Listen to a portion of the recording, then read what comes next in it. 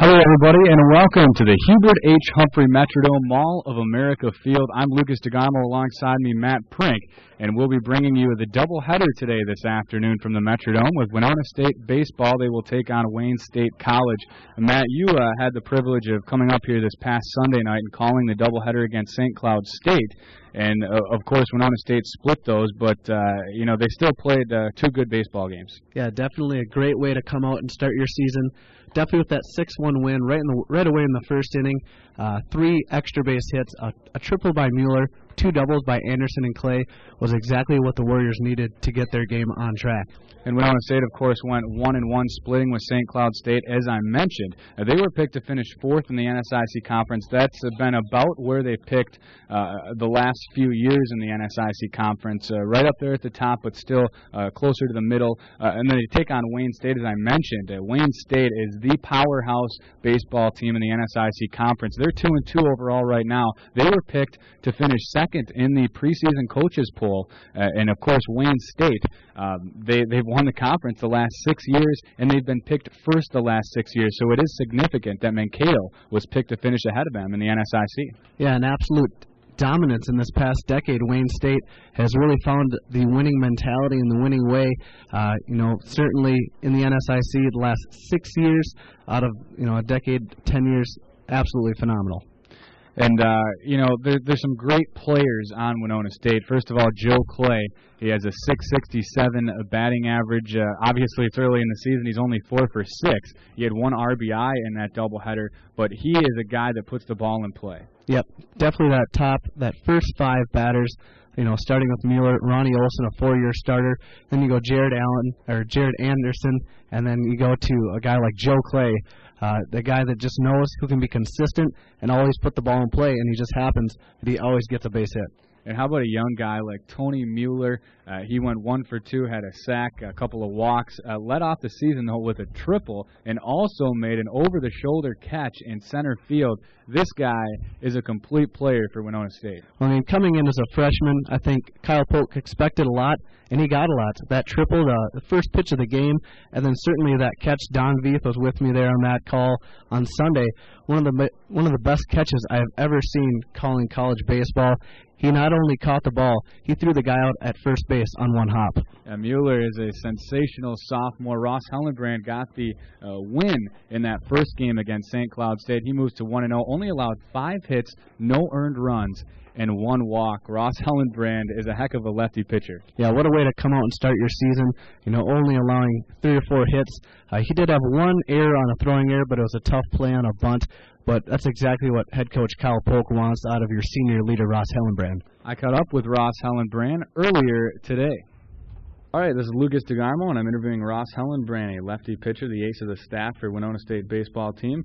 We're up here at the Metrodome. And Ross, first of all, you played last Sunday night at the Metrodome. Talk about what it's like as a player to play at the Metrodome. The Metrodome is a unique place to play, especially for collegiate players, especially at the Division II level. We don't get experience to play at a lot of, high-name places or places like that. So, it's really nice, especially the Twins play there. It's great to be able to get a place to play when there's still snow on the ground. Just great. Talk about your friend and teammate, Ronnie Olson. You guys have been playing together for 4 years. You're both seniors. Talk about what kind of leader he is on and off the field. Ronnie is a great player on and off the field.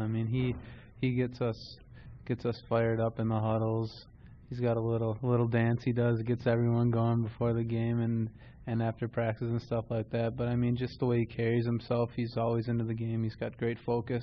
And he's got a great approach, especially at the plate. He battles probably the best on the team. And when he gets down 2 strikes, a lot of people on the team think he's a better hitter with 2 strikes just because he's locked in and he's focused. And he's not one to go down looking or swinging matter. He's going to put the ball in play regardless of what the situation is. You're a senior now, Ross, at Winona State, played all 4 years here as a Warrior. Talk about your career and just what it has meant to you to be a Winona State baseball player. It was great to be a 4-year player here at Winona State. I really enjoyed it very much. Coming in, I was unsure about what my role was going to be because initially I was recruited as a pitcher not so much as a first baseman, but they were going to give me a chance to play first base to see how I did. And over the course of the 4 years, I really enjoyed the flex role, being able to pitch and play in the field as much as I did.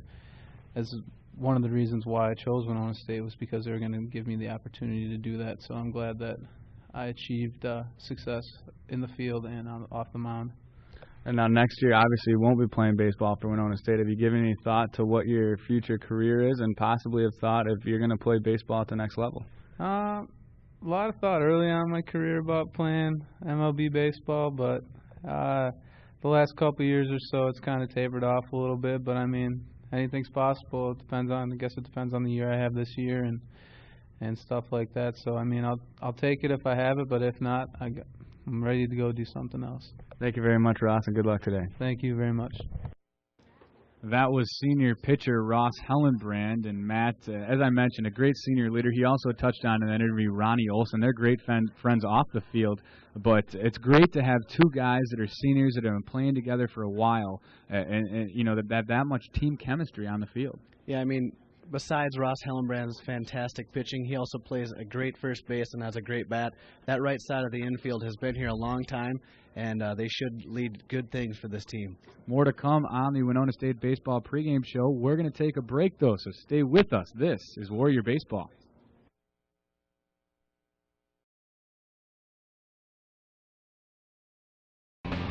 This weekend, postseason play is on the line. Stars will shine. The strong will prevail. Young leaders. Winona State, St. Cloud. Saturday, February 27th at 5 p.m. This weekend, a rematch of powers. Stars will shine. The strong will prevail. A rich tradition, incredible pageantry. Winona State, St. Cloud. The rivalry continues. Saturday, February 27th at 7 p.m.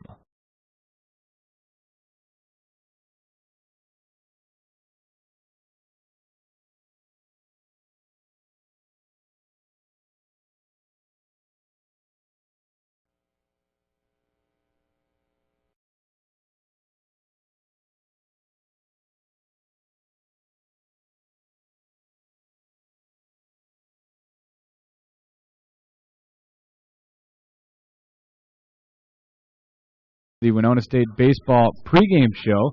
I'm Lucas DeGarmo alongside Matt Prink. And Matt, Steve Carley caught up with Coach Polk. We'll hear that in a second. But first, NSIC preseason player of the year, Joe Wendt. This guy can do it all. He's a leadoff hitter for Wayne State, and he is an absolutely phenomenal baseball player. Yeah, hitting .396 last year, 14 home runs, 67 RBIs, a fantastic choice for NSIC player of the year. And from the leadoff position, he could be deadly for the Warriors. Steve Carley caught up with the head baseball coach for Winona State, head coach Kyle Polk. Here with Coach Polk, what does it mean for your team to play here at the Metrodome? Well, it's a chance for us to play games during the year that we aren't going to get at home.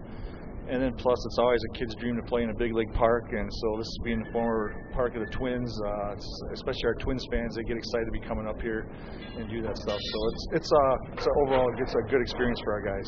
What do you think for your team is the toughest part about playing in the Metrodome? Well, honestly, it's probably the outfielders adjusting the fly balls, because being in February, we haven't had a chance to get outside to do anything with fly balls, and being in here with the roof and mostly not having a chance to play in that situation. So it's just a matter of making sure they stay focused and don't lose the ball, and hopefully we can make some plays.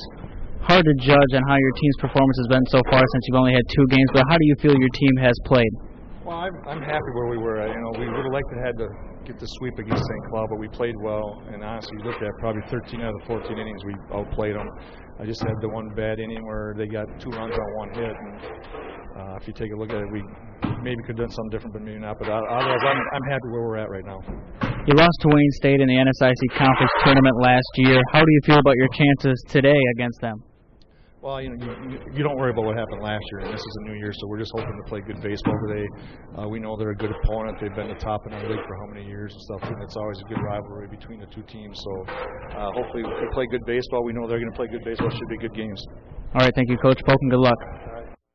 That was head coach Kyle Polk for the Winona State baseball team, and that's it for our pregame show here from the Metrodome. So we'll take a break, and we'll have the first pitch coming up. Stay with us. This is Winona State baseball.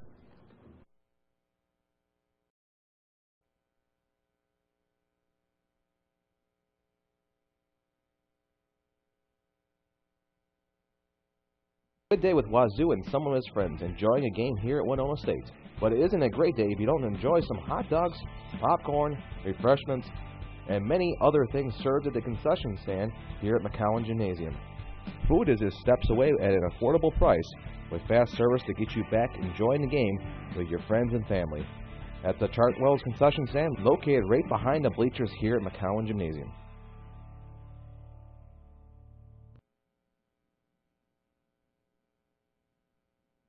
Blackout Breast Cancer, February 27th with Warrior Athletics. Women's tennis will be competing at 12 p.m. on West Campus, as well as men's and women's basketball at 5 and 7 in McCowan Gym. $1 for every ticket sold will be donated to Winona Health Mammography Department. T-shirts and wristbands will be for sale all week at Hy-Vee and at all Warrior Athletic events. So come on out, February 27th. Follow the Warriors, wear pink and black.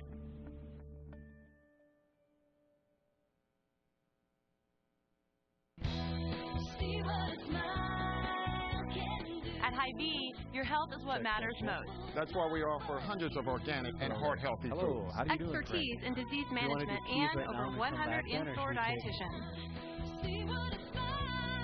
We'll customize a diet and exercise program for you and your family. We're your personal health team, here to keep you healthy and happy.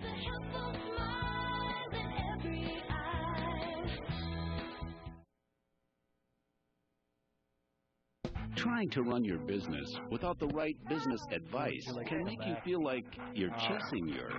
Merchants Bank offers business owners unique tools, expertise, and advice, the kind that cut to the chase. The same individualized service and attention that makes merchants strong in personal banking is what makes them the area's business banking resource. For your business to succeed, you'll need a trusted partner. Otherwise, who knows what you'll be chasing? Merchants Bank, the bank that's service-filled.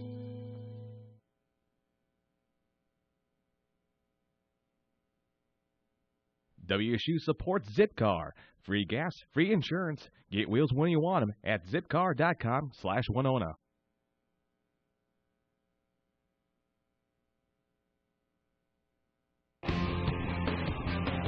This weekend, a rematch of powers.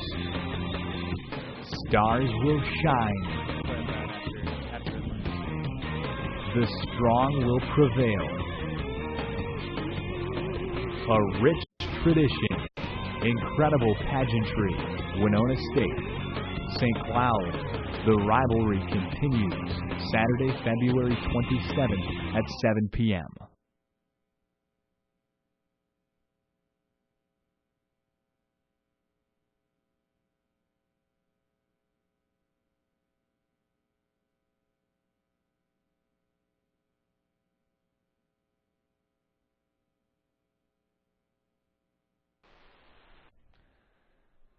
Welcome back to the Hubert H. Humphrey Metrodome. Alongside Matt Prink, I am Lucas DeGarmo. The players are taking the field here at Mall of America Field. Winona State will be the away team in both baseball games this afternoon. Prink, Wayne State, we mentioned in the pregame show, an absolutely outstanding baseball team. 6 consecutive years they've won the NSIC conference. Yeah, when you get players like that into a program, in Nebraska, the state of baseball, very, very tough competition down there. Of course, Wayne State losing a doubleheader to their in-state foe, Nebraska Kearney, in 2 games, I believe 6-4 and 6-1. So 2-2 on the season, 14 runs for, 14 runs against a team that gets that run production, but also gives up a lot of runs. John Snyder will be on the mound today for Wayne State. He actually is 0-1 on the season, on this young season, with a 7.71 ERA. He's pitched 4.2 innings, so he's a guy who he's been hit hard. It's early in the season. You can't really judge a baseball player just because it's one of those games. Obviously, is streaky. Some players start out cold, some start out hot. It depends on the player, but he's a good pitcher because he's on Wayne State. So it's not a guy you can have the mentality you're going to go out there and you can hit him around. Yeah, absolutely. A little pitching note here for the Wayne State Wildcats. In the 2 wins, the pitchers have a 0.0 ERA. In the 2 losses, John Snyder, one of those pitchers in the losses, he posted a 7.71 ERA average. So, a team like Nebraska Kearney able to get to him early, and that's something that I think the Winona State Warriors should definitely key on. Yeah, I think you're right. And leading off for Winona State is Tony Mueller, and we mentioned his leadoff triple to start out the season back on Sunday night against St. Cloud State. He is at the plate right now, and the first pitch is on the way, wind and delivery, and that's going to be strike one, 0-1, the count for Tony Mueller. He's a guy, you can't really pitch Mueller anywhere, Matt. If you pitch him inside, he's going to hit it to left field. You go outside, he's going to take it opposite way. Yeah, a guy that, is kind of an aggressive swinger, but also is very smart at the plate. Already with 2 walks on the season in that first doubleheader. So a guy that's definitely fit for the leadoff position. Second pitch was a ball. The count is 1-1. Wind and delivery. It is chopped to the pitcher. A high flying ball here at the Metrodome, and the wheels of Tony Mueller. He beat it out at first base. So a leadoff single for Mueller. Yeah, an odd base hit there. Never left the infield, but hit that dirt, I believe, around the plate and went straight up in the air, probably a good 50 feet. And Tony Mueller, I don't think any pitcher is going to be able to throw him out. He's very quick. Ronnie Olson, maybe the best overall player on Winona State, the 2-hitter, plays second base for the Warriors.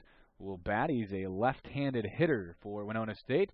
And a check to first from the pitcher, John Snyder of Wayne State. Mueller has to go back. Yeah, Ronnie Olson, 50 games played last year, 50 games started, a proven player for the Warriors. Wind and delivery, and a bunt is shown by Ronnie Olson, trying to sacrifice Tony Mueller over to second base, but it was a strike, I believe, so it'll be 1-1 the count for Ronnie Olson. Tony Mueller is at first base, a leadoff single. If you're just joining us, Ronnie Olson at the plate for Winona State. This is the top of the first inning from Mall of America Field in the Twin Cities, and the pitcher Snyder steps off the rubber, I should say, and makes Mueller go back again. When a guy like Mueller is on the bases, Matt, he can steal a base at any time. You just saw how fast he was beating out the single, and the third pitch, Ronnie Olson fouls away down the third baseline. Yeah, definitely causes some problems for pitchers on the mound. Tony Mueller, always a threat to steal, taking the concentration of the pitcher off the batter and making him worry about one more thing, that guy on the base paths. 2 strikes on Ronnie Olson now. Mueller at first. Top of the first inning here for Winona State. There's nobody out. Wind and delivery well outside. Maybe a pitch out there for Wayne State. Catcher was lined up about 2.5 feet outside home plate. Mueller taking his lead at first base. Ronnie Olson, the left-handed hitter. Mueller is going to go on the pitch. Olson slaps it down the third baseline, but foul. What a hit and run put on by Winona State. Mueller had a great jump. He would have stole the base had there been no swing, but Ronnie Olson did exactly what you want to do in that situation. Had that dropped, I think, Matt, he probably would have been able to score with his wheels. Yeah, with his wheels, he was already halfway to second base. I think Ronnie Olson, the smart veteran player, was either swinging through or it was a hit and run, just happened to be foul. Check over at first base from Snyder. Throws over to the first baseman for Wayne State. That is Trey Hacker.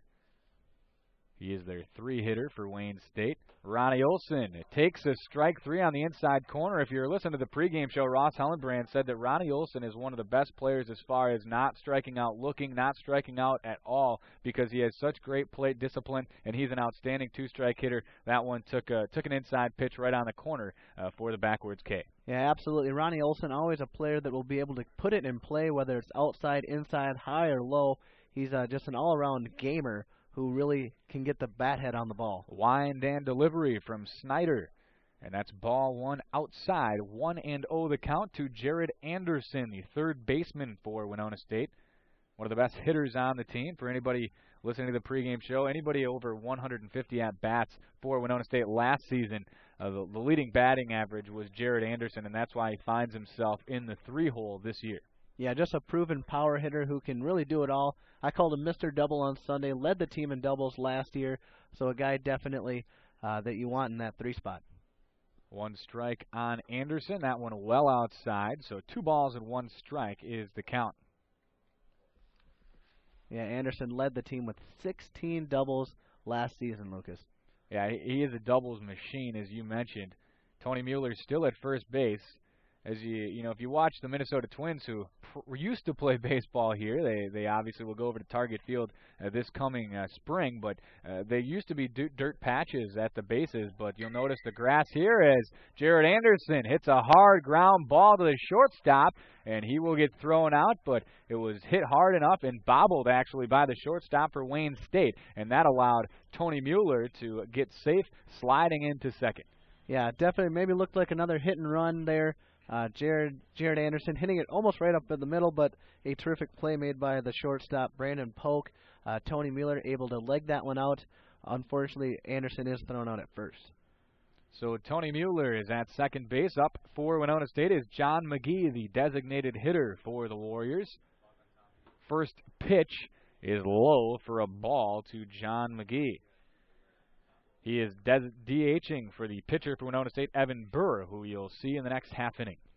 Yeah, McGee in that doubleheader against St. Cloud on Sunday. Second game, hit one into the upper deck in right field, an absolute bomb. McGee, another left-handed bat for Winona State. Mueller has a decent-sized lead at second base. Pitch outside by Snyder. 2-0 the count to John McGee. With first base open and Joe Clay on deck for Winona State, I don't think a walk would be a good situation for the Wildcats. Definitely not. Joe Clay, one of the most clutch players on the Winona State team, already with 4 hits on the year. McGee stands in the batter's box. He is up 2-0 in the count. Mueller at second base. No, 1 out in this inning. And a first called strike by the umpire here at the Metrodome. It'll be 2-1 the count. A lot of the Winona State hitters, Matt, are great with 1 or 2 strikes on there. And if you have a team that really is confident when they're behind in the count, you're going to put yourself in good situations. McGee hits a hard ground ball to second base. This one fielded cleanly, and McGee is thrown out. I beg your pardon, there was 2 outs, so McGee will collect the 3rd out. And Winona State will not get a run as Mueller was stranded on second base. We'll move to the bottom half of the first, but first we'll take a break. Stay with us. This is Winona State Baseball. This weekend, postseason play is on the line. Stars will shine. The strong will prevail.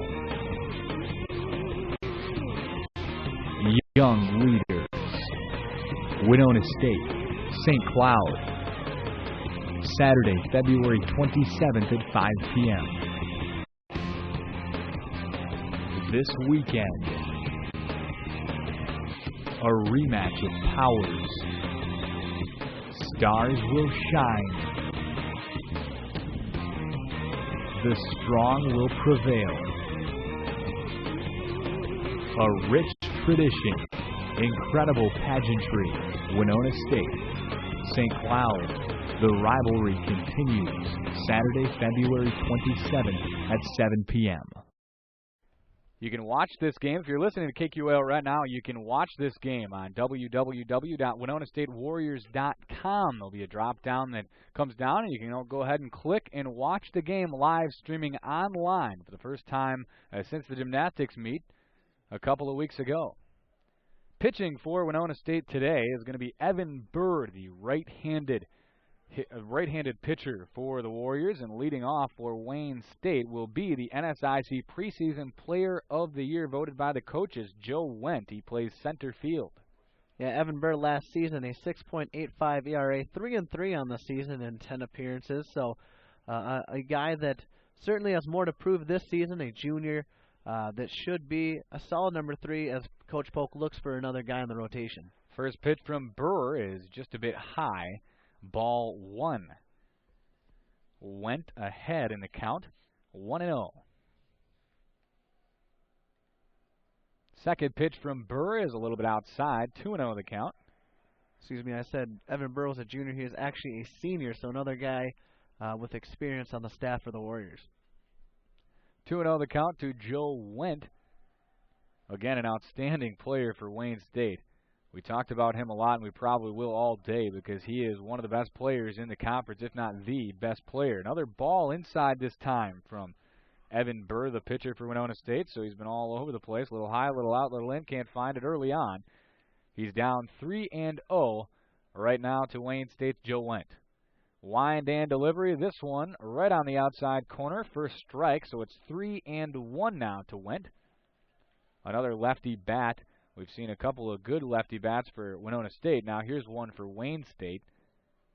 Wind and delivery from Burr, and that will be ball 4, and Joe Wendt will take first base. And you know, it may not be the case that Evan Burr was struggling to find the strike zone. He was probably just hitting the corners, Matt, or trying to, because Joe Wendt is such an outstanding player. Yeah, definitely a guy you don't want to leave up in the zone. Don't want to leave anything over the heart of the plate. Wendt kind of pitch around him. If you put him on first base, it won't be the end of the world. They actually, he initially thought it was ball 4, but it was called a strike, so a full count pitch then to Wendt, and now he'll take first base. Wendt actually started trotting on the last pitch to first base, but the umpire had to bring him back as he called it a strike on the outside corner. Yeah, definitely. Sometimes you can get some calls by starting your jog early, but the ump making sure that he came back and faced that eventual ball 4 pitch. Nick Bidrowski, the second baseman, he ended Winona State's inning on defense in the last half inning. It is 0-0 right now. Winona State had a leadoff single from Tony Mueller. He ended up getting to second base in the top of the first, but was not able to be in. A sacrifice bunt on the way from Bidrowski, and that will move number 20, Joe Wendt, to second base, and the out will be recorded for Winona State. So 1 out.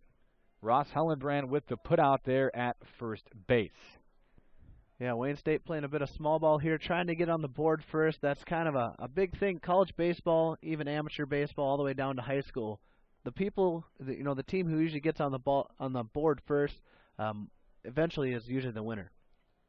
Trey Hacker, the first baseman and 3-hitter for Wayne State, is now up. Another left-handed hitter, and a swing and a miss on the first pitch from Burr.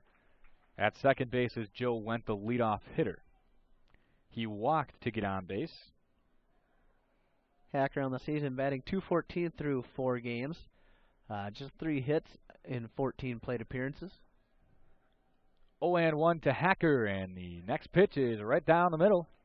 Evan Burr goes ahead 0-2 to Hacker with Joe Wendt on second base and 1 out.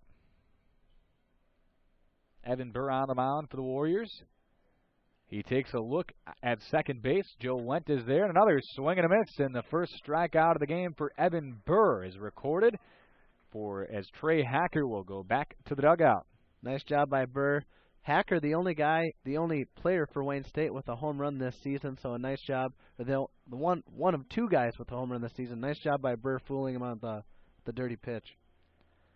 2 outs for Wayne State now. Mike Basinius is up, the cleanup hitter and right fielder for Wayne State. This one is hit high and shallow to left field. Few players underneath it, and finally the shortstop for Winona State will pull it down. That was Seth McMullen. So after the first inning of play, the score is 0-0. Wayne State did not get a hit in that inning and no runs. We'll take a break. This is Warrior Baseball. Blackout Breast Cancer, February 27th with Warrior Athletics. Women's tennis will be competing at 12 p.m. on West Campus, as well as men's and women's basketball at 5 and 7 in McCowan Gym. $1 for every ticket sold will be donated to Winona Health Mammography Department. T-shirts and wristbands will be for sale all week at Hy-Vee and at all Warrior Athletic events. So come on out, February 27th. Follow the Warriors, wear pink and black.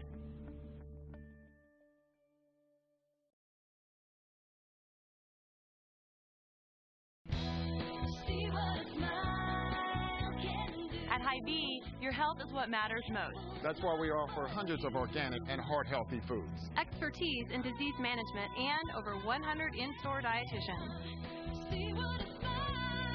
We'll customize a diet and exercise program for you and your family. We're your personal health team, here to keep you healthy and happy.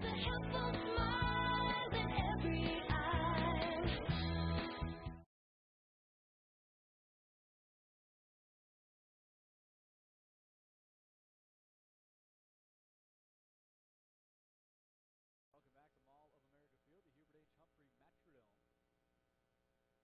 We're back here, and the second pitch, I believe 0-2 is the count, as you missed a first pitch there before we came back from break. So 0-2 now to the leadoff hitter for the top of the second inning for Winona State.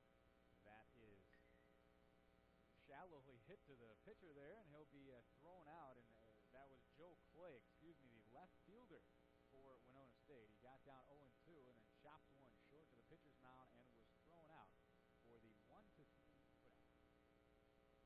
Yeah, unfortunate for there. Joe Clay was fooled by a pitch a little ahead of it, so he chopped it right back to the pitcher. Clay was, third on the team last year with a 340 average. Ross Hellenbrand is now going to be up for Winona State. Throws right, but bats left. Hits one hard to the shortstop. Fielded cleanly, and Hellenbrand is thrown out. So after only 4 pitches, Matt, there's 2 outs for Winona State. Yeah, I think going up now, Jamie Soik's got to see some pitches. You don't want their pitcher, John Snyder, getting out of an inning with less than 5 or 6 pitches. You want to get to him, see some balls, see some strikes, and then put the ball in play.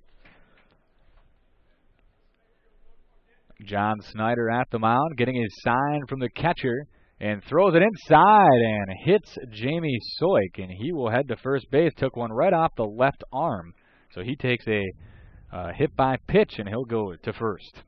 Nice job by Soik. Even last games up here at the Metrodome against St. Cloud, the ability for him to get on anyway, walking. He had 2 hits, one in the first game, one in the second game. So Soik now stepping in at the catching position should be big for the Warriors this season. Cody Strang now up for Winona State, another lefty hitter, plays right field. Soik at first base just got clunked with a pitch, and the first pitch from John Snyder is on the outside corner for strike 1. Yeah, Strang, the true freshman from Solon, Iowa, had a chance to talk to him earlier. Big things expected from this guy. Second pitch, this one is hit softly to the second baseman, not fielded cleanly, and that is going to be an error on the second baseman for Wayne State, Nick Bidrowski. So that will allow Cody Strang to go to first base, and now there's runners on first and second with 2 outs. Warriors doing it any way possible. I think Bidrowski just rushed that a little bit too much. He had time, but Strang was able to leg it out and beat the throw. Now up the 9-hitter, the shortstop, Seth McMullen for Winona State, a right-handed hitter. Runners on first and second. This one hit hard, but foul down the third baseline. A nice line drive on the first pitch, but he was too far out in front. McMullen, another one of those freshman guys that Kyle Polk has brought in this season, starting this game at shortstop over the senior Hans Hagerness. A lot is also expected from McMullen this season. 2 outs, 0-1 the count. Seth McMullen at the plate, and the pitch is a swing and a miss. A breaking ball by John Snyder that time. McMullen went 1 for 3 last game with a single, so he's able to get his first collegiate hit. Hopefully he can keep that going in this game. 0-2 the count to McMullen. Runners on first and second with 2 outs. Snyder takes a peek over at the runner at second base, and then resets. Looking for his sign from John Plasha, the catcher. Another peek over at second base, wind and delivery, and a strikeout swinging for Seth McMullen. And Winona State will leave 2 runners on, first and second, and go down with their 3rd out. So when we come back, it will be the bottom of the second inning. Stay with us. This is Warrior Baseball. It has been almost 4 years since the best this weekend. Postseason play is on the line. Stars will shine. The strong will prevail. Young leaders. Winona State, St. Cloud. Saturday, February 27th at 5 p.m.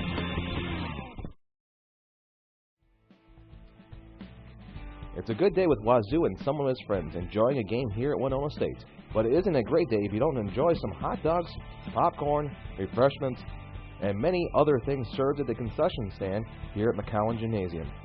Food is just steps away at an affordable price with fast service to get you back enjoying the game with your friends and family. That's the Chartwell's concession stand located right behind the bleachers here at McCowan Gymnasium.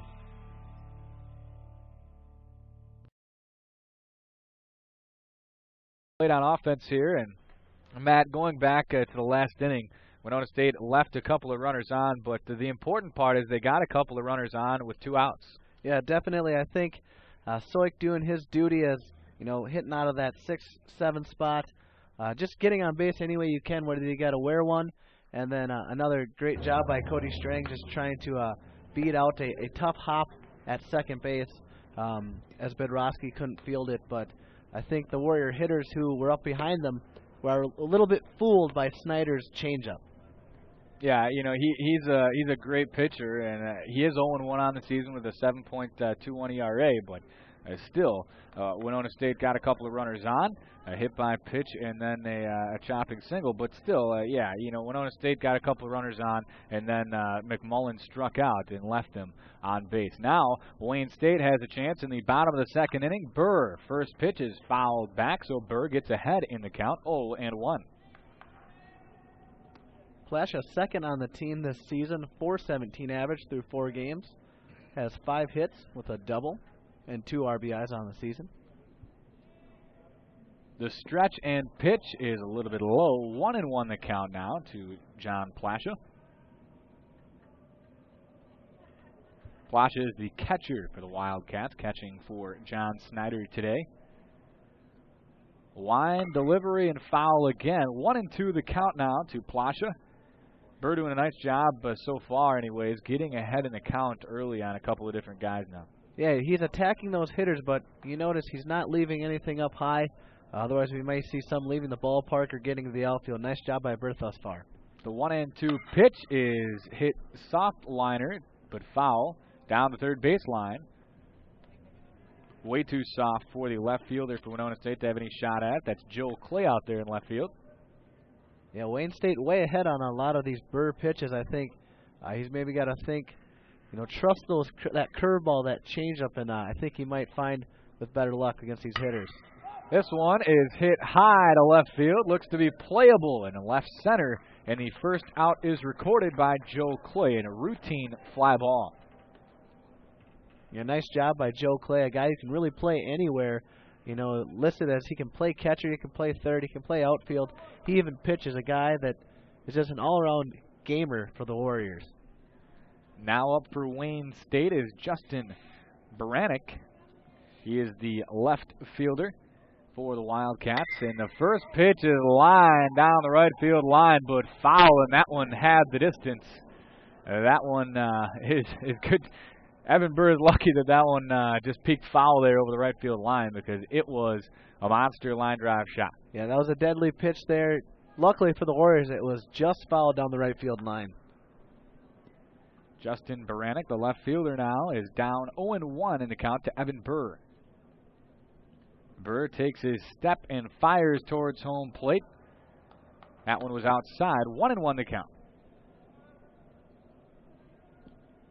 Winona State will also play another baseball game against Wayne State after this one. It will be a doubleheader this afternoon. That one was in the dirt from Burr, a little bit low. 2-1 the count. Burr now behind Justin Baranek. 1 out right now for Wayne State. Nobody on base. Burr delivers to home plate. This one inside the strike zone. So just in. Burr just missed it. Now he is down 3-1. Yeah, left fielder Baranek also with a .400 average through 3 games for the Wildcats. Baranek will take ball 4 as he takes another pitch outside. So Burr trying to thread the needle there, get back in the count. Couldn't quite do it. and that will give Wayne State a base runner on first base with 1 out. Yeah, it'll be interesting here to see whether a designated hitter would indeed lay down a bunt. You don't see it often. A DH is usually a guy who's very strong at the plate. Jared Krause up to bat, the designated hitter, as Matt pointed out, and he swings and misses at the first one, just chopped it actually behind him towards the backstop here at the Metrodome. So 0-1, Evan Burr now ahead of Krause. Runner on first and 1 out. Yeah, Krause, a freshman from Cedar Rapids, Iowa, plays the infield, but designated hitting today, so pretty impressive at DH as a freshman. Short lead for Baranek at first base, and actually they'll check him and swing at his arm. Will Hellenbrand.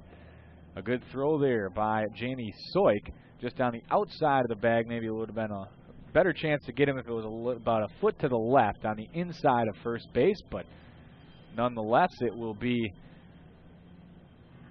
Evan Burr a chance to reset at the plate, and this pitch is hit high down the right field line, maybe playable in foul territory right by the Winona State bullpen at Mall of America Field, and it is caught by the right fielder for Winona State. That's Cody Strang out there. Way to run that one down, and, we didn't mention it, but it's tough to catch fly balls in here when you're not used to it. They take a lot of fly balls before these games. If you haven't played here before, it's got to be something different. I personally have not caught a fly ball here, but I would imagine it's challenging because of the white roof. Yeah, I did play back in high school here one game. I played out in left field. It is very tricky, and even at the pro level all the way down to high school, every team has troubles. Don Veith and I, here on Sunday, the game before, Bemidji State having a lot of trouble finding that ball. Cody Strang, especially over near the bullpen, able to reel that one in for the Warriors. The third baseman, Jared Barth, up right now. He's ahead 1-0 in the count. Burr threw a ball, and that is 2 balls, 2-0 the count to Barth. 2 outs and a runner on first. Justin Baranek, the left fielder, is on first base for Wayne State.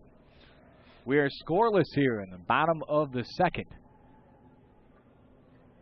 Burr getting ready, and he fires to home plate. That one low as well. 3-0 to Jared Barth. We mentioned that Evan Burr in the first inning got ahead of a couple of hitters. Now he's finding himself falling behind. Yeah, definitely don't want to fall behind here early. You'd like to be a little more aggressive when you got your better stuff. Ball 4, outside and low from Evan Burr to Jared Barth. So another walk. That is the third walk of the game, second of the inning for Evan Burr. That will be runners are on first and second for Wayne State. Both got on by a walk. Still scoreless, though, and 2 outs for Evan Burr. He's got a force out at first, second, or third. Evan Burr checks the runners and goes to home plate. Inside, that's 5 consecutive balls now for Evan Burr. 1-0 to the shortstop, Brandon Polk.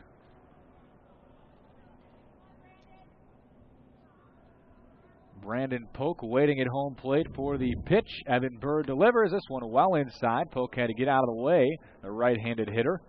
And now it's 2-0, and that will mean that the head coach for Winona State, Kyle Polk, will go out and have a word with him, and the catcher, Jamie Soik, at the mound.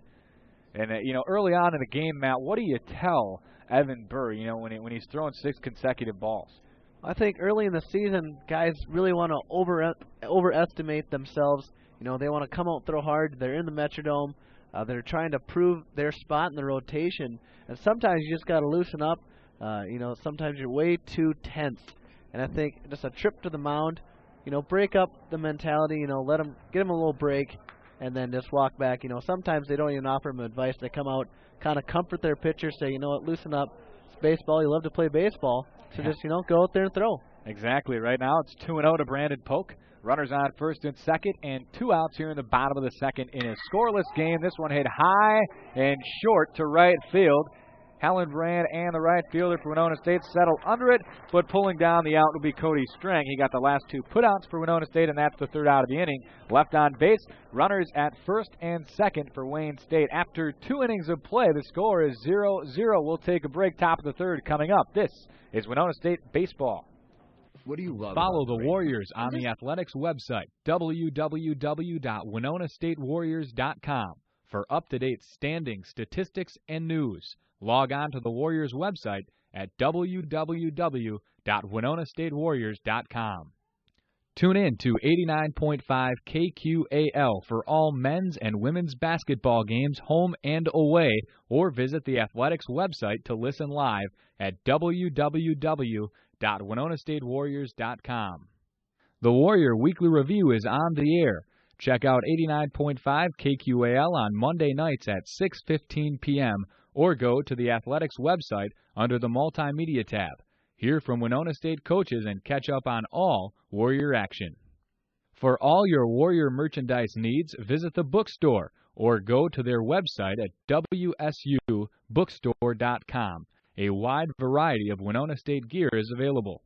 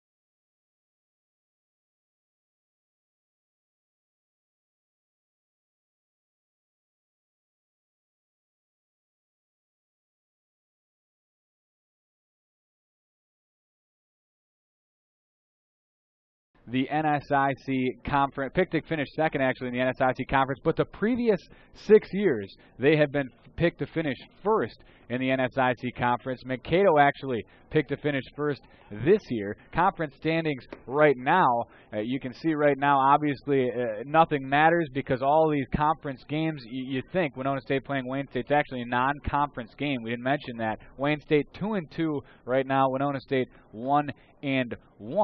St. Cloud State is 5-1 overall. Minnesota State and Mankato is 6-2. Southwest Minnesota State at 2-1. Augustana at 4-4. Mary hasn't played a game up in Bismarck, North Dakota. It's often tough to play a game, but right now Winona State finds themselves in a scoreless ball game. Yeah, the Warriors. Hopefully, Evan Burr fighting for that spot on the rotation.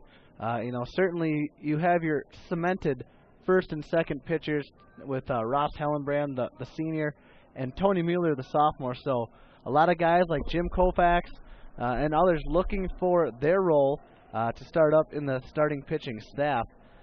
Coming up now for Wayne State is the leadoff hitter, the NSIC preseason player of the year, Joe Wendt. Last time in the first inning, Wendt got on base on ball 4. So Evan Burr trying to pitch around him here, but not walk him once again. 1-0 the count to Wendt. And the second pitch is fouled off down the first baseline. It'll be 1-1 now to Joe Wendt, the NSIC preseason player of the year. Evan Burr has done a fine job getting out of trouble. Has 3 walks, but besides that, he's done a pretty good job here for Winona State. 1-1 delivery for Burr is high and outside for ball 2. 2-1 now to Joe Wendt.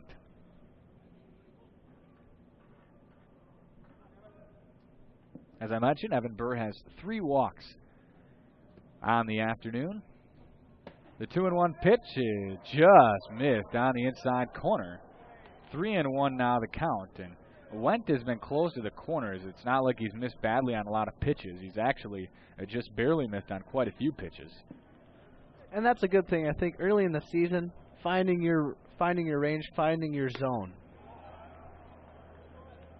And another, this one actually called a strike on the outside corner, so a full count now to Joe Wendt. Wendt's a guy who's going to battle you every time he has an at-bat. Nobody on here in the top of the third inning, and the full count pitch is hit high to center field. Mueller settles under it, and he is going to track it down for out number 1. It's always good when you get Joe Wendt to fly out. Yeah, obviously a nice job by Evan Burr fooling Wendt on that one. Wendt not able to get the bat head on the ball, just barely missing it, and flying out to Tony Mueller in center field. Evan Burr will get set to pitch to Nick Bidrowski, the 2-hitter and also second baseman.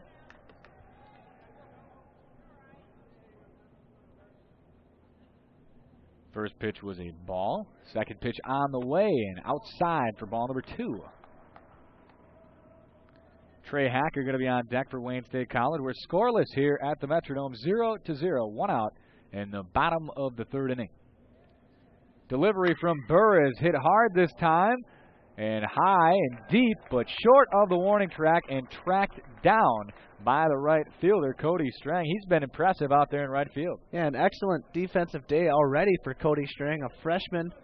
Perhaps may have never played at the Metrodome, but took a direct path to that ball, made sure he didn't overrun it, and watched it in with 2 hands. You can't ask for better fundamentals than that, Lucas.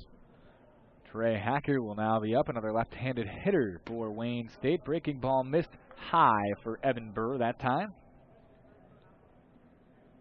Trey Hacker, the 3-hitter, the first baseman for Wayne State, struck out back in the first inning for the second out.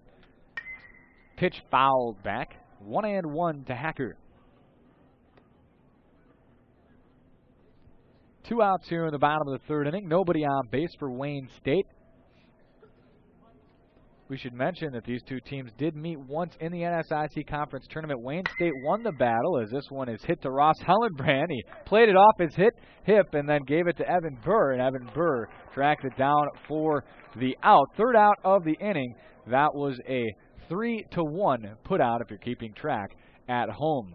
We're scoreless after 3 innings of play, top of the 4th coming up in this pitcher's duel at the Metrodome. This is Warrior Baseball. Domino's Pizza and HBC present Best Seat in the House. Register now for a chance to win the rights for you and your friends to sit on the giant purple couch during the next home basketball game. You will have a free Domino's Pizza delivered to your couch during the game. Register at the entrances to the gym or stop by Domino's Pizza and enter every day. All WSU men's and women's basketball away games will be televised live on HBC Channel 24.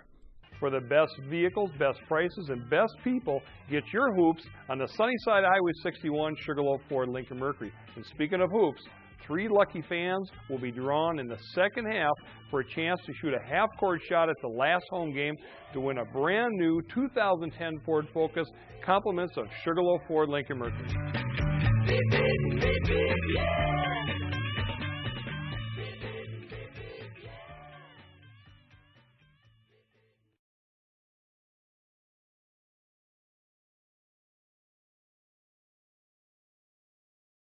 WSU supports Zipcar. Free gas, free insurance. Get wheels when you want them at zipcar.com/Winona.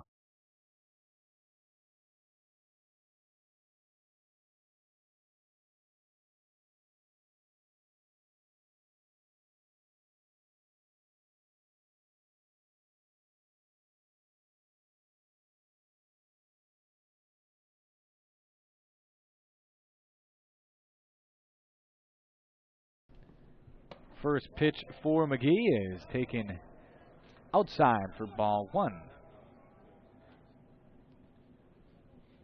Scoreless at the Metrodome, as I mentioned, 0-0. Pitcher's duel between Evan Burr and John Snyder. Ball number 2 outside. That's actually 1-1 the count, excuse me. Hopefully McGee can show his power once again from Sunday. May put another one over that baggie in right field. Pitch to McGee is taken for ball 2 outside. 2-1 now the count here in the top of the fourth. Nobody on, nobody out for John McGee. John Snyder delivers and a swing and a miss. A hard swing that time by John McGee. Foul back. Will be strike number 2. 2-2 the count. Yeah, McGee right on that one. You always see when those players foul it straight back. They missed it. You know, it's a game of inches, they say, and it really is. John Snyder winds and delivers to home plate outside for ball number 4. That was a full count, excuse me. And John McGee will take first base to lead off the inning. So good start for the inning and a scoreless ball game for Winona State. Yeah, Coach Folk has to be very happy, especially a designated hitter getting a walk, showing a great eye, watching that last pitch, and starting the inning the right way for the Warriors. Joe Clay now up back in the second inning. He grounded out to the pitcher, John Snyder. So with McGee at first base, there's nobody out and Joe Clay on. And Snyder will check over at first base. And sliding back into first is John McGee. I had the privilege of watching Joe Clay this summer, actually in amateur ball. His team was also up at the state tournament. And a guy, we always say, a great hitter. He played second base. He pitched in the game. He played shortstop. He played left. And he brought his team back on a walk-off home run to get them into the final 5, I believe, for the state tournament. So a guy who has played baseball all the time. Joe Clay sets at the plate, then he takes ball 1 low. 1-1 the count. Runner at first base, that's McGee. Nobody out here in the top of the fourth inning. Playing 7 innings here today in a doubleheader. This is game 1, 0-0 the score. Another check over at first. This one a little bit closer, but McGee was able to get his hand in there. Over at the bag. Safe at first. 1-1 still the count. John Snyder pitching to Joe Clay. I believe Winona State has yet to steal a bag this year. Haggerness tried in the first game last on Sunday, but was thrown out. So Warriors still looking to swipe a base here in the 2010 season. John Snyder gets his sign from John Plasha. Snyder is set and he'll deliver to home plate. This one just missed low, I believe, maybe a little bit inside as well. So 2-1. Clay is now ahead in the count. Top of the fourth, 0 out, scoreless here at the Hubert H. Humphrey Metrodome.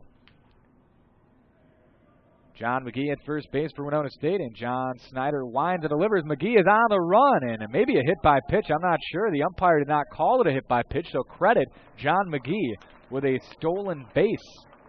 A pass ball possibly. I swear I saw it hit the elbow of Joe Clay, but he didn't react like it did, so it may have just looked like it from up here.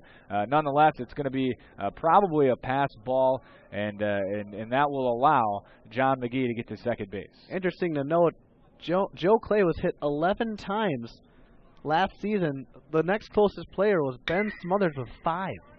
With McGee at second, Clay will hit a soft grounder and safe. Joe Clay is at first base as the first baseman had to come off the bag for Wayne State. And credit the third baseman for Wayne State College with an error. That's Jared Barth. He's made a couple of great plays, but that one, his throw was too far off the mark. And I think, Matt, you credit that. He played that play a little bit too slow, I think. Took too much time before he went to first. Absolutely. I think, he's been making those great plays. He's trying to look off McGee. I think in that situation, you get that hard grounder. You throw that to first as fast. Don't allow McGee to react.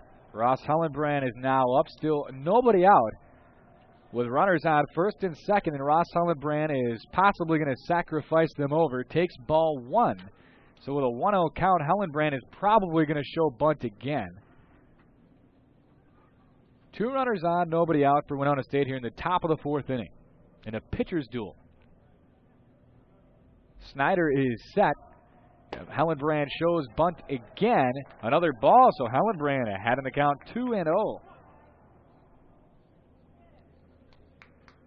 Couple of runners on. Winona State has had runners on in every inning thus far, except the last inning. So the first and second inning, they were able to get a couple guys on, not give them over to third base. They still have not had a runner on third. Right now, runners on first and second. Quick meeting between Snyder and Plasha at the mound for Wayne State. Now they'll reset Ross Hellenbrand ahead 2-0 in the count.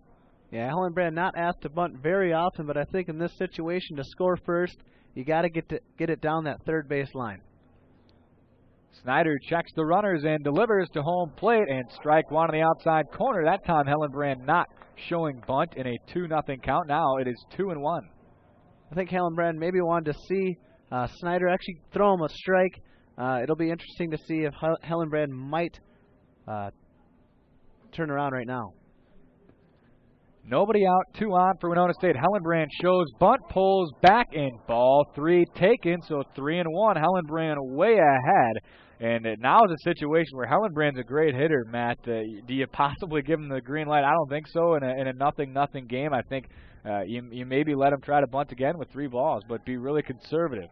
Yeah, 3-1 count. They call it the hitter's pitch. I think you maybe let him swing away and swing at that one pitch in his sweet spot. They'll do that, and he fouls it backwards, so Hellenbrand now has a full count. Good job by John Snyder to get behind early with a couple of runners on in a scoreless game and then come back and even up the count to a full count, I should say. Runners on first and second. Hellenbrand at the plate. He's playing first base today. Snyder gets his sign from Plasha. Plasha setting up outside.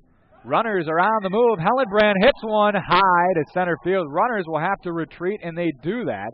And Hellenbrand will not be able to advance the runners, and he collects the first out with a fly out to center field.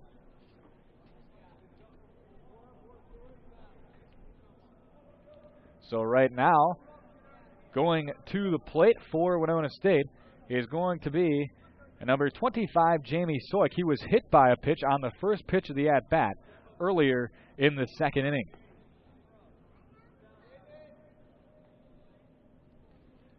Runners on first and second with 1 out for Winona State. Soik at the plate. He's catching today. Runners stay put this time, and a foul ball down the third baseline for Soik.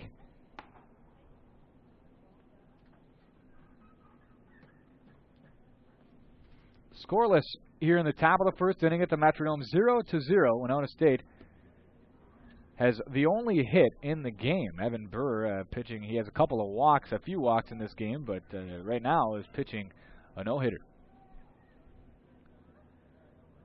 2 runners on. The pitch is just inside.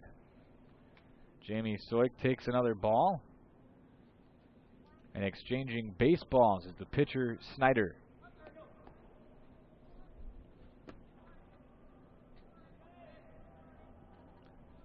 Two runners on for Winona State here in a scoreless game.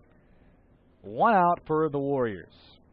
Yeah, Soik doing a nice job last inning as the catcher, getting hit by a pitch, getting on base, but unable to score. Hopefully he can get something going here for the Warriors right now.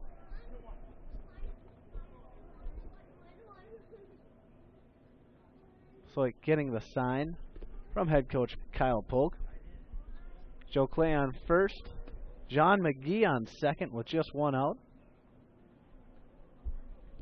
Snyder comes to his set and delivers the pitch.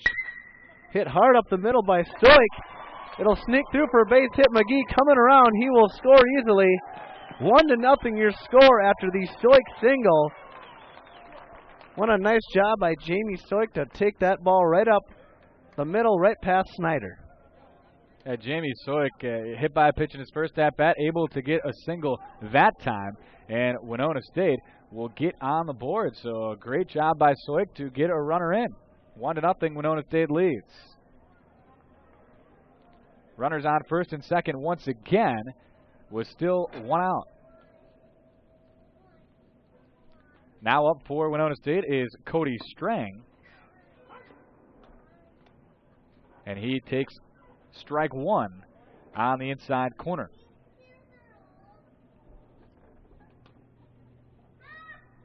One out, 1-0. Winona State leads in the top of the fourth. And pickoff move on, but Snyder doesn't throw to second. Jamie Soik is at first base, and at second is Joe Clay. He reached on an error earlier in the inning.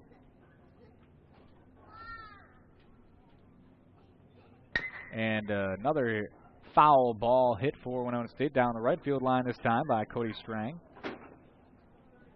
Couple of strikes now on Cody Strang.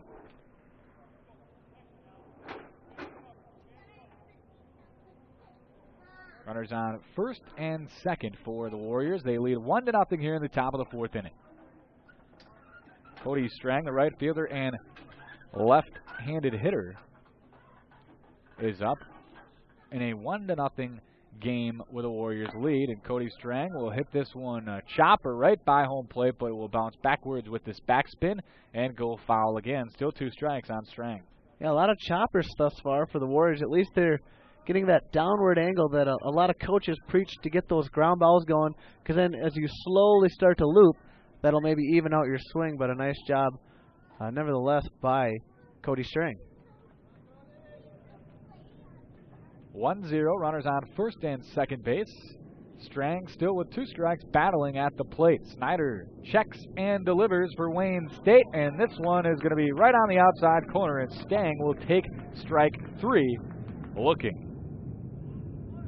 Yeah, I think that'll come with more at-bats. Cody Strang will be able to take that one back up the middle. I think, this early in the season, he's still getting used to all these college pitchers, these college pitches, and he'll come around, but can't really look too far into that one, can Cody. Still runners on first and second now. 2 outs this time. Winona State leads 1-0. And this one hit hard to first base. First base had trouble with it, and they'll run it down and step on the bag for the 3rd out of the inning. But it was a successful top of the 4th for Winona State as Jamie Soik hit an RBI single up the middle for 1 run. We'll take a break momentarily here, but you're listening to this on 89.5 KQAL. You can also watch it online at www.WinonaStateWarriors.com and click the link in the drop down that comes down, and vice versa. You can listen to it and watch it online. Streaming video here from the Metrodome right now. And we are right now going to take a break. We'll be back for the top of the 4th coming up. This Blackout Breast Cancer, Baseball. February 27th with Warrior Athletics. Women's tennis will be competing at 12 p.m. on West Campus, as well as men's and women's basketball at 5 and 7 in McCowan Gym. $1 for every ticket sold will be donated to Winona Health Mammography Department. T-shirts and wristbands will be for sale all week at Hy-Vee and at all Warrior Athletic events. So come on out, February 27th. Follow the Warriors, wear pink and black. Trying to run your business without the right business advice can make you feel like you're chasing your. Merchants Bank offers business owners unique tools, expertise, and advice, the kind that cut to the chase. The same individualized service and attention that makes merchants strong in personal banking is what makes them the area's business banking resource. For your business to succeed, you'll need a trusted partner. Otherwise, who knows what you'll be chasing? Merchants Bank, the bank that's service-built.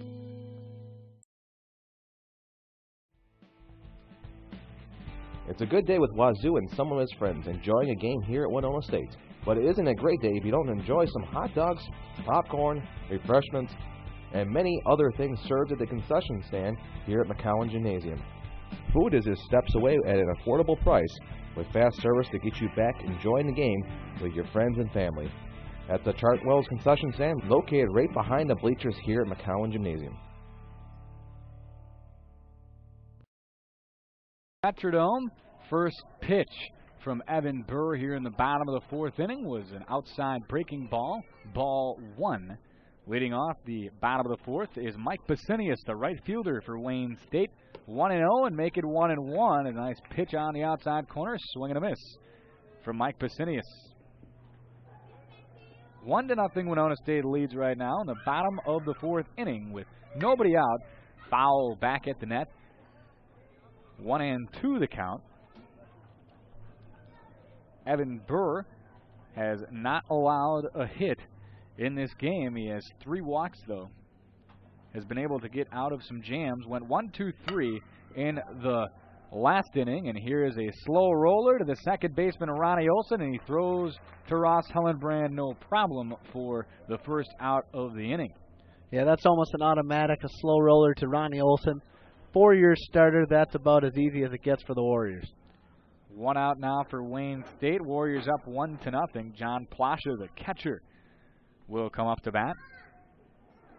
Right-handed hitter. And the pitch from Burr is lined pretty hard down the third baseline. I think Burr has to be careful here. These hitters way ahead of him. Hopefully they don't time him up here anytime soon. He's got to still use that changeup, still use that curveball.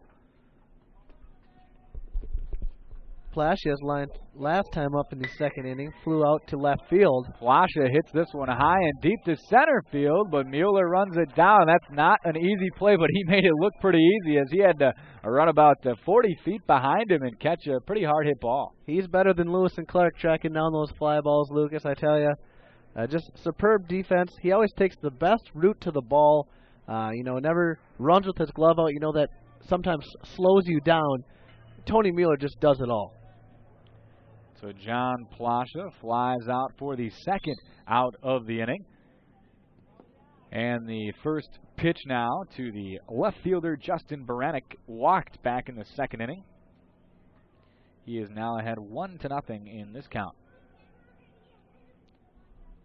1-0, Winona State leads here in the bottom of the fourth inning. Burr winds and delivers. This one a hard hit line drive to right center field, and this one Mueller will not be able to track down. It will get to the wall in right center field, and a stand-up double for the left fielder, Justin Baranek. Yeah, Mueller unable to get that one. That one just a bit too much on the line, but nevertheless, a nice job by Mueller to get it in, holding up the triple. A great hit to the gap. And Baranek, a great hitter for Wayne State. Now up for Wayne State with a runner on second and 2 outs. The designated hitter, Jared Krause. Wayne State, a base hit can tie this game. This is a pretty important at-bat for Evan Burr, as he has a 1-0 lead. Pitch from Burr, a foul ball back behind home plate, just off to the right side. 0-1. Burr does a nice job of getting ahead of Jared Krause. I think that'll be a key stat for the Warriors today, whether they can get those early strikes, those first pitch strikes. But you got to be careful throwing that first pitch strike that Wayne State doesn't hit out of this ballpark. 0-1.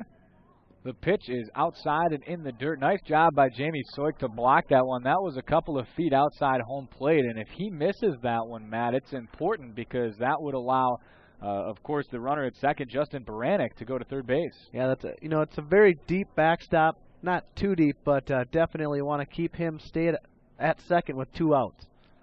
1-1, 2 outs, runner at second. Another outside pitch and low, so it backhands this one behind home plate. 2-1, the count to Jared Krause. On deck is Jared Barth, who walked back in the second inning. Runner at second, 2 outs for Wayne State. Winona State leads 1-0 here in the bottom of the fourth inning. We're playing 7 here today in the game 1 of the doubleheader, and a swing and a miss by Krause. A nice low pitch right at the knees for Evan Burr. 2-2 is going to be the count. Yeah, if you're Evan Burr, that's where you live, right at the knees. If you're going to miss outside. Still trying to figure out some of these Wayne State hitters. Many of these guys haven't even faced each other. Burr checks the runner at second base, delivers a low pitch. Full count now to the designated hitter, Jared Krause. Big pitch here. First base is open, so a walk wouldn't be the worst thing in the world, but in a 1-0 game, you want to keep the runners off of the bases.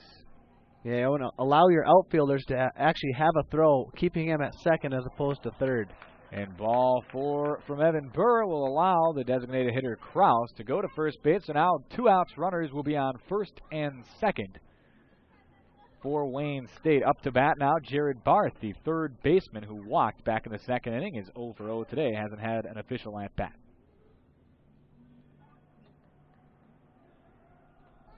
That's the 4th walk of the ball game for Evan Burr in only 3 2/3 innings. This one a high fly ball down the third baseline. It was an easy play for the shortstop for Winona State, Seth McMullen. He tracks it down, and Winona State was able to get out of the jam with 2 outs. Runners on first and second. Wayne State can't get anybody in. Winona State leads Wayne State 1-0, and we head to the 5th inning. Stay with us. This is Winona State Baseball.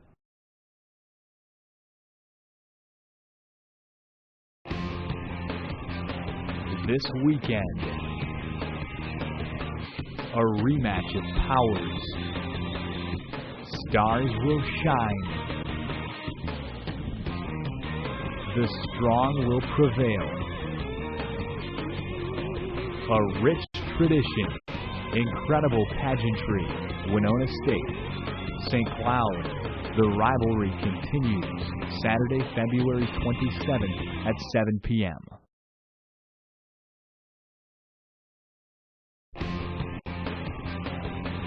This weekend,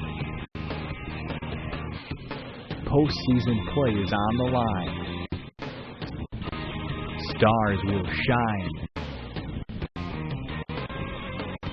The strong will prevail. Young leaders. Winona State, St. Cloud. Saturday, February 27th at 5 p.m.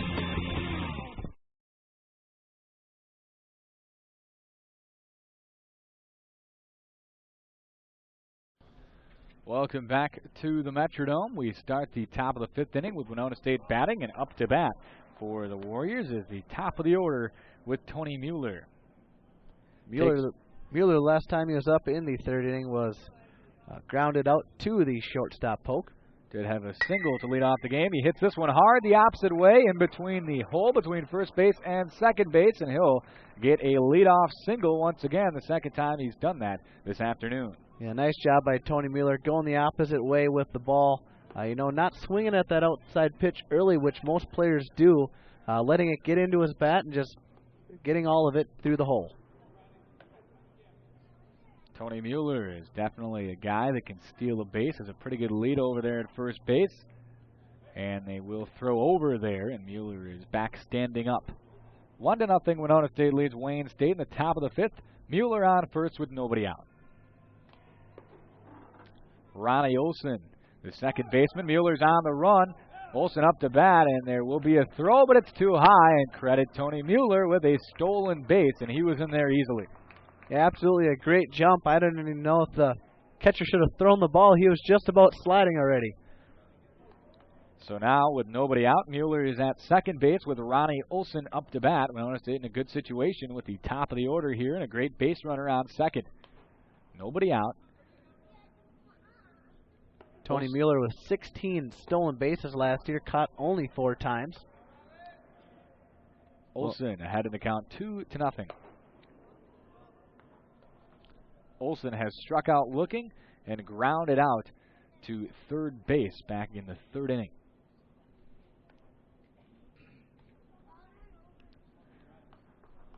Still pitching for Wayne State is John Snyder. He's pitched a pretty good game, only allowing the 1 run thus far. He delivers to home plate, and this one on the outside corner to Ronnie Olson, 2-1. Yeah, Olson still looking for that first hit of the season. Hopefully he can punch one through the infield here, and Mueller should easily score. Mueller has a moderate lead at second base. Nobody out here for the Warriors. Mueller will stay put at second. Olson slaps it down the right side. Foul for the second strike. 2-2 the count now for Ronnie Olson. Winona State was able to score with Jamie Soik hitting a RBI single up the middle and letting the designated hitter John McGee run around in the last inning, the third inning. This was the fourth inning, check that, and Ronnie Olson will strike out on strikes. High outside pitch, and Ronnie missed it. Almost got a piece of it, but Olson will sit down. Second strikeout today for Ronnie Olson.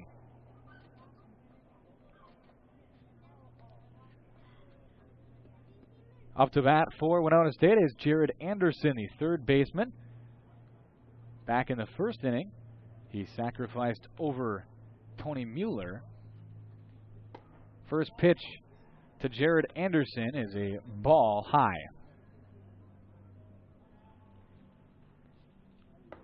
Hopefully Anderson, leading the team 16 doubles last season, can get another one here. Put the Warriors up 2-0 here. Anderson swings at the second pitch and fouls it away down the third base line. 1-1 the count. Mueller at second base with one out. Top of the fifth inning, Winona State leads 1-0.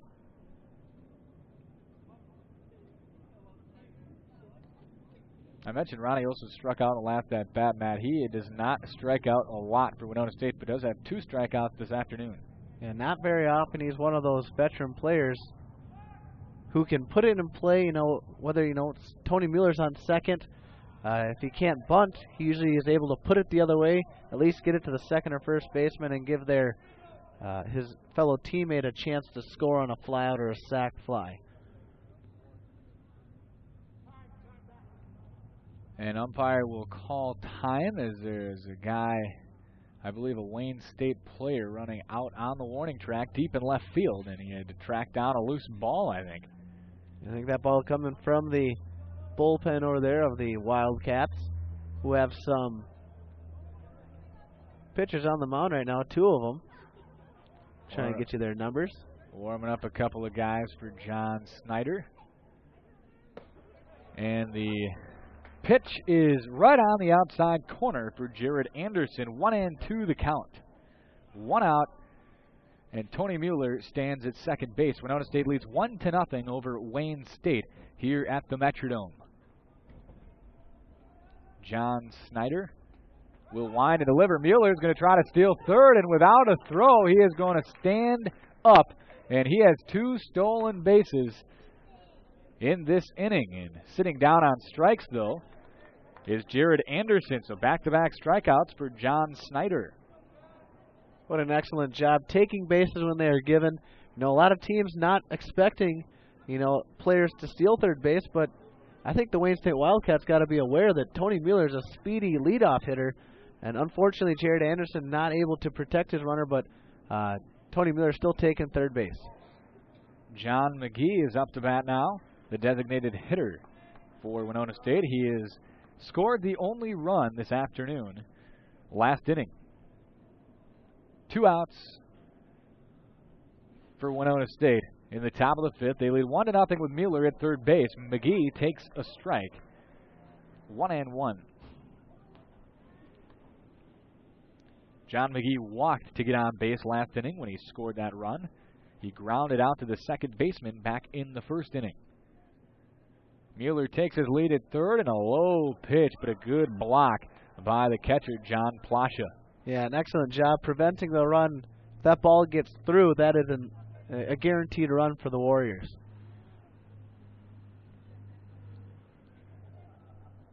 Snyder collects his sign. 2 outs, runner on third for Winona State. They lead 1-0. The pitch is a strike on the inside corner for McGee. So that's 2 strikes, 1-2 the count. It'd be nice to get Mueller in at third base. He's done a tremendous job stealing a couple of bases this inning. Yeah.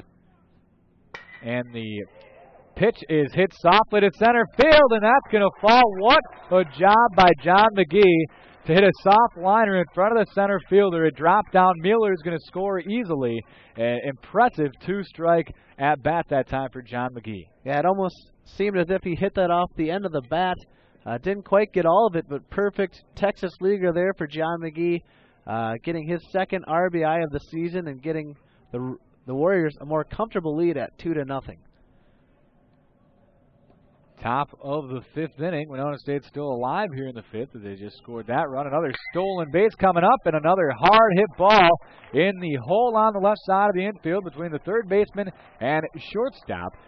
That hit, of course, by Joe Clay, the left fielder. His first hit of the afternoon did reach back in the 4th inning, but because of a error by the third baseman and a meeting on the mound will come up and maybe a new pitcher will come out as the entire infield will meet at the mound here at the Metrodome.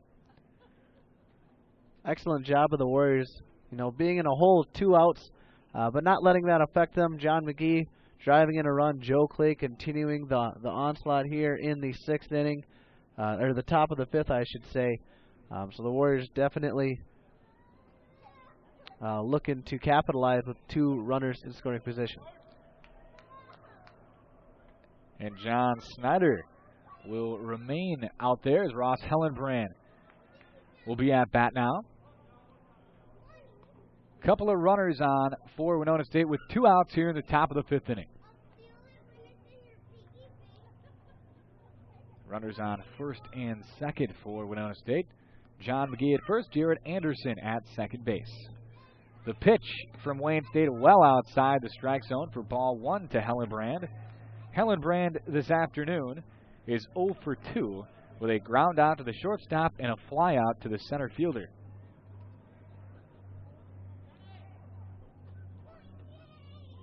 Hellenbrand ahead of the count 1-0. Winona State leads 2-0. And a check by the pitcher John Snyder. Faked his second base as he thought Jared Anderson was getting too far off. The 1-0 pitch to Ross Hellenbrand is on the inside corner. Breaking ball for strike 1. I know Ross Hellenbrand, that veteran pitcher, known mostly for his strong left arm, but a guy who hit .280 last season and had a couple of hits last game, definitely needs to come up big here for the Warriors with 2 on and 2 out. Hellenbrand swings, and this one hit right at the third baseman. He bobbles it momentarily, came right off his chest in front of him. Good play that time by the third baseman for Wayne State to throw out Hellenbrand for the 3rd out of the inning. That throw out was from Jared Barth. We're going to take a break. Winona State leads 2-0 here at the Metrodome after 4.5 innings of play. This is Winona State baseball. Blackout breast cancer, February 27th with Warrior Athletics. Women's tennis will be competing at 12 p.m. on West Campus, as well as men's and women's basketball at 5 and 7 in McCowan Gym. $1 for every ticket sold will be donated to Winona Health Mammography Department. T-shirts and wristbands will be for sale all week at Hy-Vee and at all Warrior Athletic events. So come on out, February 27th. Follow the Warriors, wear pink and black.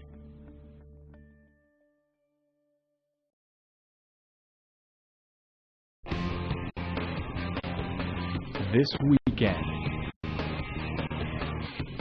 postseason play is on the line. Stars will shine. The strong will prevail. Young leaders. Winona State, St. Cloud. Saturday, February 27th at 5 p.m. WSU supports Zipcar. Free gas, free insurance. Get wheels when you want them at zipcar.com/Winona.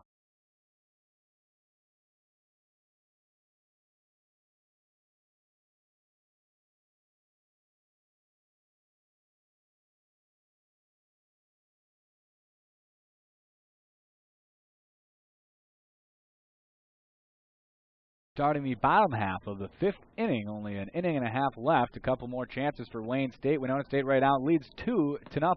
They left a couple of runners on last inning in the top half of the 5th inning. And the first pitch by Evan Burr here in the bottom half of the 5th is a strike on the outside corner. Brandon Polk, the last time he was up in the 2nd inning, flew out to the right fielder, Cody Strang. Soft ground ball, hard hit ground ball, I should say, to the shortstop, and safe as Hellenbrand had to go up off the base to get the high throw. And Matt, what would you score that? That's a tough call. I mean, it was a pretty good throw, just a little bit too high. Is that a base hit or is that an error? I'd have to say that's an error. Not sure on who. McMullen bobbled it, but I surely thought that Ross Hellenbrand didn't have to jump with both feet. Now, as a first baseman, you want to keep one foot on the bag. I really think he could have kept his foot down, but I got to score that to McMullen. So an error charged, according to us, the official scorekeepers, to McMullen, the shortstop, as he bobbled the initial ground ball. So that allows one runner to go to first base. That was Brandon Polk. Now back to the top of the order to Joe Wendt, who is the NSIC Preseason Player of the Year. Check that. It's actually a pinch hitter for Wendt. And a nice diving play by Ronnie Olson to his glove side. Slid and threw out a number 20 for Wayne State. And an impressive play defensively. That's just about experience right there. The 4-year starter. Almost like a hockey goalie, blocking, saving the ball there for the Warriors and making the easy throw out to get a speedy runner and Wendt out. Yeah, Joe Wendt, in a very impressive hitter for Winona State, but this afternoon he has a walk to start off the game, and then, of course, he flew out to the center fielder, and then that time Ronnie Olson robbed him. Runner at second. After all that being said, the runner who reached on error, Brandon Polk, is now at second base. Nick Bedrosky, who has had a fine game for defensively for Wayne State, made a couple of nice plays at second base. Evan Burr at the mound. Left-handed hitter Bedrosky up. Bedrosky hits this one high and over the head of Tony Mueller. Mueller running it down over the shoulder, and this one's going to get to the warning track and over the fence. That's just left of the 408 feet sign here at the Metrodome, and that's going to be a ground rule double, and that will score a run for Wayne State.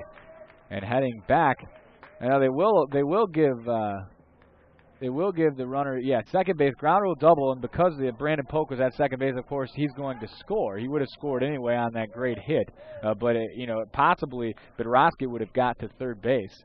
Yeah, a great hit. Tony Mueller not really able to turn one way or another as it was hit directly at him. Probably the hardest play to make as an outfielder is to decide in that split second which way you want to turn and track down that deep fly ball. So 2-1 the score. Winona State leads by 1 run, and they're in trouble here as they have 1 out and a runner on second base for Wayne State. That error proving costly to the Warriors here in the 5th inning. Burr delivers for a strike to Trey Hacker, the first baseman and 3-hitter for Wayne State. That was an impressive hit, though, by Nick Bedrosky. A line drive, a fly ball over Tony Mueller in center field. Hard hit. There's a swing and a miss there from Hacker. 2 strikes now on him. But as I was saying, Nick Bedrosky has hit a couple of balls pretty hard today. Yeah, most definitely. I think Evan Burr left that one up a bit. That's why Bedrosky was able to sky that one to center field. Really a line shot. But hopefully Evan Burr can settle back down here and try and get the next 2 outs with Bedrosky on second. A 2-strike foul for Trey Hacker. So he will reset once again. Burr has gotten out of a couple of jams earlier this afternoon. John Wanker getting ready in the Warrior bullpen. This one a soft hit ball, maybe down the third baseline. It will go in foul territory. And the third baseman for Winona State, Jared Anderson, will run it down for the second out. That's a big out now. You have 2 outs and a runner on second as opposed to the opposite. So Winona State in a good position here to maybe get out with still a 1-run lead intact. Yeah, I think you look here at Bisnius, flew out to the shortstop, grounded out to the second baseman. So a guy that I think you'd like to attack. Coming up next is John Plasha. Behind him, the catcher flew out to center and flew out to left field. So you got to wonder who you want to attack here as John Wanker comes into the ballgame for the Warriors. And we'll take a break as Wanker will warm up here in the top half of the 5th inning. 2 outs and a runner on second. When we come back, Winona State leads 2-1 here at the Metrodome. This is Winona State baseball. Domino's Pizza and HBC present best seat in the house. Register now for a chance to win the rights for you and your friends to sit on the giant purple couch during the next home basketball game. You will have a free Domino's pizza delivered to your couch during the game. Register at the entrances to the gym or stop by Domino's Pizza and enter every day. All WSU men's and women's basketball away games will be televised live on HBC Channel 24. For the best vehicles, best prices, and best people, get your hoops on the sunny side of Highway 61, Sugarloaf Ford, Lincoln Mercury. And speaking of hoops, 3 lucky fans will be drawn in the second half for a chance to shoot a half-court shot at the last home game to win a brand new 2010 Ford Focus, compliments of Sugarloaf Ford, Lincoln Mercury.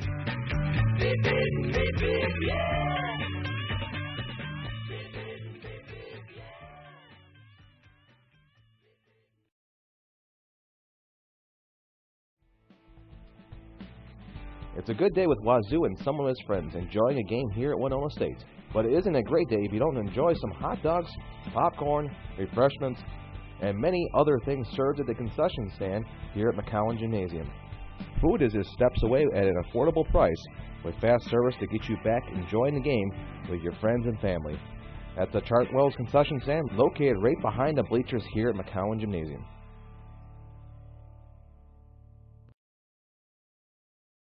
Basinius is up to bat, the left-handed batter against the left-handed pitcher, John Wanker, the relief pitcher for Winona State.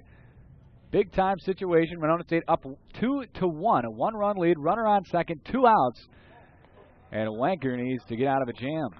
First pitch is a ball outside. John Wanker, probably the best bet for the Warriors as he posted a 3.86 ERA last season, 4-0 in 19 appearances. So a guy that can definitely come in and do some damage. Second pitch from Wanker also outside, 2-0 the count. We've talked about the great bullpen for the Warriors this season. The young talent, Cody Simon, John Wanker, both very tall guys. Wanker, the lefty, Simon, the righty, who appeared in the last St. Cloud game, came in, pitched 1 inning, and wasn't slated for the run he gave up, but gave up only 1 hit and got 3 outs.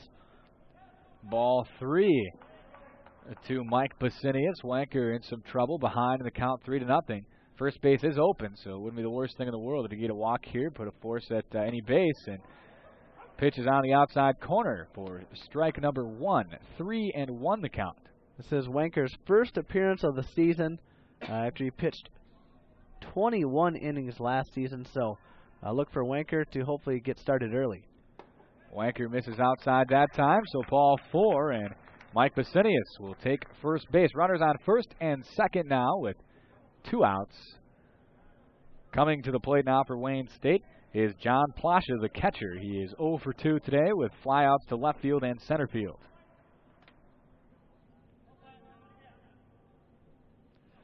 Big time situation for John Wanker, the left-handed pitcher, the reliever for Winona State. 2-1 Winona State leads here in the bottom half of the 5th inning. And a slow roller to Ronnie Olson, and that will get it done. Winona State will get out of a jam again, and their 1-run lead is still intact after 5 innings of play. Winona State leads 2-1 over Wayne State. And we'll take a break when we come back. The 6th inning, so stay with us. This is Winona State Baseball.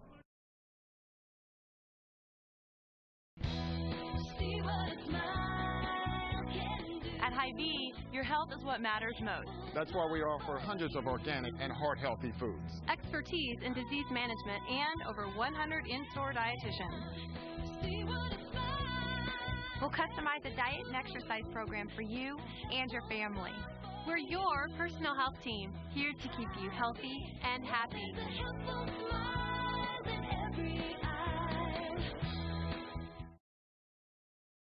Trying to run your business without the right business advice can make you feel like you're chasing your. Merchants Bank offers business owners unique tools, expertise, and advice, the kind that cut to the chase. The same individualized service and attention that makes merchants strong in personal banking is what makes them the area's business banking resource. For your business to succeed, you'll need a trusted partner. Otherwise, who knows what you'll be chasing? Merchants Bank, the bank that's service-built.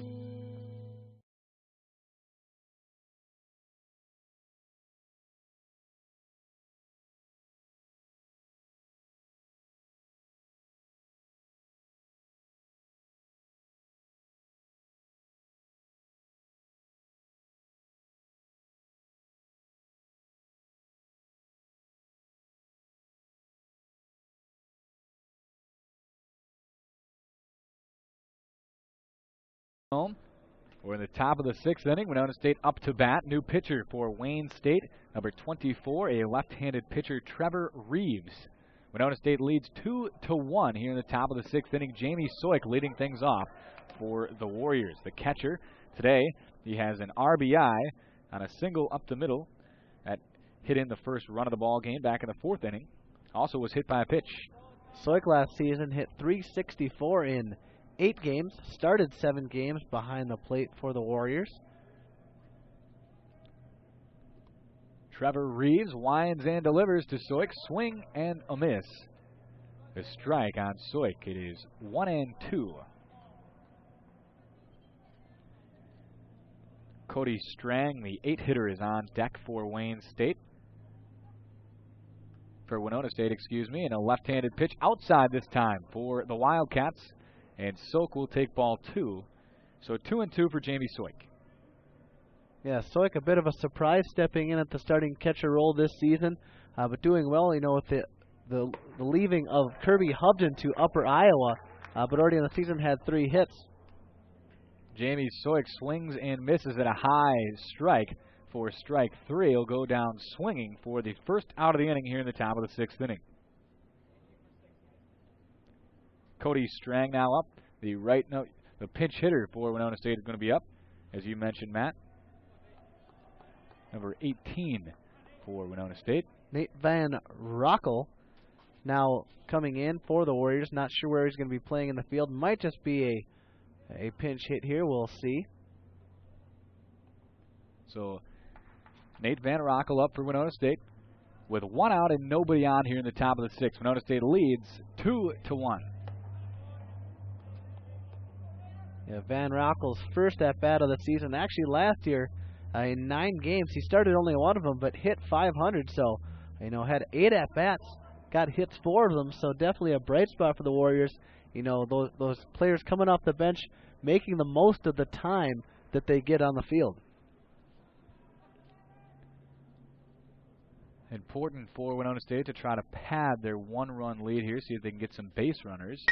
Pitch from Reeves is grounded to second base, a Sunday hop here on Friday afternoon, and that will be a routine play for the second baseman, Nick Bidrowski for Wayne State. He will throw out Nate Van Rockel. That will be the second out of the inning. That'll bring up Seth McMullen for Winona State, the shortstop. Seth McMullen is 0 for 2. He struck out back in the 2nd inning and also hit to first base with an unassisted putout back in the 4th.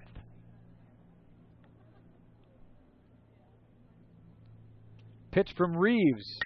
This one hit foul down the first base line for a strike. Yeah, McMullen seeing some early action. Started the 2nd game on Sunday, but starting the 1st game today, the freshman shortstop from Wausau, Wisconsin, went to West High School. Wind and delivery from Trevor Reeves and a swing and a miss from McMullen. He has 2 strikes on him now.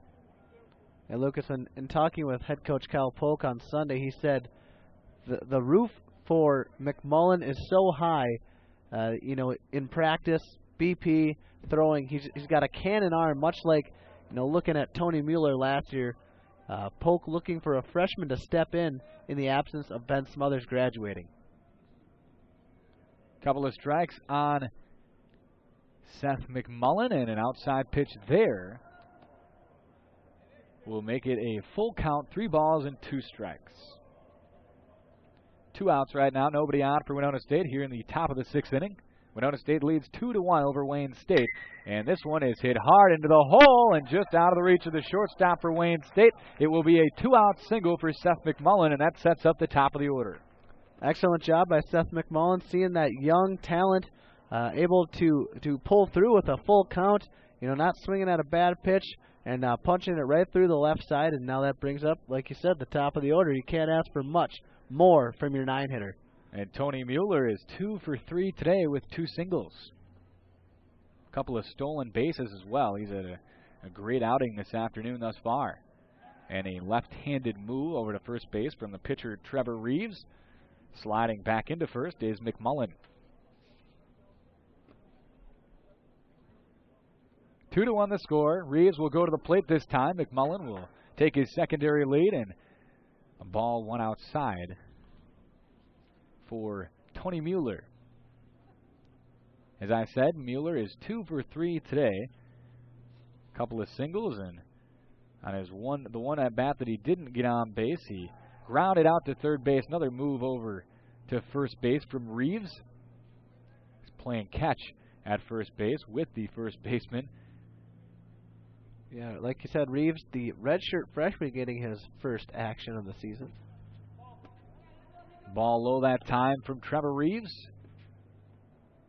Tony Mueller now ahead in the count. Reeves taking his time out there today, trying to keep McMullen close over at first. Goes to the plate. Mueller lines one to center, and another single in the third hit of the ball game. McMullen's going to try for third. It's going to be a close play. It hits McMullen, so Mueller will get to second base in another great job with 2 outs. Now runners on second and third for Winona State in a 2-1 lead for the Warriors. Well, I love the call there by head coach Kyle Polk. Seth McMullen, also a very speedy base runner, taking a look at second base, and the center fielder not really charging the ball. Joe Wente, a great player, and Seth McMullen just taking advantage and able to beat the throw, and Tony Mueller heads up base running, getting to second base. And who else would you want at the plate other than Ronnie Olson in a 2-out situation with 2 runners on in scoring position in a 2-1 game in the 6th? Ronnie is an outstanding hitter. He actually has struck out twice today, but one of the best hitters on the roster. Reeves delivers to Olson, who in the dirt and outside. Reeves looks to be flustered out there, missing the strike zone badly that time.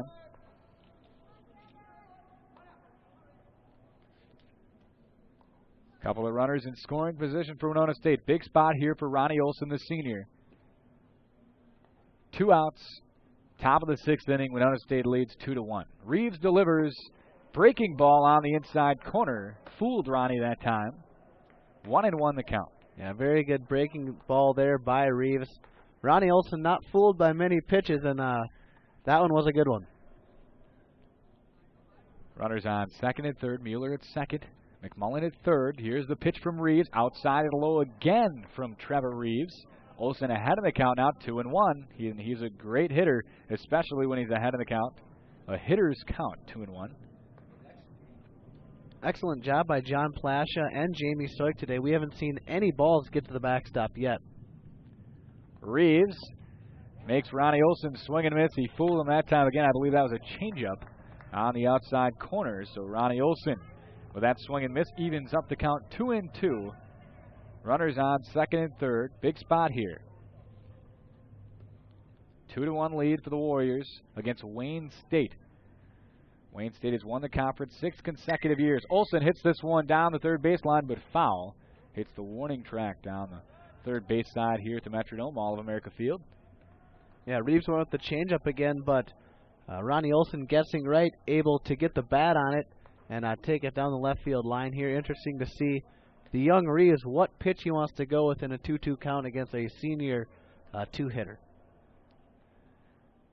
Ronnie Olson grounds this one down the first base line, and we talked about this in the pregame. Excellent 2-strike hitter, and you can see him right now battling 2-2, fouled off the last couple of pitches.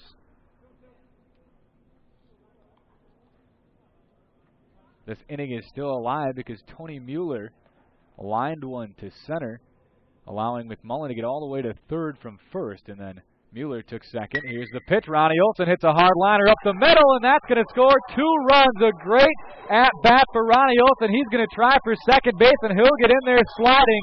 So Winona State scores a couple of more. They lead 4-1 over Wayne State. Impressive at-bat that time by the senior Ronnie Olson. Absolutely. Hustling right out of the box. You love to see that if you're a head coach. A guy that's not okay with just a single. He comes around first base, rounding it hard, and gets into second base, sliding, scoring 2. Great. Another 2-out, 2-strike hit. Ronnie Olson's first of the 2010 season is a big one. Jared Anderson now up with Ronnie Olson at second base. Still 2 outs here in the top of the 6th. Winona State leads 4-1. And the pitch is lined a grounder at the shortstop, and this should be a routine play, and it will be for the third out of the inning. But Winona State does some damage in the top of the sixth. They lead 4-1 over Wayne State. We'll take a break. Wayne State will bat in the bottom half of the sixth. Coming up, this is Winona State baseball.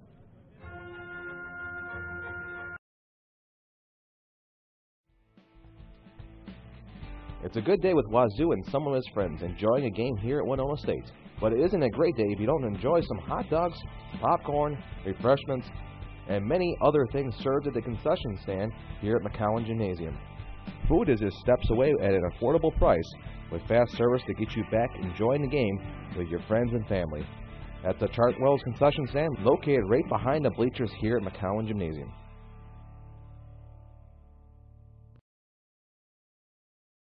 Blackout Breast Cancer, February 27th with Warrior Athletics. Women's tennis will be competing at 12 p.m. on West Campus, as well as men's and women's basketball at 5 and 7 in McCowan Gym. $1 for every ticket sold will be donated to Winona Health Mammography Department. T-shirts and wristbands will be for sale all week at Hy-Vee and at all Warrior Athletic events.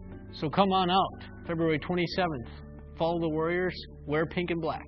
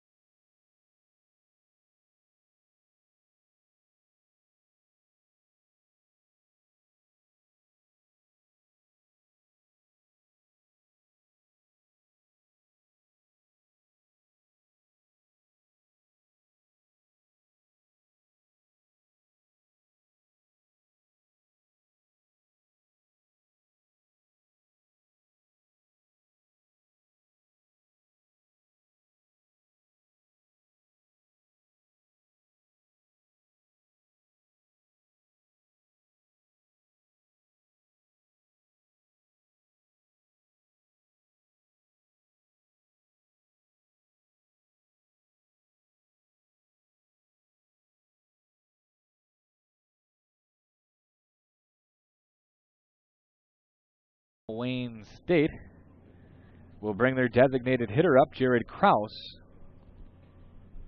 Wanker delivers to Kraus for the first pitch of this at-bat, low and outside for ball one. Kraus today is 0 for 1 with a walk and a flyout to the right fielder. You know, Wanker's such a tall guy. You know, you love to have tall pitchers because their release point is just a little different from those shorter guys, and they're able to get more of that body mass. And John Wanker gets all of his into his pitch.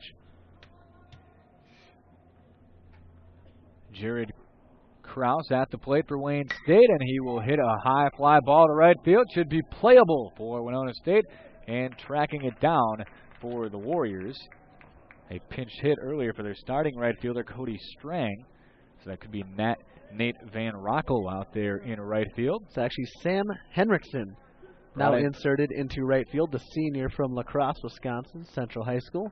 Great players. Sam Henriksen had a pretty good season last year for Winona State. Wanker delivers and outside this time. Right on the outside corner, excuse me, says the umpire. Strike one to Jared Barth, the third baseman. He's 0 for 1 today with a walk. Strike two. Wanker ahead 0-2 on Jared Barth.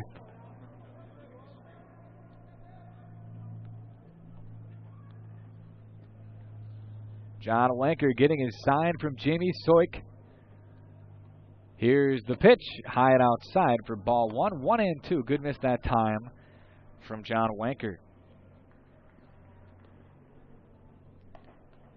Jared Barth is the 8 hitter in the Wayne State batting order. Pitch from Wanker is on the inside corner, and for the third out of the inning is going to be a backwards K in the book. A looking strikeout. Impressive inning for John Wanker. He had a couple of strikeouts that inning. Winona State leads 4-1 after 6 full innings of play. And top of the 7th will be coming up. We'll take a break. Winona State will bat when we come back. This is Winona State Baseball. This week on The Pioneer. At Hy-Vee, your health is what matters most. That's why we offer hundreds of organic and heart-healthy foods. Expertise in disease management and over 100 in-store dietitians. We'll customize a diet and exercise program for you and your family. We're your personal health team, here to keep you healthy and happy.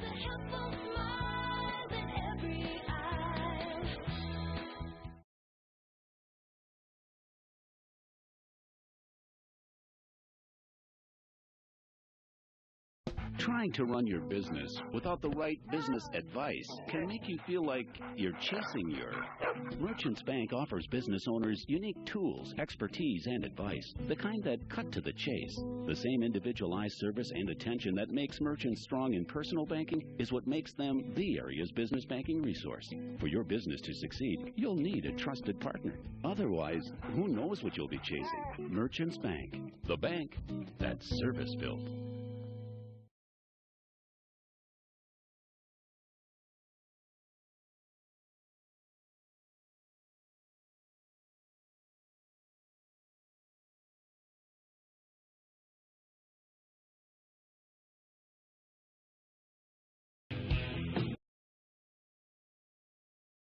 Dome here in the top of the 7th inning.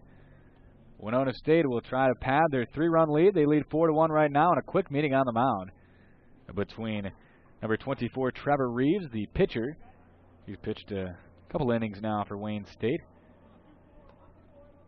But right now, leading off for Winona State is the designated hitter John McGee. He has a single and an RBI back in the 5th inning. Also has a walk. Also grounded out back in the 1st inning to the second baseman. Fouls that pitch back. Yeah, an excellent day thus far, I think, for John McGee from the designated hitter position.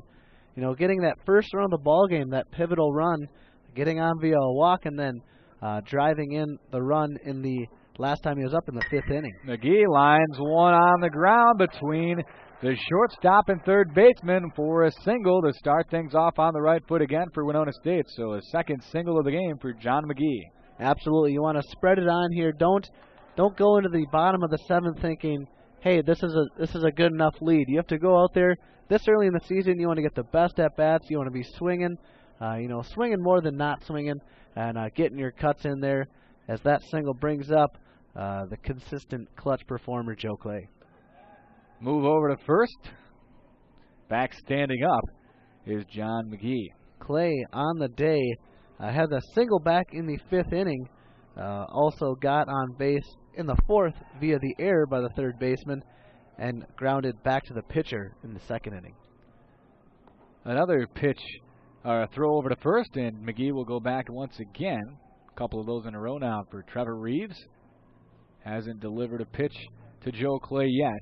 First one on the way to Clay, and Clay was fooled that time way early on an inside off-speed pitch. Yeah, Clay actually led the Warriors last season in strikeouts with 33, but that'll come with the territory. A guy who really likes to swing and put the ball in play. Trevor Reeves delivers to Clay. Clay checked his swing that time. Didn't go around. 1-1 for Joe Clay. Winona State leads 4-1 here in the top of the 7th inning. Wayne State will have one more opportunity to try to crawl back into this game, but the Winona State pitching staff and defense has been tremendous today. Outside pitch that time from Reeves for ball number 2. 2-1 now to Joe Clay. John McGee is at first base. Nobody out here in the top of the 7th. Yeah, if the Warriors can continue to play, virtually errorless baseball and keep putting the ball in play, I think they're headed to a 4-1 victory. That only run for Wayne State right now is on an error.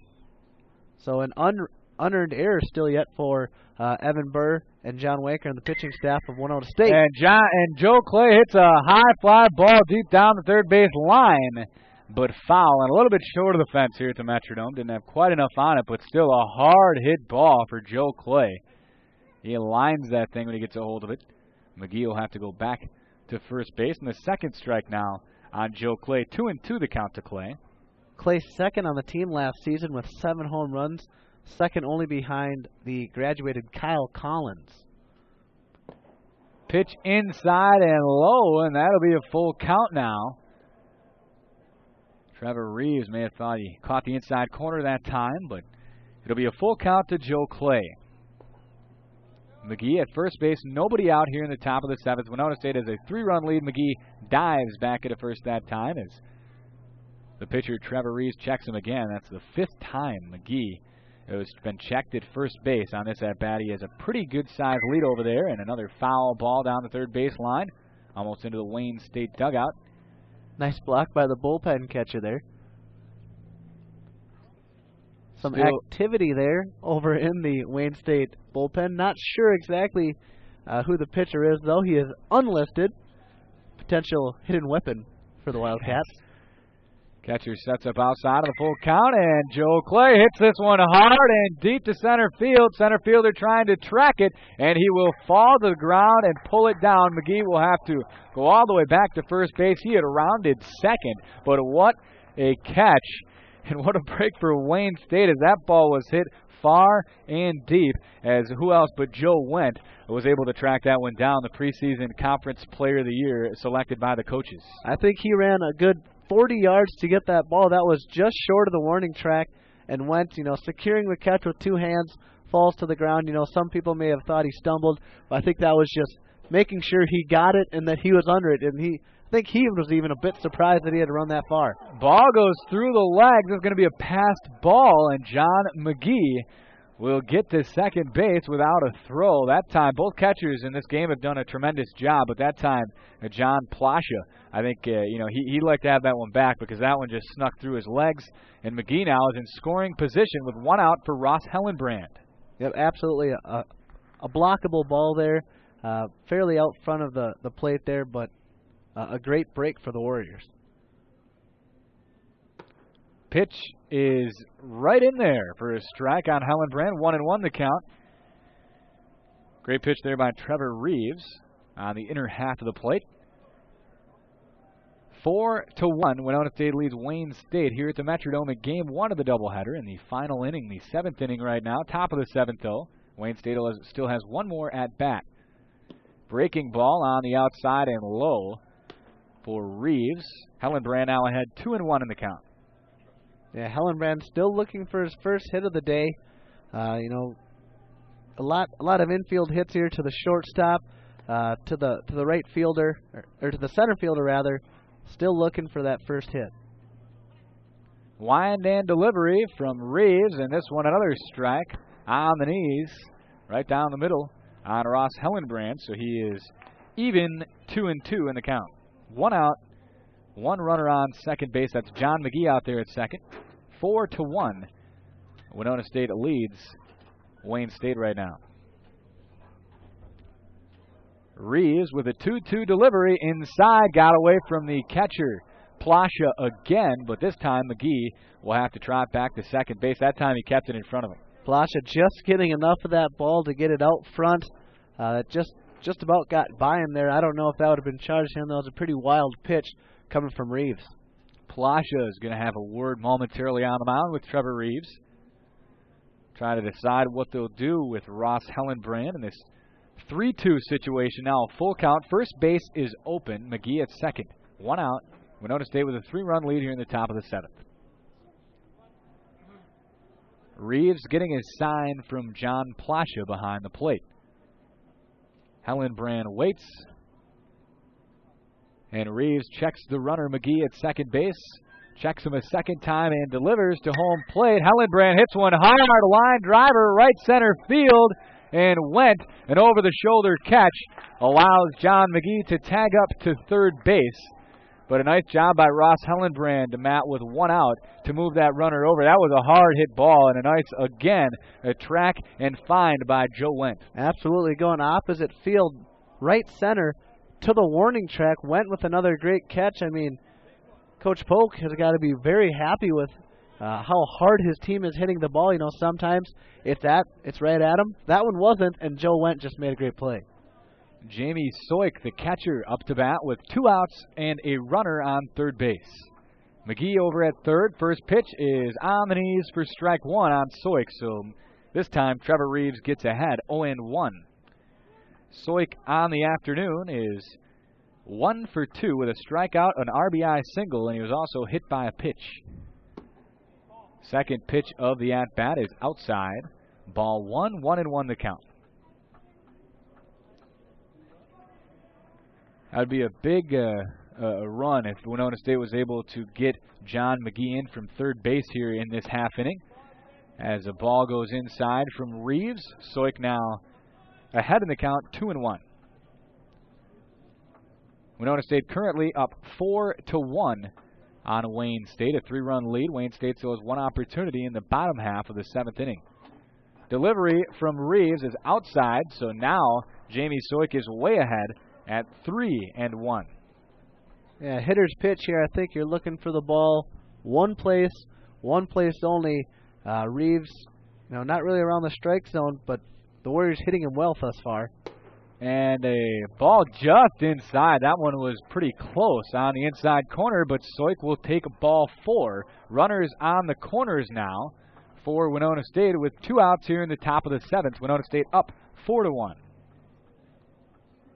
It'll be interesting to see here if the Warriors want to go with, moving Soik at first. I know he's not the quickest runner, but maybe getting everybody in motion, doing a hit and run here just to get, kind of the whole ball rolling.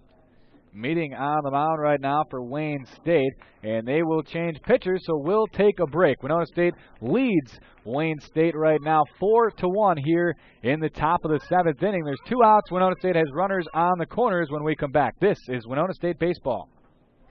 This week with At Hy-Vee, your health is what matters most. That's why we offer hundreds of organic and heart-healthy foods. Expertise in disease management and over 100 in-store dietitians. We'll customize a diet and exercise program for you and your family. We're your personal health team, here to keep you healthy and happy.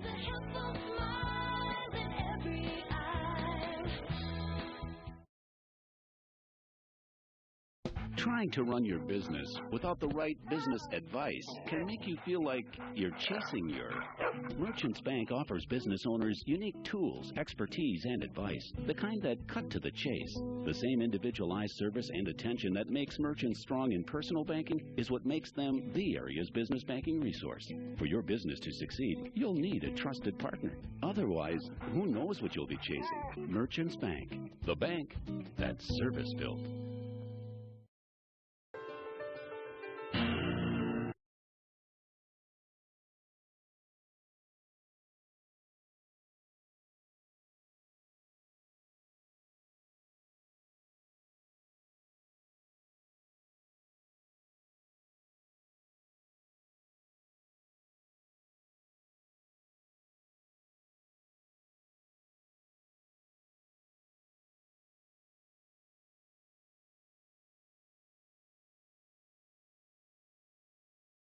Welcome back to the Metrodome, and Reed Lancaster will be the pitcher coming in for Wayne State to relieve Trevor Reeves. Reeves relieved the starter, John Snyder, earlier in the game. Winona State right now leads Wayne State 4-1. But Winona State has runners on the corners with 2 outs. And up to bat for the Warriors is number 15, Sam Henriksen, who took over in right field defensively last inning. Yeah, this will be the first action for Reed Lancaster on the year, the junior from Norfolk, Nebraska. Henriksen, the right-handed hitter, a fake to first move, oldest one in the book. For how old it is, I've seen it work in amateur ball. That guy at first, he sees the leg go up and he gets a very too large of a lead. I've seen guys picked off still. Lancaster's first pitch to Henriksen is a strike. 0-1 to Sam Henriksen now. Lancaster posted a 7.94 ERA last season. No wins and no losses in 8 appearances for the Wayne State Wildcats. Lancaster just missed inside on that Breaking ball looked like a slider from up here on Henriksen. Tight break to that pitch. Runners on the corners. Winona State has 2 outs, 2 on with a 3-run lead. Lancaster checks the runners and delivers, and a line drive down the third base line, but just foul, and that would have scored a couple, as that one was deep down the third base line, down all the way to the wall, down by the foul pole here at the Metrodome, and a great hard hit again by Winona State. You mentioned earlier, Matt, almost every player has been able to hit the ball hard on these Wayne State pitchers. Yeah, and, getting the ball in motion looked like a hit and run there with Soik taking off. I like the play call. It just gets, a variety of motion and lets that hitter know that whatever the pitch is, you're swinging and you're swinging hard. 2 outs in the top of the 7th, 2 on. The pitch from Henriksen behind, the pitch to Henriksen, I should say, from Reed Lancaster goes behind Sam Henriksen. Henriksen probably with 2 strikes, maybe thinking, should I have gotten out of the way of that one? Maybe I wanted to take that one, load up the bases for Seth McMullen, who is on deck right now for Winona State. But nonetheless, it is 2-2 to Henriksen. Runners on the corners, 2 outs in the top of the 7th, and this one does plunk Henriksen right in the left leg. Same spot that time, he didn't get out of the way.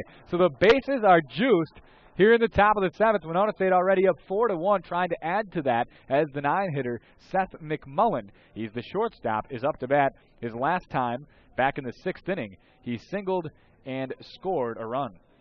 Yeah, nice job by Henriksen there.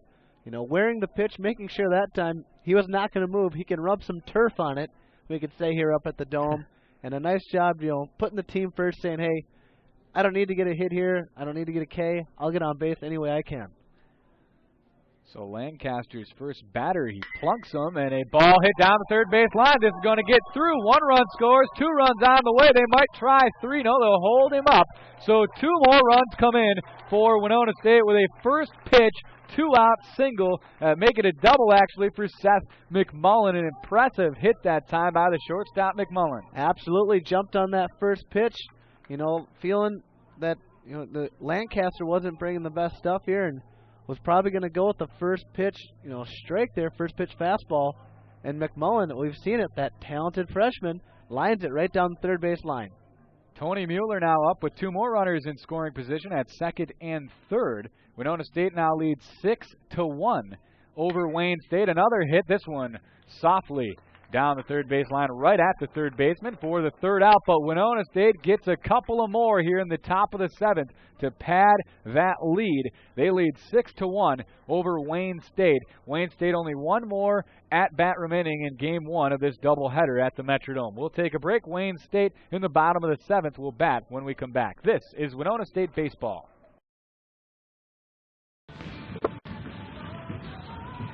Want to be part of our thing? Want to find your purple? Winona State Athletics now presents the Junior Warrior Club. Join the club at home games or online at WinonaStateWarriors.com. The Junior Warrior Kids Club. It's a great day to be a Warrior.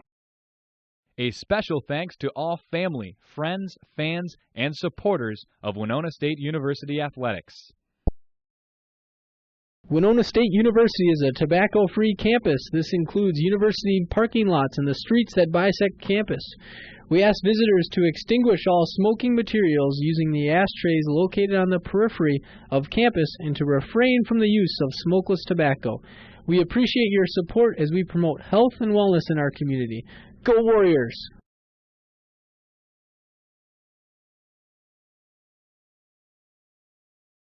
Blackout Breast Cancer, February 27th with Warrior Athletics.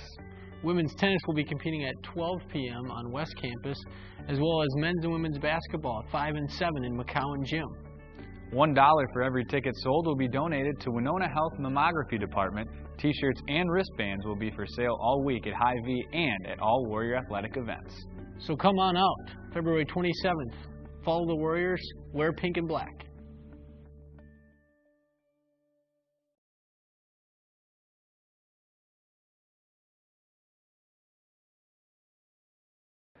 And the first pitch is a strike from John Wanker.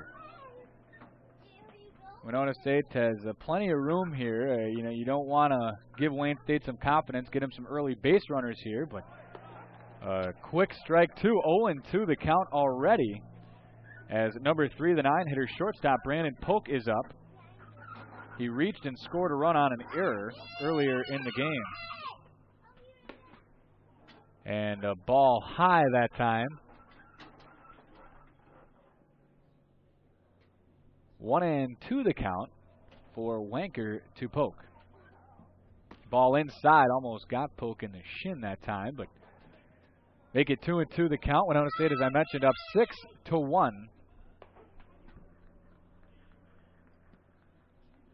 Pitch from Wanker again, way outside and high. All of a sudden, it is a full count after 2 quick strikes. Wanker is behind 3-2. Wanker's pitch is a swing and a miss for Polk. Outside, it would have been ball 4, Matt, but a high fastball able to get the 9-hitter Brandon Polk to swing and miss. Another strikeout for Wanker. Yeah, absolutely. Wanker getting Polk there to chase the outside fastball up and away. Most guys can't lay off that, even with, if it's a 1-2, 2-2 strike. As long as they got 2 strikes, I think Wanker went with the smart decision and pitched it out of the zone. Joe Wendt now up to bat, the leadoff hitter for Wayne State. First pitch is just off the outside corner for ball 1. Wendt today is 0 for 2 with a walk. He walked back in the first inning, flew out to center field, and grounded out to the second baseman. Second pitch from Wanker gets by Jamie Soik that time. Nobody on, though. Ball 2, 2-0 the count. 6-1. Winona State leads Wayne State right now. Winona State has 10 hits in this game. Wayne State a couple of errors. Warriors only the 1 error, and that's how the run was able to score earlier in the game. Yeah, absolutely. The pitching staff today, you can't speak enough of. 2 hits, 1 run. John Wanker coming in and shutting the door, and Evan Burr, I don't want to say surprised, but had a great outing today. He really did, and Wanker's behind 3-0, but delivers a strike right down the middle that time to Joe Wendt. 3-1 the count to Wendt. Winona State leads 6-1. 1 out here in the bottom half of the 7th inning. Another strike from Wanker, so he's been able to come back now. He was down 3-0, now it's full. Both batters this inning have been able to make it a full count. Nick Bidrowski, the second baseman, on deck for Wayne State. And the ball 4 is a little bit high for Joe Wendt. He'll be able to go to first base with 1 out, 1 runner on now for Wayne State College. Up to bat now for the Wildcats, Nick Bidrowski. He has a ground rule double today. Really laid into one over Tony Mueller in center field for a ground rule double with an RBI. And Wendt takes his lead. Ball gets away momentarily from Jamie Soik.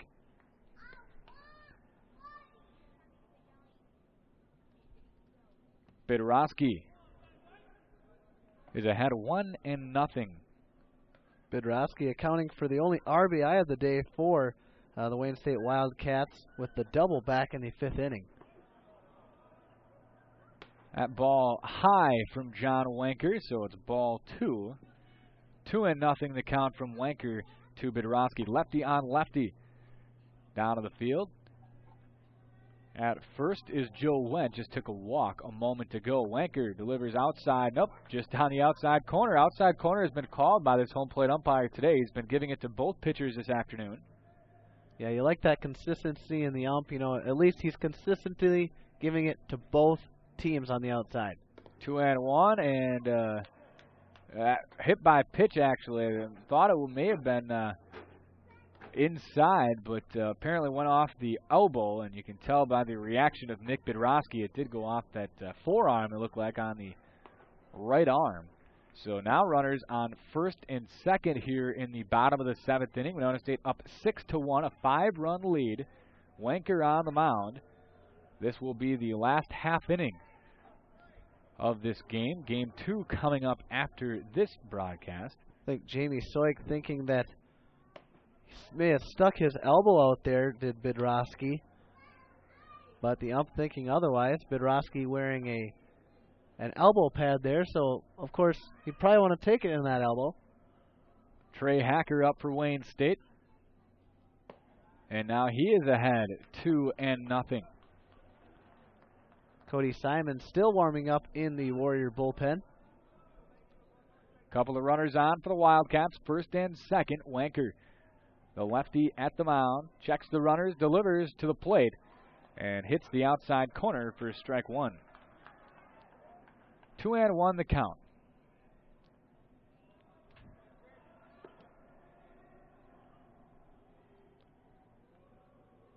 Wanker checks the runner at second, goes to home plate, and missed high that time to Trey Hacker.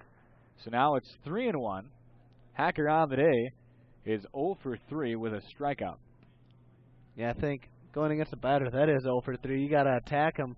Wanker settled in, but now showing some signs of struggle. It's that outside pitch not called that time. That'll load up the bases for John Wanker and the Warriors. As you mentioned, Wanker just missed that one, and head coach Kyle Polk will go to the mound for Winona State and possibly take out Wanker as the bases are now loaded with one out. We'll take a quick break. Winona State leads 6-1 here in the bottom of the seventh. We're at a pitching change. This is Winona State baseball. You know.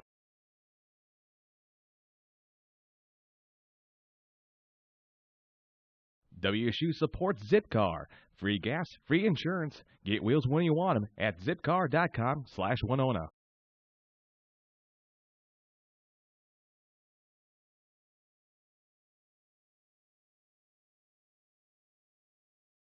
Brought to you by the radio industry and this station to remind you that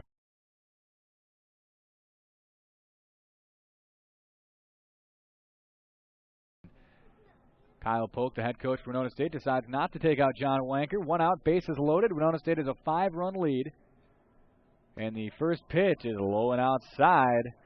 You start walking in runs, even with a 5-run lead. It's never a good situation in the bottom of the seventh, especially against a high-caliber opponent like Wayne State. Definitely, Lucas. You know, you got your best reliever, if not your second best, in John Wanker out on the mound. You'd like to think that he could take care of business here in the seventh inning. Wanker delivers a strike that time on the outside corner. 1-1 to Mike Basinius, the right fielder. Left-handed hitter against left-handed pitcher. Bases loaded. Wanker delivers outside for ball 2. And just as we say that ump is giving that outside pitch. He's tightening it up on Wanker here. Outside call is disappearing. Bases are juiced for the Wildcats. The pitch from Wanker, a high fly ball, should be playable, and infield fly rule with one out should be on. And I believe the umpire called it. Hellenbrand caught it anyway. So 2 outs, a big pitch there down in the count from John Wanker. Yeah, definitely a nice job by all the infielders communicating effectively. That was a very high fly ball, and you even see sometimes at the major league level, teams lose that in the ceiling, but not the vet. Hellenbrand brings it in for the second out. Warriors just 1 out away from the W here in the first game of the doubleheader against Wayne State. They've been able to get out of jams today. First pitch from Wanker this time to John Plasha, the catcher. John Plasha has had an 0 for 3 day for Wayne State. Bases loaded for the Wildcats, and a swing and a miss from John Plasha. Yeah, Plasha on the day flew out to left field, center field, and grounded out to Ronnie Olson at second base. So nothing too harsh today against the Warrior pitching staff. Here's the pitch from John Wanker, high and outside that time. So 2-1 the count from Wanker to the catcher, John Plasha. Bases loaded for Wayne State. Warriors have a 6-1 lead over the Wildcats. Bottom of the seventh. Wanker delivers, and a low pitch. It'll be ball 3, 3-1 the count. Wanker's been able to battle back in most of the at-bats he's had in the last couple of innings, but he does have 2 walks and a hit by pitch this inning. That's how all 3 runners have gotten on base. Yeah, if you look at last game, too, Ross Hellenbrand walked a guy and an error, really the only base runners that killed the Warriors in game 1 with 1 run.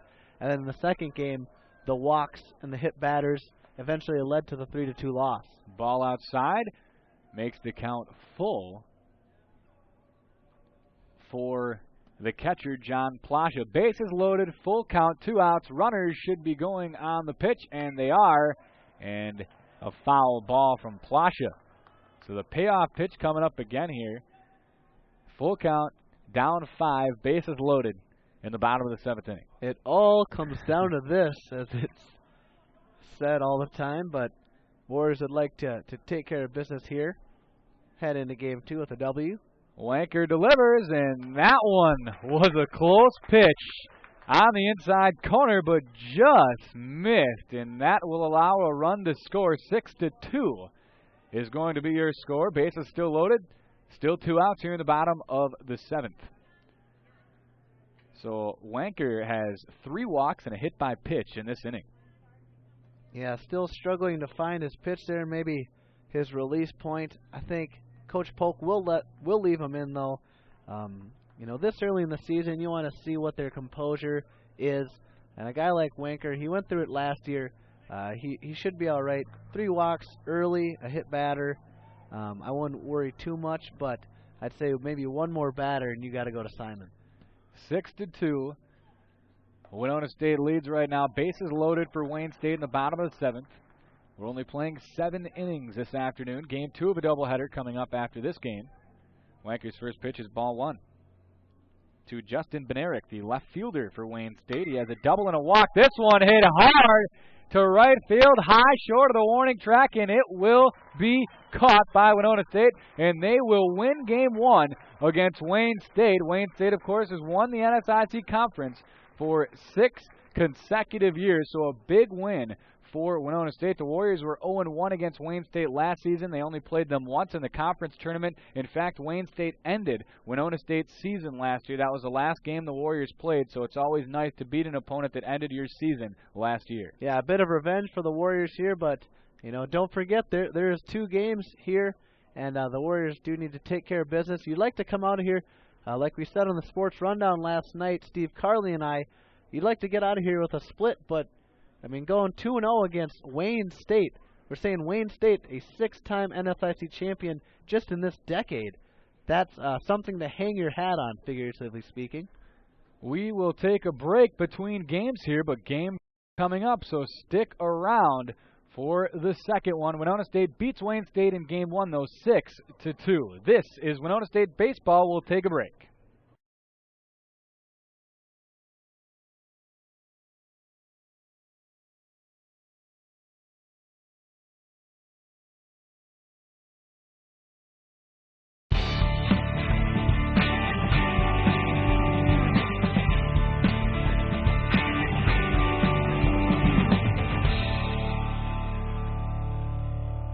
Welcome to this week's edition of Warrior Weekly. I'm Lucas DeGarmo. Alongside me, Travis Whipple. First topic, Travis, the Warrior Sports Network is going to be launched on Friday. 12:15 doubleheader Metrodome baseball game for Winona State baseball. It's exciting. It's very exciting, and that's the first thing I was going to say. And basically it's internet-based, dedicated solely to Winona State athletic programming. So we're really excited, and you can find it on WinonaStateWarriors.com. There's no cost associated with any of the programming, and really just kind of a larger umbrella for all that we've really started this year already with the Warrior Weekly, the Week in Review, the All Access show, and then we're just adding the component of live web streaming of video, throw in the radio and everything else we're doing as well. Podcasting, blogging, the whole works on the Warrior Sports Network. Exciting time for Winona State athletics. Talking now about Winona State gymnastics, though, they just are on an absolute tear. They had 2 meets recently, one at the University of Wisconsin lacrosse, beat them, and then beat a very good Hamlin University and swept. Yeah, they've been performing well, and I think the big thing is they feel like they're hitting their routines. I think you've noticed maybe their scores are a little bit down here the last couple of weeks by a couple of points, but they just felt like really, really tough judging, obviously, but they've been hitting their routines and really performing well. And it's a situation where it's a great balance. Katie Gregory and all the names that we've mentioned before just continue to step up, and they're really competing at a high level here as the WIAC season is kind of winding down, and we're almost into that championship part. Next up for Winona State Gymnastics, February 28th at Gustavus in St. Peter, Minnesota, and then they play Hamlin and UW Lacrosse at 1 p.m. at that meet at Gustavus. Women's basketball now got a big win this past Saturday on the road in the road finale for the regular season for Winona State women's basketball. Beat Bemidji State, moved to 10-8 in the conference, 15-10 overall. Score of that game was 78-67. It was a huge win. You mentioned it. You know, they're really kind of jockeying right now for positioning come NSIC tournament time. You know, and certainly the region's not a far stretch for them. If they can really run the table here and get some key wins, they'll be in good shape. Anna Wirtz led the way, second career double-double. Pulled down 11 rebounds, 18 points. That's a pretty nice effort out of a guard. And, you know, she's done well all season long. And she played 40 minutes in that game against Bemidji State. And a player that's a senior leader, she doesn't have a lot of games left here for Winona State basketball player. She's had an unbelievable career as a Warrior player. And, just for her to play 40 minutes at the end of a season and where she's been banged up for the last few weeks, she wears a boot down the stairs in the hotel on the road. So for her to play 40 minutes is incredible, and it shows you what kind of player she really is. Yeah, you're exactly right. She's really taken a pounding this year, and I think it's a concerted effort from the other team to get after her, be physical with her, and those kinds of things. But you can really see the improvement she's made in her all-around game. The other one we'll talk about too is Natalie Gigler, 20 points against Bemidji State, and she's 58 points away from 1,000 in her career, so she's put together a very nice career, only a junior. Yeah, and she, like you said, only a junior. She still has her senior season. She's going to be another great player, already is, for Winona State basketball. Next up for the Warrior women, February 27th, Saturday versus St. Cloud State. It's a blackout breast cancer at McCowan Gymnasium and all around Winona State athletics. And then, of course, the NSIC tournament is March 3rd, 6th, and 7th. All those games will be caught on 89.5 KQAL. Men's basketball now, they weren't so lucky on the road. Lost another squeaking game by 2 points to Bemidji State on the road. Wow, it was a tough game to watch at the end because Winona State had their chances, but their inability to make free throws down the stretch now and quite a few games resulted in another close loss. Yeah, you're exactly right. This is the second straight week where they've had opportunities to close out games at the free throw line. This time I think they had 4 chances there in the last couple of seconds, and they only converted on one of them. But, I think Coach Leaf would be the first to say that it certainly doesn't come down to those. It's the entire game, and they had their chances. They were kind of knocking at the door, and never really could take the lead. I think their only lead in the game was at 2-0. Yep. Scored the first couple points of the game, and that was it. But you're right, though. You do need to finish those free throws off, and could be a different story here for them. But right now it's important. They're the 4th team in the NSIC, and it's important to hold on to that 4th spot. So 2 games this weekend, Wednesday at home against Upper Iowa, and then on Saturday, like you mentioned, the blackout game, blackout breast cancer. They really need to win those 2. Winona State, after losing to Bemidji State 88-86, moved to 11-7 in the conference and 17-8 overall, and as Travis mentioned, 4th in the conference. And it's important for those top 4 seeds because, of course, the top 4 host 5 through 8 in the NSIC conference tournament. So if they can grab onto that 4th spot, there'll be a NSIC conference tournament game here at McCowan Gymnasium.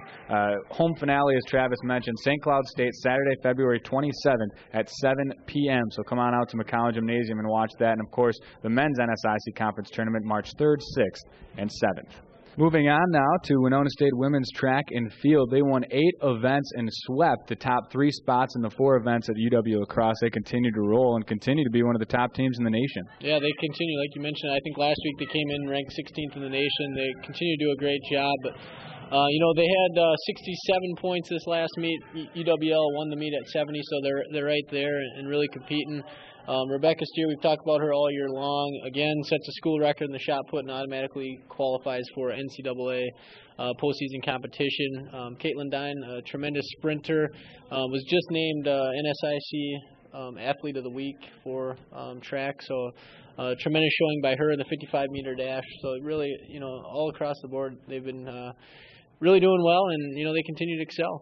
Emily Asuncion won the 55-meter hurdles for the Winona State track and field team. Beth Braun won the 200-meter dash, and Gudmundson the 5,000-meter run, and Kelly Shaw the 400-meter dash. So a lot of players contributing on that team. Next up for women's track and field, February 26th and 27th, the NSIC Indoor Championships at Minnesota State Mankato. That starts at noon. women's tennis now here at Winona State. Another 9-0 win against the University of Minnesota Crooks, since that's the second consecutive match that they've won 9-0. Yeah, a couple of back-to-back convincing wins, and this one comes against a conference opponent, so that's always good. It was on the road. Mary Hesterman improved to 3-0 on the season at third singles, so another big win for her. And Addie Adler and Laura Roseline also improved to 3-0 at number 3 doubles. They partner up, and like I said, I think this team's gonna have a lot to show coming up this season. They've got a lot of youth that continues to develop, and they're really playing well right now. Winona State women's tennis will have a meet February 27th at home against St. Mary's at noon, so be sure to watch that one. Winona State baseball, they got their season kicked off this past Sunday night at the Metrodome and played St. Cloud State. They were able to win the first game and lose the second. Yeah, I thought they really played well. Listed on KQAL, 6-1 victory in that game one, and Ross Hildebrand pitched 5 innings to record the win. Really had a good outing, and Tony Mueller led the charge. He had a big triple in that game out to center field to get some runs in, and I thought just a good effort first time out. St. Cloud, a quality opponent. Good way to start the season for Winona State baseball. Next up for the baseball team, February 26th, they play Wayne State at 12:15. That's a Friday at the Metrodome once again. And remember, that game will be streamed live on WinonaStateWarriors.com and will be the launch for the Winona Sports Network, the Warriors Sports Network, WSN. February 27th, Winona State baseball will also play Wayne State again the next day, 7:30 a.m. at the Metrodome. That's it for Warrior Weekly this week. For Travis Whipple, I'm Lucas DeGamo. Thanks for watching, and remember, it's a great day to be a Warrior. Winona State University Student Athlete Advisory Committee is excited to participate in a community engagement project on behalf of our partners Hy-Vee and Winona Health. Winona Health and Winona State Athletics have been fortunate to work together for about 3 years now on this event, so it's been fun. Hy-Vee became involved with breast cancer awareness with Winona State. Last year was the first year that we sponsored the event. We decided to make the event even bigger this year to draw more attention to it. The event has become more prominent within the Student Athlete Advisory Committee. The Student Athlete Advisory Committee is an organization formed of student athletes from each team, representatives that come to just discuss what matters to student athletes, how we can make the student athlete experience better. I think it brings together the point that they are here, first of all, as students, that they've lived in the community of Winona for several years, that they can engage with the community, giving the community an opportunity to see not only what college events are like, but also to give back to the community in which they've lived. To have conversations with your healthcare provider, and it's important to keep yourself around for your loved one. I think everybody knows somebody that's been affected by breast cancer, and it's just a good thing for everybody to kind of become aware of, so that we can hopefully find a cure for it eventually. Make sure that you're, staying up on education, making sure that you're being proactive, knowing your risk factors. Breast cancer just affects a lot of people in our community, a lot of people in our daily lives, and it's important for us to give back that supports us and to raise money for the disease that is such widespread. Hy-Vee will be selling the t-shirts and bracelets here at the store the week before the game, and a portion of the sales will go to the Winona Health and Mammography Department, as well as a portion of the tickets. And then during the halftime show of both the men's and the women's games, you'll be able to shoot a free throw for $1, of which the entire proceeds will go to the Winona Health and Mammography Department. It will be a great time for the community to experience Winona State, and for Winona State to give back to the community, which is what community engagement is about in Division II for our strategic platform.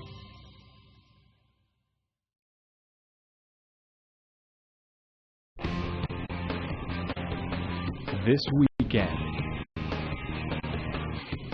postseason play is on the line. Stars will shine.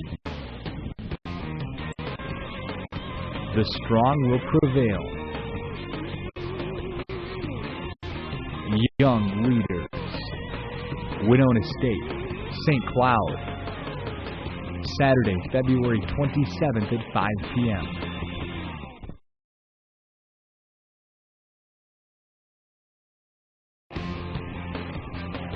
This weekend, a rematch of powers. Stars will shine.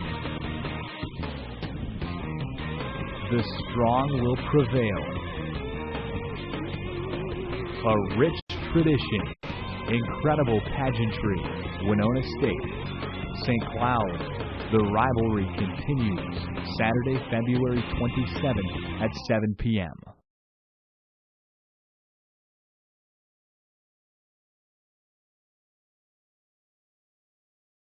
Blackout Breast Cancer, February 27th with Warrior Athletics. Women's tennis will be competing at 12 p.m. on West Campus, as well as men's and women's basketball at 5 and 7 in McCowan Gym. $1 for every ticket sold will be donated to Winona Health Mammography Department. T-shirts and wristbands will be for sale all week at Hy-Vee and at all Warrior Athletic events. So come on out, February 27th. Follow the Warriors, wear pink and black.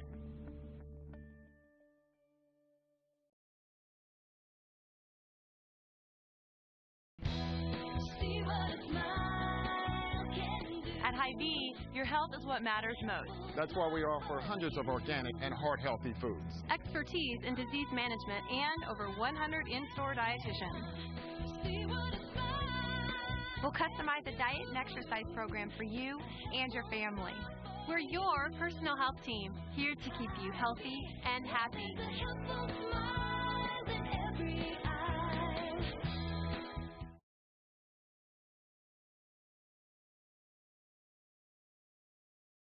Trying to run your business without the right business advice can make you feel like you're chasing your.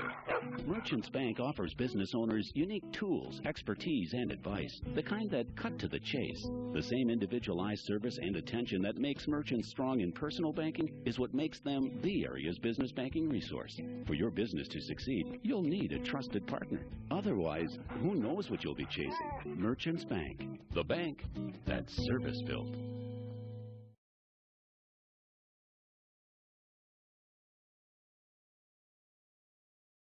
WSU supports Zipcar. Free gas, free insurance. Get wheels when you want them at zipcar.com/Winona.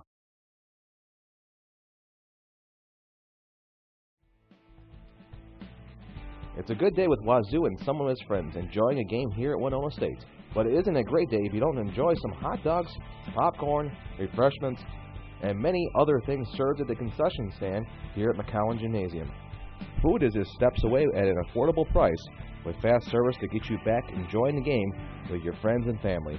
At the Chartwell's concession stand, located right behind the bleachers here at McCowan Gymnasium.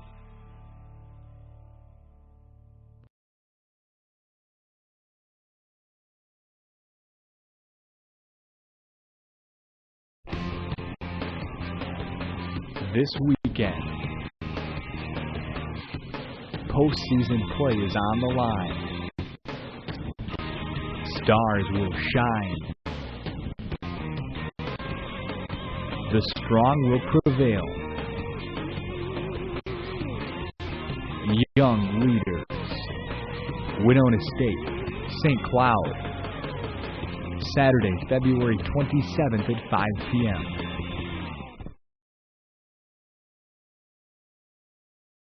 And winning pitcher from Game 1, Evan Burr. Evan, tell us how the first game went for you. Well, it wasn't my best stuff. I wouldn't say it was my best outing, but the end result was a positive one. Tell us about how playing in the Metrodome is really a big thing for you, yourself, and for the team. Well, it's a lot of fun, especially when we live in northern Minnesota and we have a lack of ability to play. What number is starting? The cold weather, and this is great to have an opportunity to 10, come D'Souza. Get time on the field here. How do you feel your team performed in the first game? Can you guys carry it over into the second game? Well, I hope so. I think we played real well. We played it to the end. I mean, putting on those additional runs at the end really sealed the victory. If we don't add 4 insurance runs in the last 2 innings, it's a lot different story. Were there any opening day jitters or nerves for you getting your first start of the season? Oh yeah, didn't seem like old hat. It felt like a very novel experience out there in the mound. Haven't pitched in a mound in It's a good interview. 4 or 5 months. So, but I'm glad to get it over with. And I'm glad we won. All right, thank you, Evan, and good luck to you and your teammates in Game 2. Thanks a lot. That was Steve Carley with the winning pitcher, Evan Burr. A great kid, Matt, and, you know, he pitched a great game. We talked about this, and it's great when you can count on a guy like that that's maybe not, you know, one of the guys coming into the season that's a huge name, but he pitched a heck of a game and got some great run support, and we're just actually about to start Game 2 momentarily. Winona State will be the visiting team once again. Tomorrow morning, the Warriors play another doubleheader. This is going to be a weird time. 7:30 a.m. They play Wayne State in another doubleheader tomorrow, and can you imagine? Both you and I, Matt, had played baseball, obviously just at the high school level, you at the amateur level over the summer. Could you imagine just being ready for a baseball game, especially at a Division II collegiate level, at 7:30 in the morning? Well, I tell you one thing. I think head coach Kyle Polk is going to be setting an early bedtime tonight for his team. You know, and there's so much preparation that goes into pregame. You know, you got to take infield, outfield, get here, get stretched, do your throwing, do your hitting. So I think that's going to factor in a lot. You know, getting up at 7:30, you're looking at getting up at 5:30. You know, depending on where you stay at the hotel, and you know, you don't think you can play baseball at 7:30, but you know, the Dome, you kind of lose track of time. You know, it's 2:45 here. You know, for all we know, it could be 7 o'clock outside, but you know, it's always daytime in the Dome and the lights are on. So I think the Warriors will be ready to go. Hopefully, they'll be coming off a doubleheader win as the first pitch is being delivered by number 12 for the Wildcats, Josh Voth. Yeah, Josh Voth, the left-handed pitcher for Wayne State, another lefty, and that matches up well with Winona State. They have quite a few lefty hitters. And the first pitch was a ball, and the second pitch was a high fly ball hit by the leadoff hitter, Tony Mueller, and this one will be caught by the shortstop just beyond second base. So a quick second pitch out that time by Tony Mueller. One out for Winona State. Again, Winona State beat Wayne State 6-2 in Game 1 of this doubleheader. Now up to bat for the Warriors as Voth delivers is number 12, Ronnie Olson. Ronnie Olson in the first game hit a double and also struck out a couple of times. Yeah, I thought that was very good for Ronnie to get that first hit of the season, and what a big hit it was. You know, coming late, adding 2 runs on a double that should have only been a single, and he stretched it to a double and scored those 2 RBIs for the Warriors and gave them a more comfortable lead. And I think that even settled down the pitching staff despite all the walks. Josh Voth on the mound, the left-handed pitcher, throws to the left-handed hitter, Ronnie Olson. He missed outside that time for a ball. A couple of balls now for Ronnie Olson. Nobody on here in the top of the first inning at the Metrodome in Game 2, scoreless early on. Mueller had the first out, and a strike call that time on Ronnie Olson.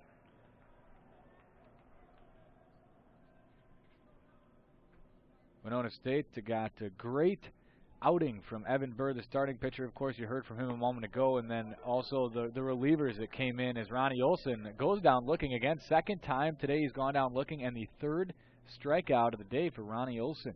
Yeah, you don't see that very often. You know, Ronnie Olson still, you know, kind of maybe shaking off those early season jitters and rust, but I think he'll come around. I'm not too worried. Jared Anderson up to bat, and he almost just got nailed by a fastball up tight, but he just missed his jersey with that pitch. So 1-0 the count to Jared Anderson. Jared Anderson hits a high fly ball to center field, and this should be a routine fly ball, and that will be the third out of the inning. So Winona State goes 1-2-3 in the top of the first. We'll take a break, bottom of the first for Wayne State. Coming up when we come back, this is Winona State Baseball. Getting to know you, getting to this know weekend, a rematch of powers. Stars will shine. The strong will prevail. A rich tradition, incredible pageantry. Winona State, St. Cloud. The rivalry continues Saturday, February 27th at 7 p.m.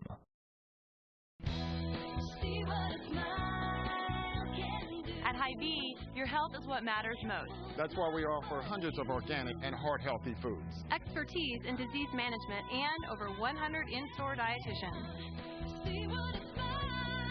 We'll customize a diet and exercise program for you and your family.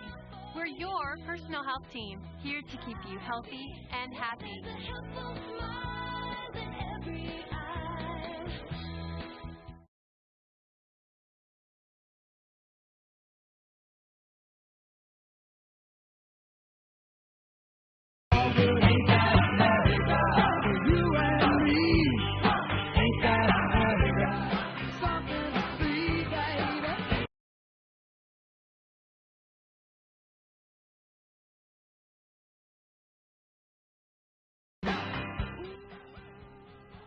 Welcome back to the Metrodome.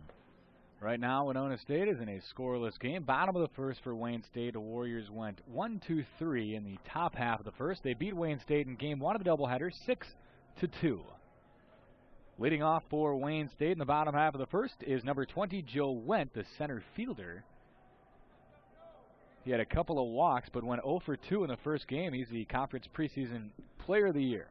Yeah, Evan Burr and John Wanker did a good job of limiting his at-bats, limiting what he saw at the plate. And I thought that was a perfect way to pitch him in game one.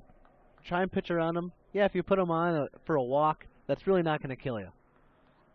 Strike one to Joe Wendt. First pitch there from Andrew D'Souza, which is his start here, and he's a right-handed pitcher for Winona State. A good pitcher for the Warriors. He's ahead 0-1. Yeah, D'Souza saw some action in game one of the season against St. Cloud. Came in, pitched extremely well. I believe only gave up one earned run, but was great out of the bullpen. Now seeing if he can prove it as a starting pitcher. And this one is lined to left center field, high but playable, and it will be caught by Winona State's left fielder, Joe Clay. One out for Wayne State here in the bottom half of the first inning. Up to bat now is number 2, Nick Bidrowski, the second baseman for the Wildcats. D'Souza's pitch is just off the outside corner for ball 1. Yeah, Bidrowski now leading the team with 5 RBIs on the season with 1 RBI today. He had 4 previous, so a guy that is involved unanimously in the run production for the Wildcats. D'Souza winds and delivers to the left-handed Bidrowski, and he misses, so it is 3-0 to Nick Bidrowski. You mentioned the RBI. Bidrowski was also hit by a pitch, had that ground rule double, which was maybe the biggest hit of the game, and ball 4 there, 4 straight balls from Andrew D'Souza to put Bidrowski on first base. 1 on and 1 out here in the bottom of the first. Now up to bat for Wayne State is going to be number 27, Justin Baranek. He actually batted in the 5-hole in the first game, but now up to the 3rd spot. Strike 1 on the outside corner for D'Souza. Yeah, D'Souza last Sunday, I think his ERA is a little skewed, 4.50. Came in for 2 innings of work, gave up only 2 hits, 1 run, 1 earned run, and walked 1. Struck out 2, so a decent day coming in relief, giving up only 1 run when you're up 6-0. I think you can. That's something that's a positive for D'Souza, and hopefully he can have those same results today. D'Souza tried to throw over to first. Bidrowski got back easily in a high pitch that time. Ball 1. 1-1 the count to Justin Baranek. Scoreless in the bottom of the first here at the Metrodome. Winona State won game 1, 6-2. Runner is going. Here's the throw off and high into center field, and now the runner will try and take third. Now they might have him at second as he fell down on his way to third to Nick Bidrowski, and he is really lucky that he wasn't thrown out by Tony Mueller in center field. He has a heck of an arm out there, and Bidrowski probably, Matt, would have gotten to third base pretty easily for the most part, if he wouldn't have fell down, he had a pretty good jump on third there. Yeah, a high throw by Soik there, but a good throw. It was hard. I think it would have been there in time. Neither of the middle infielders able to corral it. Ground ball up the middle, and McMullen throws out Justin Baranek at first base. And the runner, Nick Bidrowski, goes to third. 2 outs with a runner on third. Wayne State threatening with a runner in scoring position. Now up for Wayne State is Trey Hacker. He was batting in the 3 spot. Now he's down into the cleanup position for game 2. Here's the pitch from D'Souza, and it is just outside, ball 1. Yeah, Krause wasn't able to get a hit in the first game, flew out to right field twice and walked once.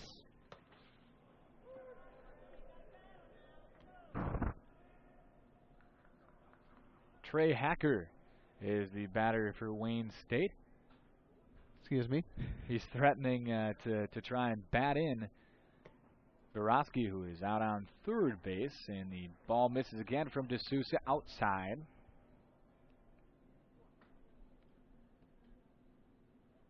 Two and one the count. D'Souza delivers to home plate, and a foul ball down the third base line into the stands. How many fans here at the Metrodome? Combined with both teams, maybe about 100, maybe a little less. It doesn't look like much, but it's probably more than we think, Matt, because there's quite a few people out there. In a huge stadium like this, it probably doesn't look like much. But another foul ball behind the net this time. Couple of strikes now on Trey Hacker. 2-2 the count.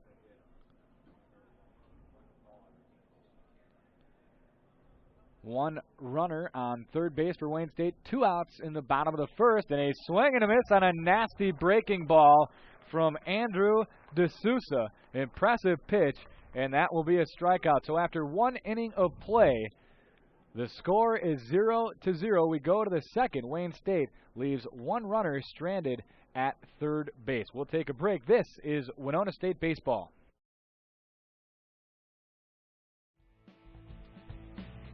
It's a good day with Wazoo and some of his friends enjoying a game here at Winona State. But it isn't a great day if you don't enjoy some hot dogs, popcorn, refreshments, and many other things served at the concession stand here at McCowan Gymnasium. Food is just steps away at an affordable price with fast service to get you back enjoying the game with your friends and family. At the Chartwell's concession stand, located right behind the bleachers here at McCowan Gymnasium. This weekend, postseason play is on the line. Stars will shine. The strong will prevail. Young leaders. Winona State, St. Cloud. Saturday, February 27th at 5 p.m.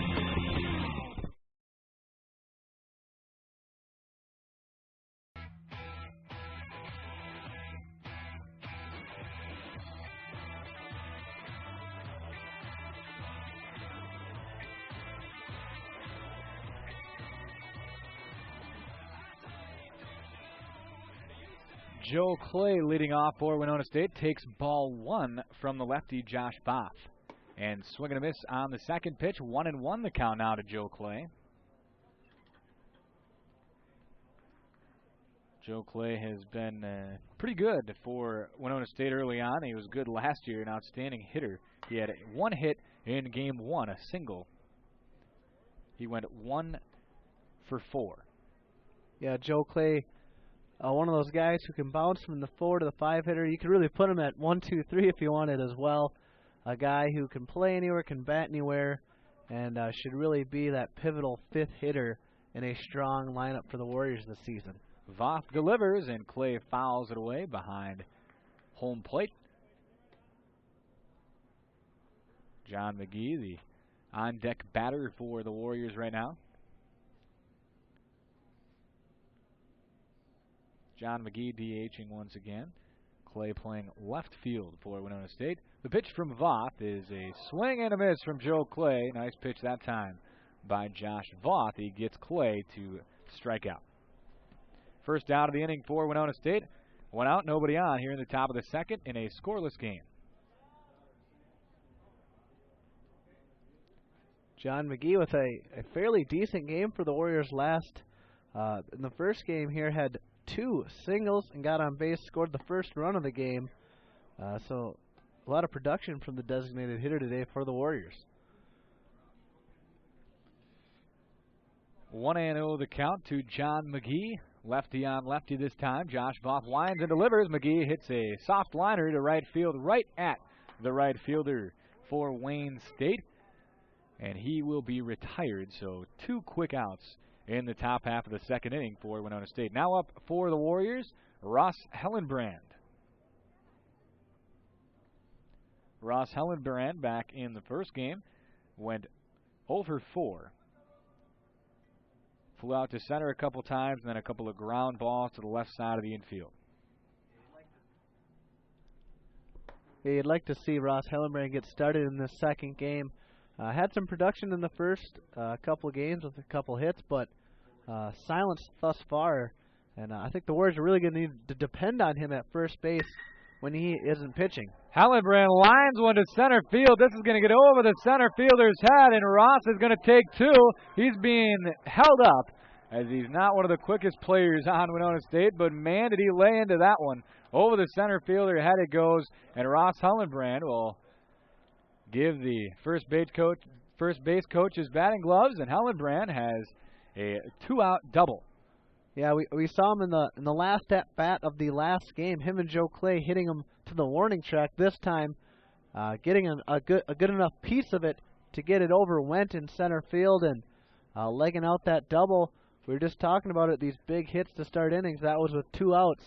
Let's see if Soik can come up and bat him in with a good single. Jamie Soik, the catcher, batting in the 7th spot. Hellenbrand on second base.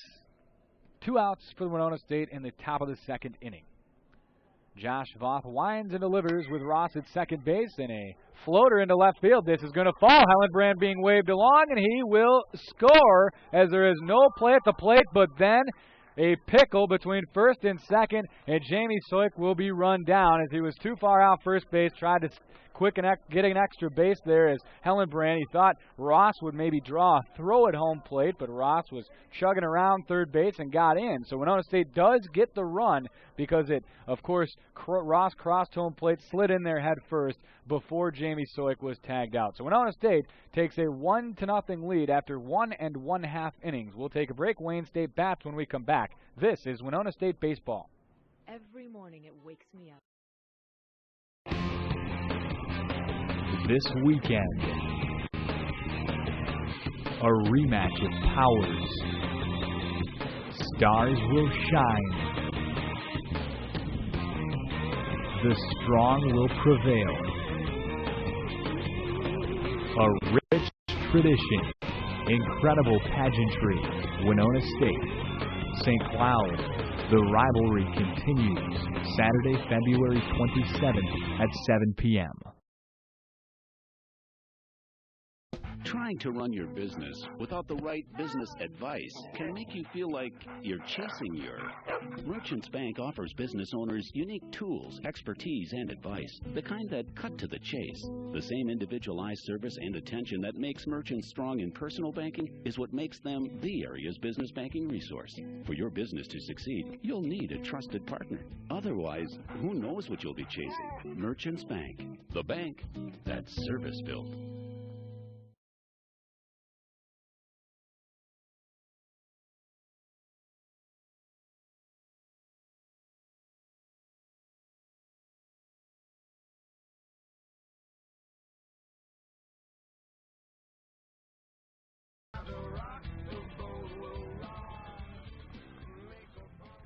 Due off this inning for Wayne State is going to be the catcher, John Plasha. Mike Basinius, the right fielder, and the designated hitter, Taylor Welk.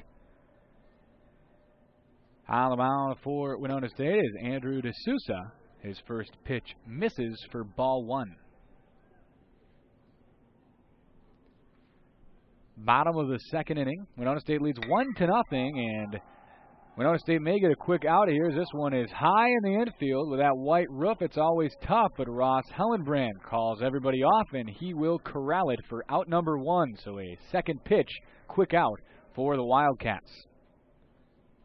Yeah, you love to have those innings where your pitcher gets a few at bats where he can get a batter with relatively three or four balls. You like to average about 4 or 5 balls per batter. When you get a 2-pitch out, you gotta love it. First pitch outside from D'Souza to Mike Basinius, the right fielder for Wayne State. Wind and delivery from D'Souza, and this one is lined to center field. Mueller may have a play, and he overruns it. This one's going to go all the way back to the wall. This may be a triple, possibly an inside the park home run. Rounding third is Basinius. The throw is at the plate, hits the mound, goes sky high, so it corrals it, but it's too late. And an inside the park home run for Wayne State's Mike Basinius, the right fielder. Yeah, it's a tough play for Mueller. He wants to be aggressive and catch that ball, but sometimes you got to know your own abilities. And Mueller, I think, pulled up a little too early and just wasn't able to get to it and bounced over his head. Now up for Wayne State is Taylor Welk, the designated hitter, right-handed bat, did not play in Game 1. Andrew D'Souza is at the mound, and he throws this one. Another high fly ball hit by Welk this time. It is in foul territory just on the line and ran down by Joe Clay for out number 2. So 2 outs. The score is 1-1 as Mike Basinius tied it up with that inside the park homer. Yeah, tough break for the Warriors. Kind of a dagger there in the first, in the bottom of the second. You're up 1-0. You like to keep the pedal to the metal, and something like that happens. But this is how we gauge the Warrior team. Let's see how they come back from it. First pitch is lined foul down the third baseline. Almost took the third base umpire's head off. And that one hitting that was Jared Barth, the third baseman. Winona State and Wayne State are tied in Game 2 of this doubleheader, 1-1 here in the bottom of the second at the Hubert H. Humphrey Metrodome at Mall of America Field. Andrew D'Souza at the mound, nobody on here in the bottom of the second. 2 outs. Here's the pitch, and it is low and outside for ball number 1. 1-1 the count to Barth. D'Souza 2-3 last year overall, 6.89 ERA in 10 appearances. Started all 10 of those games.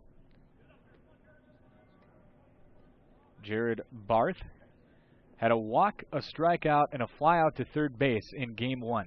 Rather, he started 7 of those 8 games. Strike to Barth. 2 strikes on him. Now 1-2 the count to Jared Barth.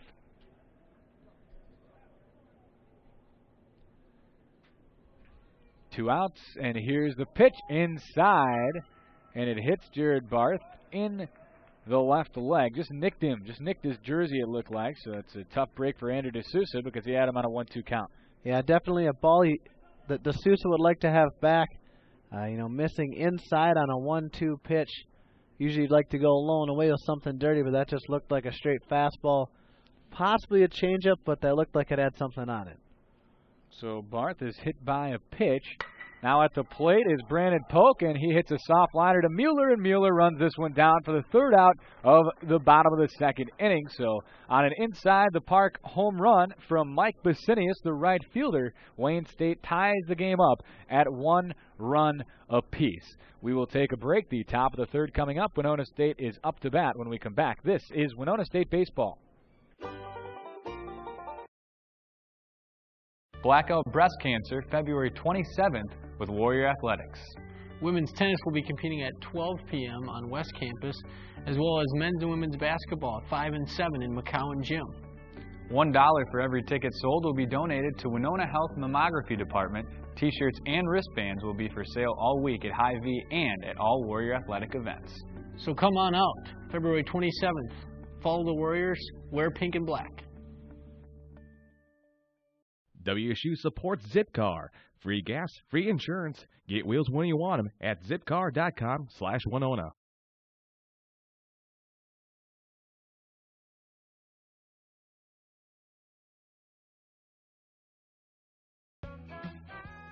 8 seconds.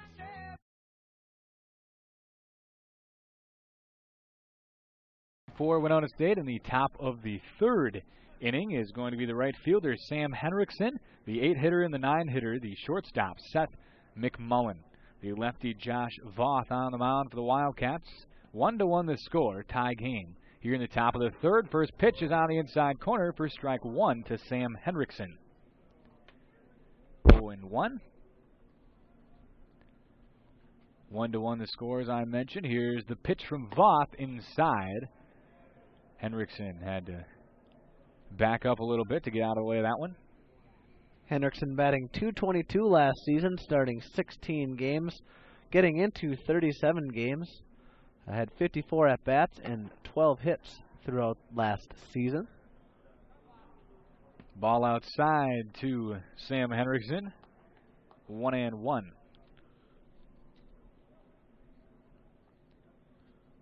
Here's the pitch, and a high fly ball, going to be too high, being tracked by the center fielder Joe Wendt, and he tracks it down and records the out. So 1 out after 3 pitches here in the top of the third inning for Winona State. Up to bat now, the 9-hitter and shortstop, Seth McMullen. McMullen with a great game last game as of late, getting up in both the 6th and the 7th inning. And the 6th inning, he had a single, also scored, and in the 7th inning, he had that double that was hit very well down the third base line. McMullen takes strike 1 on the inside half of the plate. Voth winds and delivers way outside, but McMullen swung at it, helped out the pitcher Voth there. Now the count is 0-2 to Seth McMullen. Yeah, that's one of those pitches that are outside that you have to allow to get into you, so you can hit it further back in the zone, and that's what allows you to drive that to the opposite field. Voth delivers, and another swing and a miss on an outside pitch. McMullen will go down swinging with a strikeout. That's the second out of the inning, excuse me. So 1-2 go the Warriors with Tony Mueller in the top of the order coming up. Mueller, the right-handed hitter, has already batted back in the first inning. He flew out to the shortstop, takes strike 1 there. Tony Mueller, an outstanding hitter, stole a couple of bases in the first game as well. Second and third base. Voth delivers. Mueller hits a soft fly ball to center field. Wendt running it down, and Wendt will catch it for out number 3. Winona State goes 1-2-3 in the top of the third. The score is 1-1. Winona State and Wayne State here in Game 2 at the Metrodome. We'll take a break. Bottom half of the third inning coming up. This is Winona State baseball.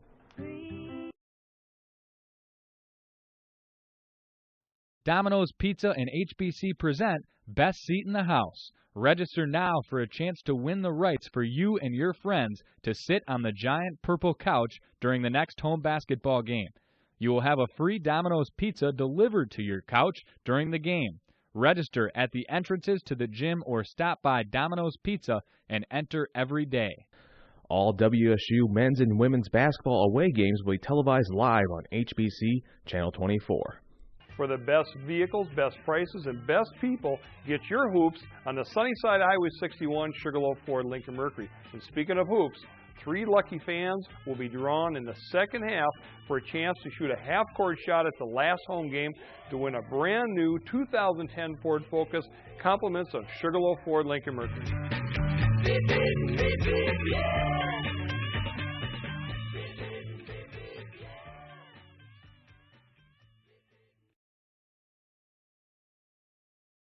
Metrodome Mall of America Field, bottom half of the third inning. Score is 1-1.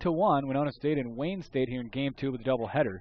Leading off for Wayne State is the top of the order, Joe Wendt. Back in the first inning, he flew out to Tony Mueller in center field. Yeah, as we've said it all day, Wendt, the NSIC preseason player of the year. He shows it right there with a line drive back up the middle. Almost hit second base out there, but a quick leadoff single for Joe Wendt. His first hit of the day, first hit up here at the Metrodome. Now up for Wayne State is Nick Bidrowski, the second baseman, walked back in the first inning.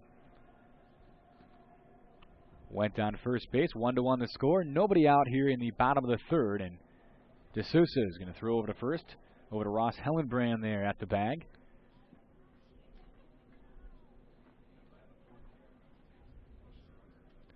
Went another guy who can steal bases. Caught only 2 times last year. Stole 19 bases, caught just 2. So a guy you definitely have to pay attention to. Nick Bidorowski takes ball 1, 1-0 the count. Here's the pitch, and Bidorowski swings and misses. There's a strike on him. 1-2 the count, I believe it is. On first base is Joe Wendt as he led off the inning with a single, as you heard. Nick Bidorowski at the plate, left-handed hitter, and D'Souza will throw over to first. Sliding back in there is Joe Wendt, and you mentioned he can steal a base, so D'Souza just trying to play it cautiously. Yeah, Wendt getting a healthy lead there, looks like. And a high outside pitch, maybe designed that time by catcher Jamie Soik. Interesting that we haven't seen Bidorowski even square around remotely. You know, maybe waiting for another strike, but you know, certainly Wayne State may be swinging away here, not thinking about scoring first since it's 1-1 tie. Andrew D'Souza at the mound, a right-handed pitcher. 1-1 the score in the bottom half of the third inning. Here's the pitch, and fouled straight back. It was about 2 booths over from us, dead even, so that one would have been right into the hands of Matt Prink had it been about 10 feet to the left. And it is still up here in the cage. Another strike thrown there by D'Souza as he fouled that one back, did Bidorowski, and Bidorowski will go down swinging with a strikeout. Way to fire back by Andrew D'Souza that time, so the first out of the inning is recorded, and Justin Baranek, the left fielder, will be coming up to bat. He's the 3-hitter. I'm impressed with D'Souza early on. He's able to battle back. It looks like he has pretty good command out there, Matt. Yeah, looking at him on Sunday, Don Veith and I noted that you know, he was overpowering hitters as well. You know, had some pretty dirty stuff. Not entirely sure if it's a slurve, curve, slider combination. Maybe we'll go down there and ask him. Hopefully after a W, if he can go, you know, another 5 solid innings here. 0-1 pitch is grounded to Ronnie Olson. He gives it to the shortstop McMullen, and the 4-6-3 double play is turned and finished off by the first baseman Ross Hellenbrand. Impressive play by Ronnie Olson, and a good finish there by Seth McMullen to throw out the base runner Justin Baranek. Impressive play there, and that leaves the score at 1-1 after 3 full innings of play. The top of the 4th coming up in a tie ball game here at the Metrodome. This is Winona State Baseball. Trying to run your business without the right business advice can make you feel like you're chasing your. Merchants Bank offers business owners unique tools, expertise, and advice, the kind that cut to the chase. The same individualized service and attention that makes merchants strong in personal banking is what makes them the area's business banking resource. For your business to succeed, you'll need a trusted partner. Otherwise, who knows what you'll be chasing? Merchants Bank, the bank that's service-built.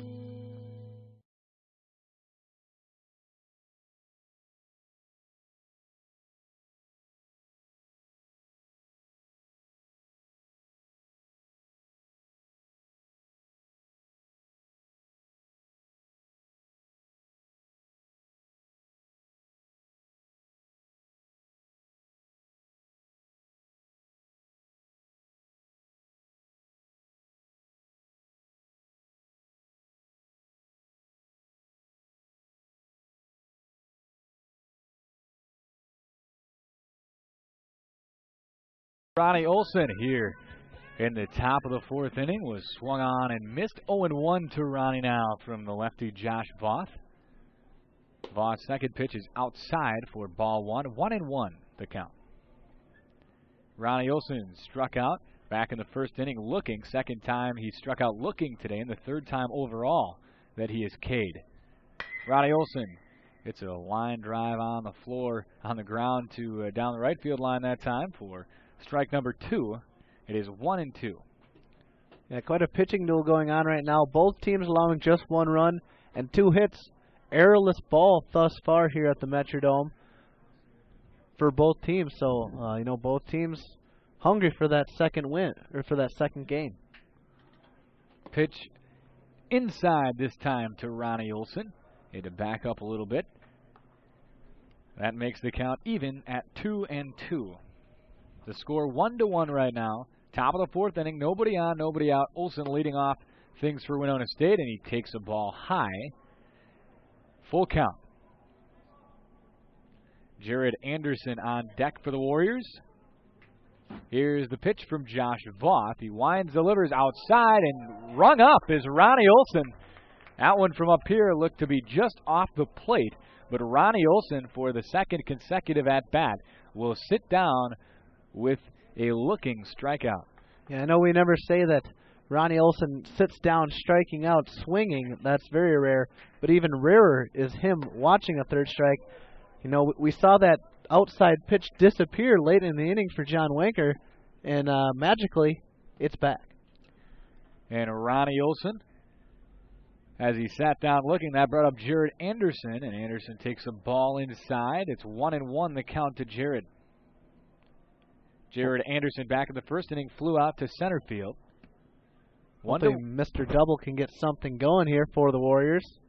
Swing and a miss on an outside pitch. Breaking ball there. Looked to be off speed. It was kind of a interesting cut taken there that time by Jared Anderson. He was a little off balance.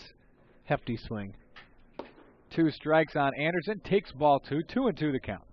That's what you got to love about these 3, 4, 5 hitters. You know, the great hitters for the Warriors.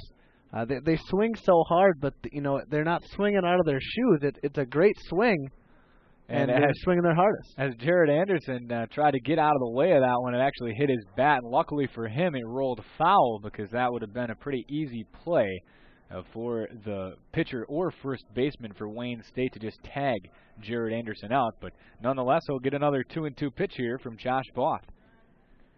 1-1 the score, top of the fourth inning, and a breaking pitch in the dirt, swung on and missed by Jared Anderson, and he will strike out. Back-to-back strikeouts now. In fact, that's actually 3 consecutive strikeouts for Josh Voth. Yeah, Josh Voth really dealing right now, and even Trey Hacker even more into the game, but not really remembering how many outs there are in one half of the inning. He started running in victoriously, but no, unfortunately, Jared Anderson, I have faith that he'll find that ball. It's just a matter of time before this Winona State team figures out Josh Voth. Everybody's done that, Matt. I know I've done it. No, I have. I just had to laugh a little bit. Everybody sprints towards the dugout and out early sometime in their baseball career. This is a foul ball down the left field line from Joe Clay, the left fielder. He struck out back in the second inning. Top of the fourth, nobody on with 2 outs for Joe Clay in a tie ball game. Remember, tomorrow night at 5 o'clock, the Winona State women will tip off against the St. Cloud State women. The men will follow in a big-time game between the Huskies and the Warriors. Tip-off of the men's game is at 7 p.m. That game will be on 89.5 KQAL as a great play, a running catch by the second baseman for Wayne State is made. And an impressive play going to the offside, off-glove hand. And that will be the 3rd out of the inning for Winona State. So after 3 1/2 innings of play, the score is 1-1. Both teams have a couple of hits. Bottom of the fourth coming up. This is Winona State baseball.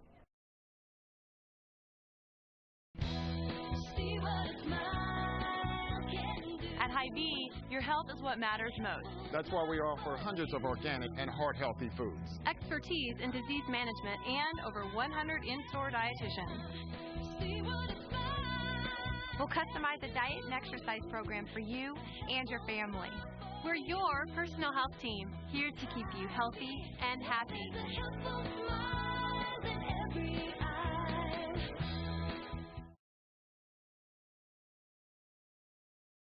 Trying to run your business without the right business advice can make you feel like you're chasing your. Merchants Bank offers business owners unique tools, expertise, and advice, the kind that cut to the chase. The same individualized service and attention that makes merchants strong in personal banking is what makes them the area's business banking resource. For your business to succeed, you'll need a trusted partner. Otherwise, who knows what you'll be chasing? Merchants Bank, the bank that's service-built. It is a 1-1 score after 3 1/2 innings of play. Bottom of the 4th inning, Wayne State up to bat. Leading off the inning for the Wildcats is number 21, Trey Hacker, the first baseman. Struck out back in the 1st inning, swinging from Andrew DeSouza on the mound. A right-hander, Andrew DeSouza, has been impressive early on, only allowing the 1 run. Here's the pitch inside, missed by Soik, but goes it back to the backstop. Ball 1 to Hacker. What an appropriate name for a baseball player, Hacker, at the plate here. Here's the pitch outside and high this time from Andrew DeSouza. 2-0 the count. Maybe a better baseball name even though is Andrew DeSouza. Very good one. Here's the wind and delivery from the righty, D'Souza. High fly ball. Tony Mueller tracking under it, going towards second base, and he will catch it for out number 1. A quick out by Wayne State this time. Now up to bat for the Wildcats is the catcher, John Plasha. John Plasha caught a pretty good game back in game number 1 for Wayne State. A couple of the pitchers, though, a couple of walks and a couple of big hits for Winona State.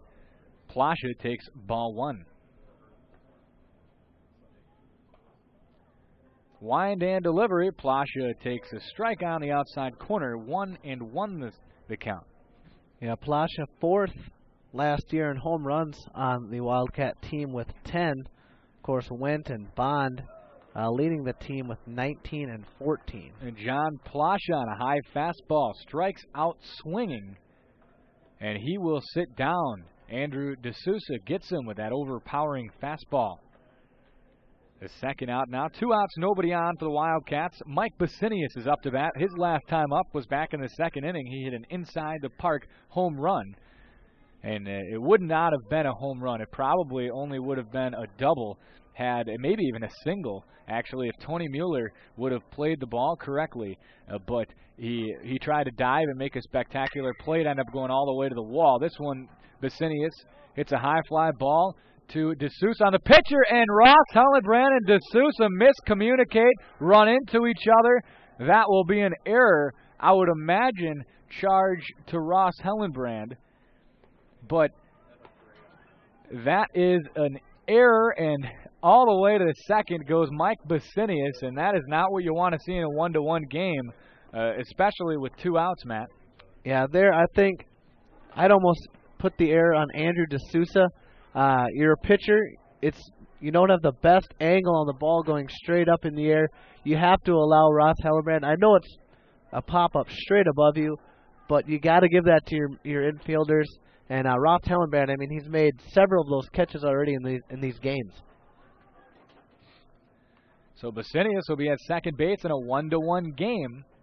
And the pitch from D'Souza now hits at number 13, Taylor Welk, the designated hitter. So now there's runners on first and second. All of a sudden, Wayne State is in business in a 1-1 tie here in the bottom of the 4th inning. Yeah, this is exactly what you don't want. You know, the Warriors in those games that they've lost, they've put guys on base, hit batters, walks, errors.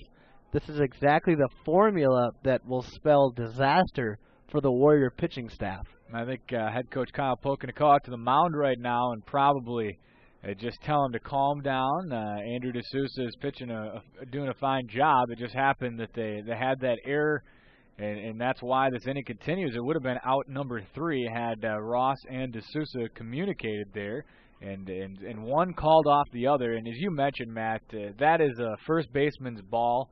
Anytime the fielder can get a better angle at it than the pitcher, it's always tough to also just change elevation, come off the mound to make a play rather than the first baseman who's coming straight in on it. It's always easier to catch a fly ball, of course, when you're going in rather than looking straight up, especially with a white ceiling here at the Metrodome. Absolutely. It's the number 1 rule in baseball. Outfielders always call off infielders. Infielders always call off the pitcher. Pitcher always calls off the catcher. Yep. First pitch is a ball from D'Souza to number 6, Jared Barth, as Taylor Welk was hit by that last pitch. So runners on first and second, 2 outs here in the bottom of the 4th, and Jamie Soik saved A big chance there for Wayne State because the runners could have advanced into scoring position had Soik not blocked that one behind home plate. A low pitch in the dirt from Andrew D'Souza. Couple of pitches, couple of base runners, I should say, for the Wildcats. Andrew D'Souza delivers, and a chopper towards third, and caught in fair territory by the third baseman for Winona State, but it was called foul, so everybody will retreat. That would have been the end of the inning, but that one just foul down the third baseline. I was also wondering, I said, isn't that the third out of the inning? But yeah, just foul, just down the line. Unfortunate for the Warriors. Hopefully, Andrew D'Souza can take care of business here, though. Jared Barth at the plate. That last pitch, of course, will count as a strike. Andrew D'Souza will step off. He'll reset things here. Take his time. Get a new sign from Jamie Soik, the catcher. D'Souza takes his sign, and he will deliver to home plate, and it will be low and get away from Jamie Soik. Soik's got to run it down. They might try to score, and Soik finally tracks it down all the way back by the netting here at the Dome, and he'll throw back to D'Souza, the pitcher. And Winona State allows Wayne State now to have two runners in scoring position with 2 outs here in the bottom of the fourth in a 1-1 tie. Jared Barth still at the plate. It's got to be a 2-1 count, I believe, on Jared Barth. Up in the bullpen for the Warriors, number 17, Tyler Payne, and number 22, Ty Copeland.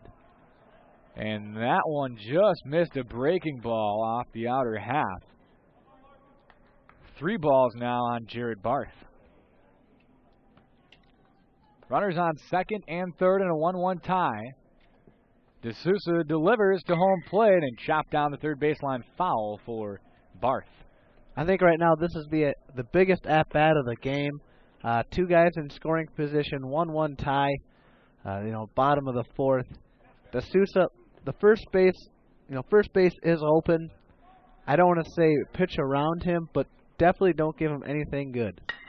And this one is hit a ton into center, but too high, and Mueller will settle under it and try to track it down. He does.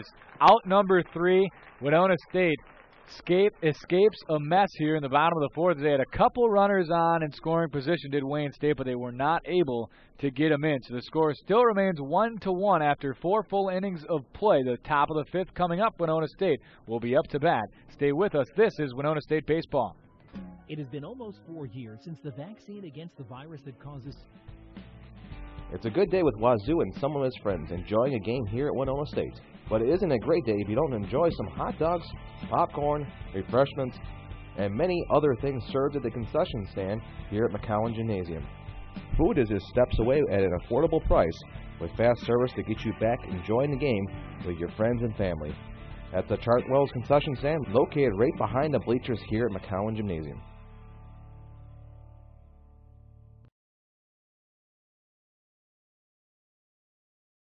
WSU supports Zipcar. Free gas, free insurance. Get wheels when you want them at zipcar.com/Winona.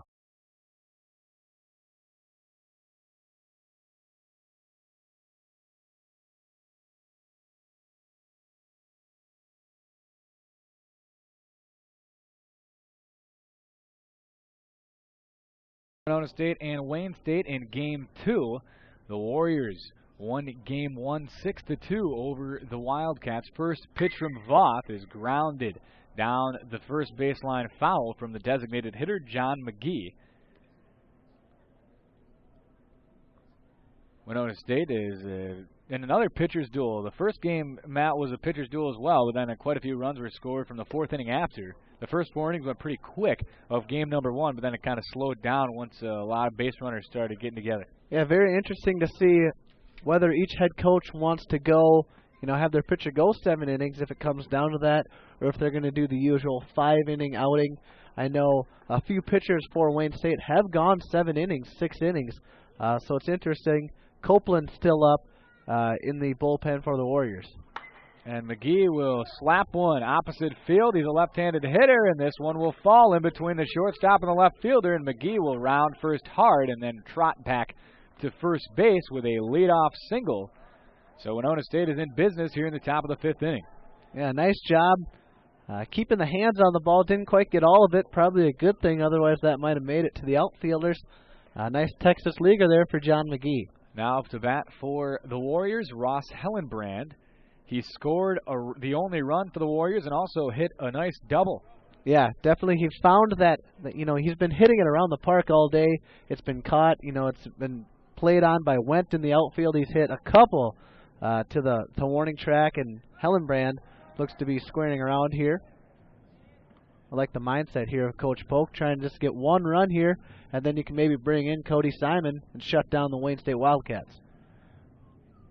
The pickoff move was on that time, and this time Voth will deliver. Hellenbrand swings back, and it will take ball 1. Squared and then brought it back, did Ross Hellenbrand.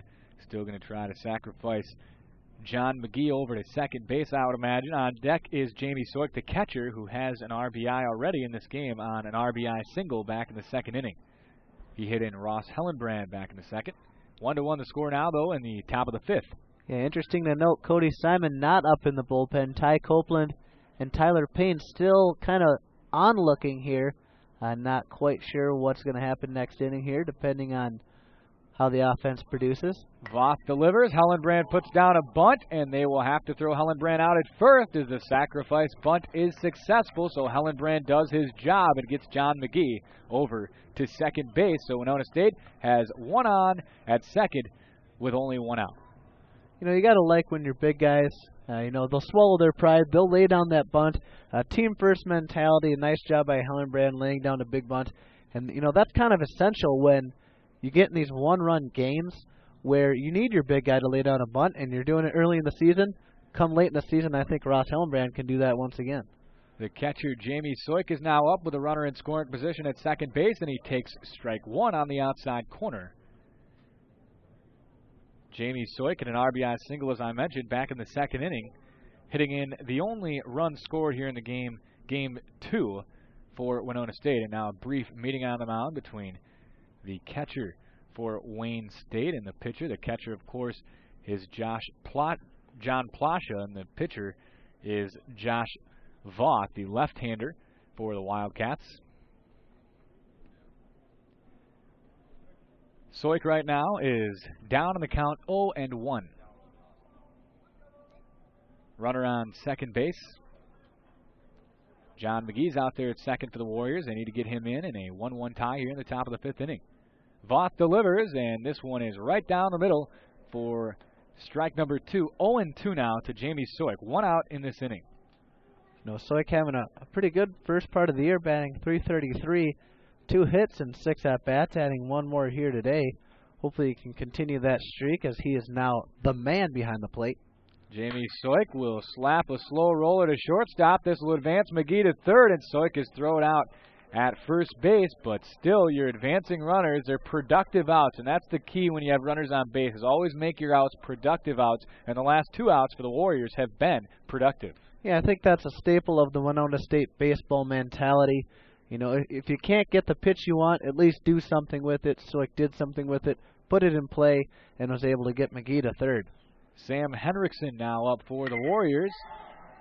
And this one is hit high to the second baseman and will probably be the 3rd out of the inning, and it is. So Winona State with a runner on third cannot capitalize, and that will do it for the top half of the 5th inning. Still 1-1 the score, bottom half of the 5th coming up. This is Winona State baseball.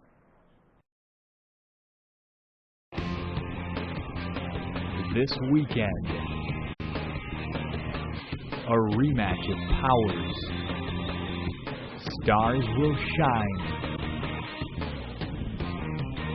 The strong will prevail. A rich tradition, incredible pageantry. Winona State, St. Cloud, the rivalry continues. It's a good day with Wazoo and some of his friends enjoying a game here at Winona State. But it isn't a great day if you don't enjoy some hot dogs, popcorn, refreshments, and many other things served at the concession stand here at McCowan Gymnasium. Food is just steps away at an affordable price with fast service to get you back enjoying the game with your friends and family. at the Chartwell's concession stand located right behind the bleachers here at McCowan Gymnasium.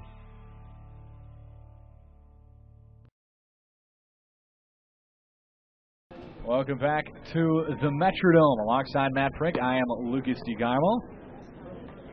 This game is being streamed live on www.WinonaStateWarriors.com. It's also on 89.5 KQAL.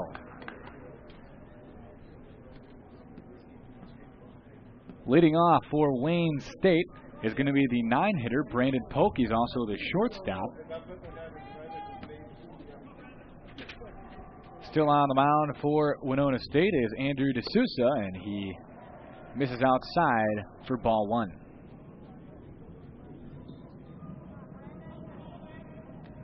Brandon Polk ahead 1-0, and he fouls this one back above the press box here at the Dome for strike 1. Polk batting .331 last year, good enough to put him 7th on the team in average. That just shows how great of a team Wayne State was. You know, 6 other guys better than .331 average. Get real. Ball 2 to Brandon Polk. From Andrew D'Souza, he delivers another one. This one hit hard to the shortstop on a line drive, but McMullen tracks it down, takes a couple of steps to his forehand and just gloves it. Nice play there at shortstop by Seth McMullen. Yeah, nice job by the freshman there. Almost overestimated it and almost caught it behind him, but a nice job to make sure that out here in the bottom of the 5th. 1-1 in the bottom of the 5th. That was the first out. Now Joe Wendt in the top of the order are due up for the Wildcats. First pitch from D'Souza is off speed and low in the dirt. Ball 1. Joe Wendt only has the 1 hit today. He has played in both games, leadoff spot. Second pitch to Wendt is outside for ball 2, so Wendt now ahead 2-0. Yeah, Wendt's resume, I mean, led the team in batting average, slugging percentage, on-base percentage, runs scored, hits, you name it. He was the man for Wayne State last year. On the outside corner for strike 1 goes Andrew D'Souza, so 2-1 now the count. On deck is Nick Bidrowski, the second baseman. Wendt also Mr. Double for Wayne State with 20 doubles last year. It's a hard one in between the first and second basemen for the Warriors. A hard single there with 1 out. So a 1-out single for Joe Wendt and a 1-1 tie. Nick Bidrowski, as I mentioned, is now up to bat for the Wildcats.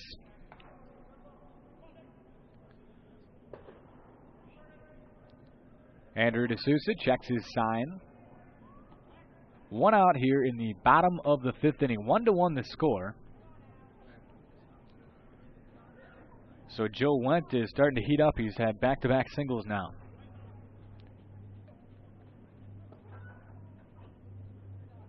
D'Souza taking his time at the mound. 1 on and 1 out here for the Wildcats, and a 1-1 tie. D'Souza delivers, and he misses outside to Bidrowski. Yeah, Bidrowski with that huge hit in the first inning, or in the first game rather, in the 5th inning of the first game with the double and the RBI, but that would be the only one of the 2 runs for the Wildcats. Bidrowski swings and misses at the second pitch. Went at first base. Wendt getting quite a big lead, and he will take off. He will go. Soik's the throw, and he throws him out. No, the ball is dropped by Ronnie Olson, but what a throw by Jamie Soik. That was absolutely on the money. It was tailing, as most catchers' throwdowns do, and Ronnie just couldn't hang on to it. That was a great throw by Soik. It was there. I mean, it was tough. It was tailing into the runner. It's unfortunate for Ronnie Olson, but what a gun by Jamie Soik. You know, a guy that maybe wasn't even going to start this year, certainly proving that he should be the man behind the plate.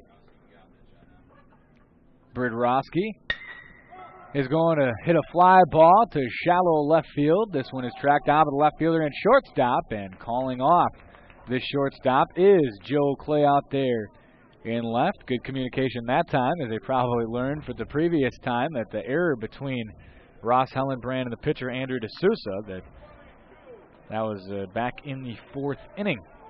Yeah, absolutely. Making absolute sure.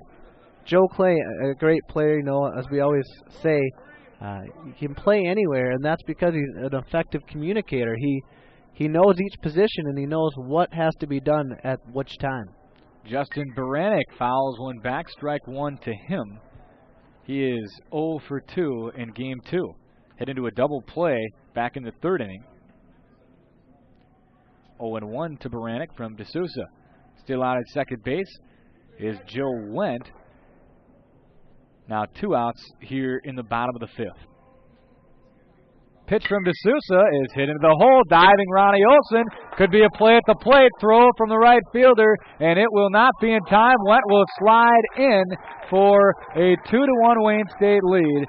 And the right fielder for Winona State, Sam Henriksen, that's a tough play, especially with the leadoff hitter Joe Wendt. He's just not going to make that. That was, it was a hard hit ball, but this turf really slowed it down, and just no chance for it. It's Henriksen in right field. Yeah, it was a good throw to the plate, a little off the plate, brought Soikoff to the right.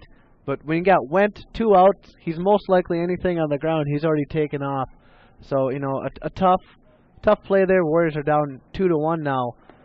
They've got to respond. They've got to get out of this inning. A strike to Trey Hacker, who is now up. He's the cleanup hitter in this game. Batted 3 in the last game. That was a RBI single, but as Joe Wendt scored and the throw went to the plate, Justin Baranek was able to go to second base, but it will be scored a single, and this one hit to Tony Mueller in center, and that should be the 3rd out, and it is. So Winona State collects 3 outs, but not before Wayne State was able to get a run courtesy of Joe Wendt scoring. So right now Wayne State leads Winona State 2-1, and we will go to the top half of the 6th inning after this. This is Winona State baseball.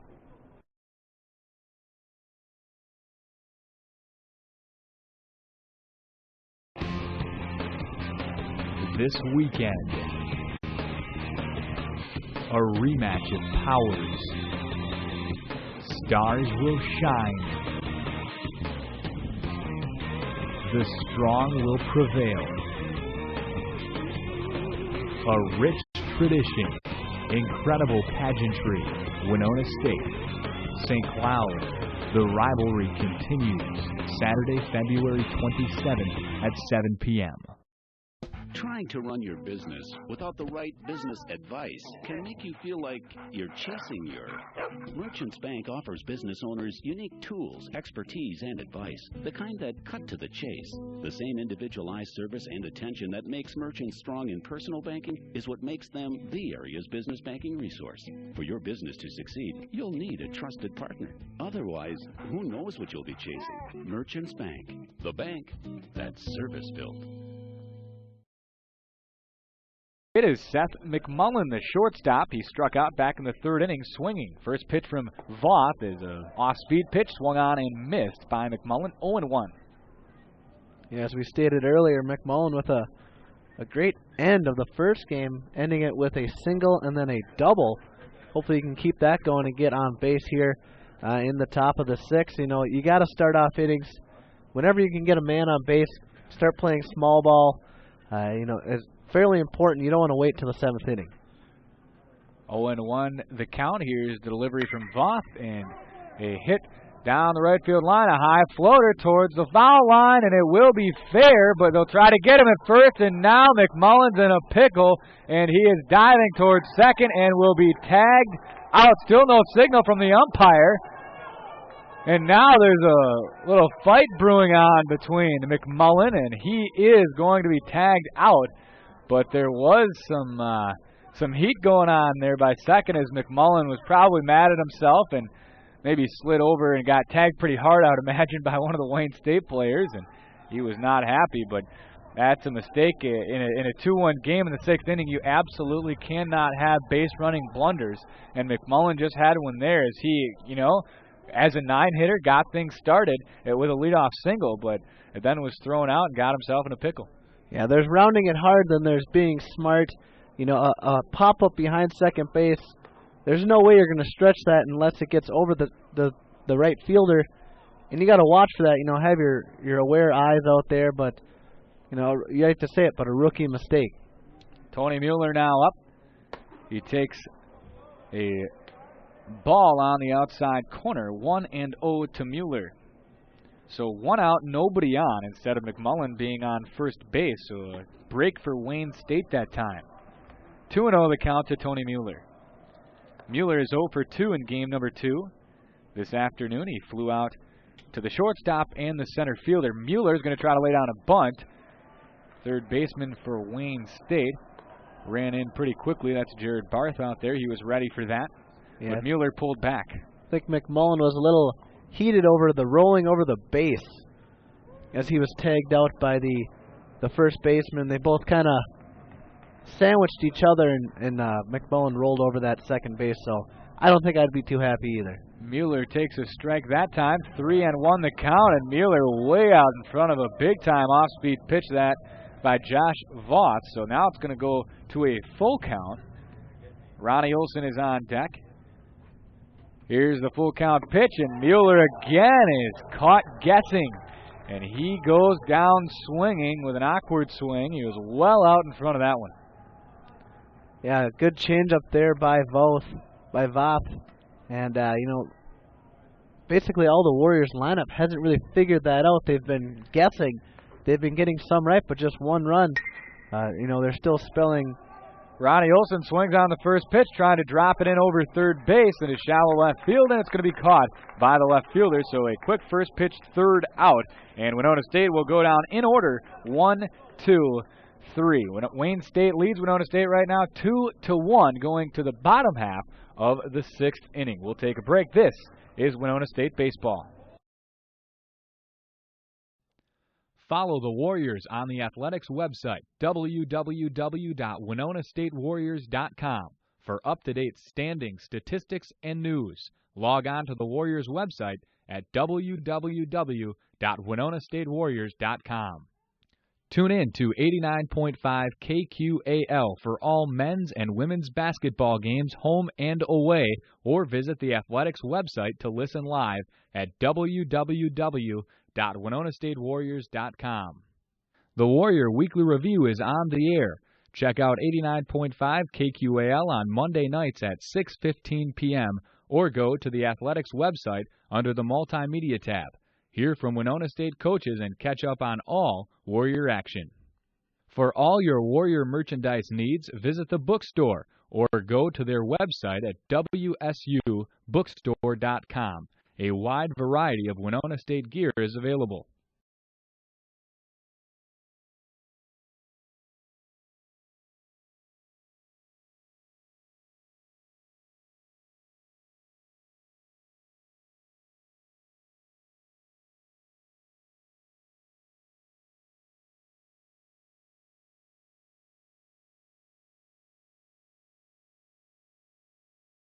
Sixth inning, Wayne State leads Winona State 2-1, and the first pitch from Andrew DeSouza is outside for ball number 1 at the plate is the catcher for Wayne State, John Plasha.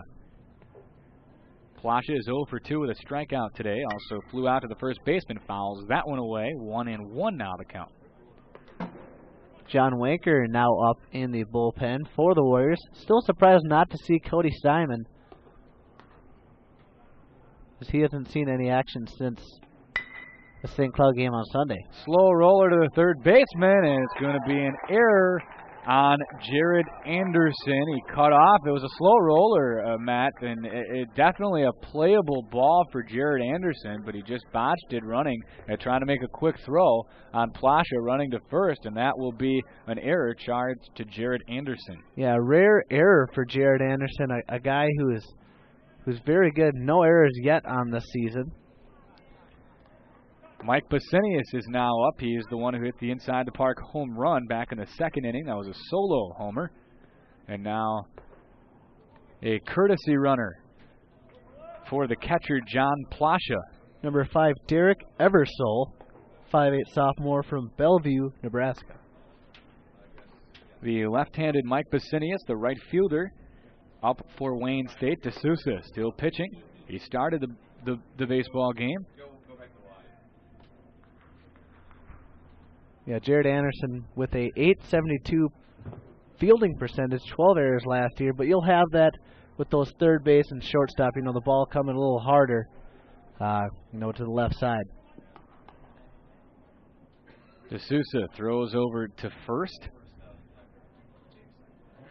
Not a big lead over there, and a popped-up bunt attempt behind the netting here at the Dome by Mike Basinius. Basinius, the in-the-park home run back in the second inning, still the difference maker in the game. Basinius, lefty, against the D'Souza righty, and this time the bunt will go to D'Souza. He may have had a play at second base, but instead D'Souza will throw to Ronnie Olson at first base to record the out. So that will be the first out, and that will move the runner. That will move the courtesy runner over to second base for Wayne State. So now in a 2-1 game, Wayne State has another runner in scoring position with only one out here in the bottom of the sixth inning. Yeah, I may have had a play there at second base, but I think he took the smart play, went to first. I mean, down just one run, there's no sense in rushing and trying to pick that guy off at second. Andrew D'Souza changes balls there, and up to bat right now is the DH, Taylor Welk. Hit by a pitch earlier back in the fourth inning, also flew out to left field. Welk hits a high fly ball to left field again. This may be in fair territory, going towards the Wayne State dugout now, and a misplayed ball that time by Jared Anderson at third base. He definitely would have had a chance to catch that one, but he kind of followed the ball instead of going to where it was going to land, and he ran around in a circle, and it bounced about 4 feet away from him. I think he might have caught one of those in the lights. Landed clearly in fair territory or foul territory. He definitely could have caught it, but the trickery of the Dome, new life for Taylor Welk. One out, a runner on second for the Wildcats. D'Souza on the mound for Winona State. D'Souza checks the runner at second base, delivers, and a ball right down the middle for Taylor Welk, and he passed it up. 2 strikes now on Welk.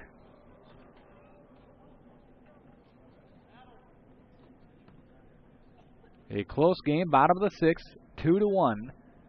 Wayne State leads the Warriors. Winona State won 6-2 in game 1. A high fly ball by Taylor Welk. Again, this one is going to be playable for Joe Clay out in left field, and he catches the ball no problem with ease out there in left. And that records the second out of the inning here in the bottom of the sixth. So still with a runner on second base, that will bring up Jared Barth, the third baseman. Joe Clay, one of those players those positional players where the ball gets hit to him and you breathe in a sigh of relief because you know that Joe Clay, 90% of the time will make every fly ball catch, every ground ball. So it's good if you can funnel it to left field. D'Souza delivers to home plate, and he hits the inside corner for strike one. To Jared Barth. He flew out to center back in the fourth inning. Back in the second inning, he was hit by a pitch from D'Souza. D'Souza delivers this one. A ground ball to first base, little English on it. Hellenbrand corrals it, scoops it to the pitcher D'Souza at first base, and that will be the third out of the sixth inning. So the seventh inning coming up. Winona State down 2-1. Winona State will have one more chance in the top of the seventh to try to get one run and tie this game up or possibly take the lead. Stay with us. This is Winona State Baseball.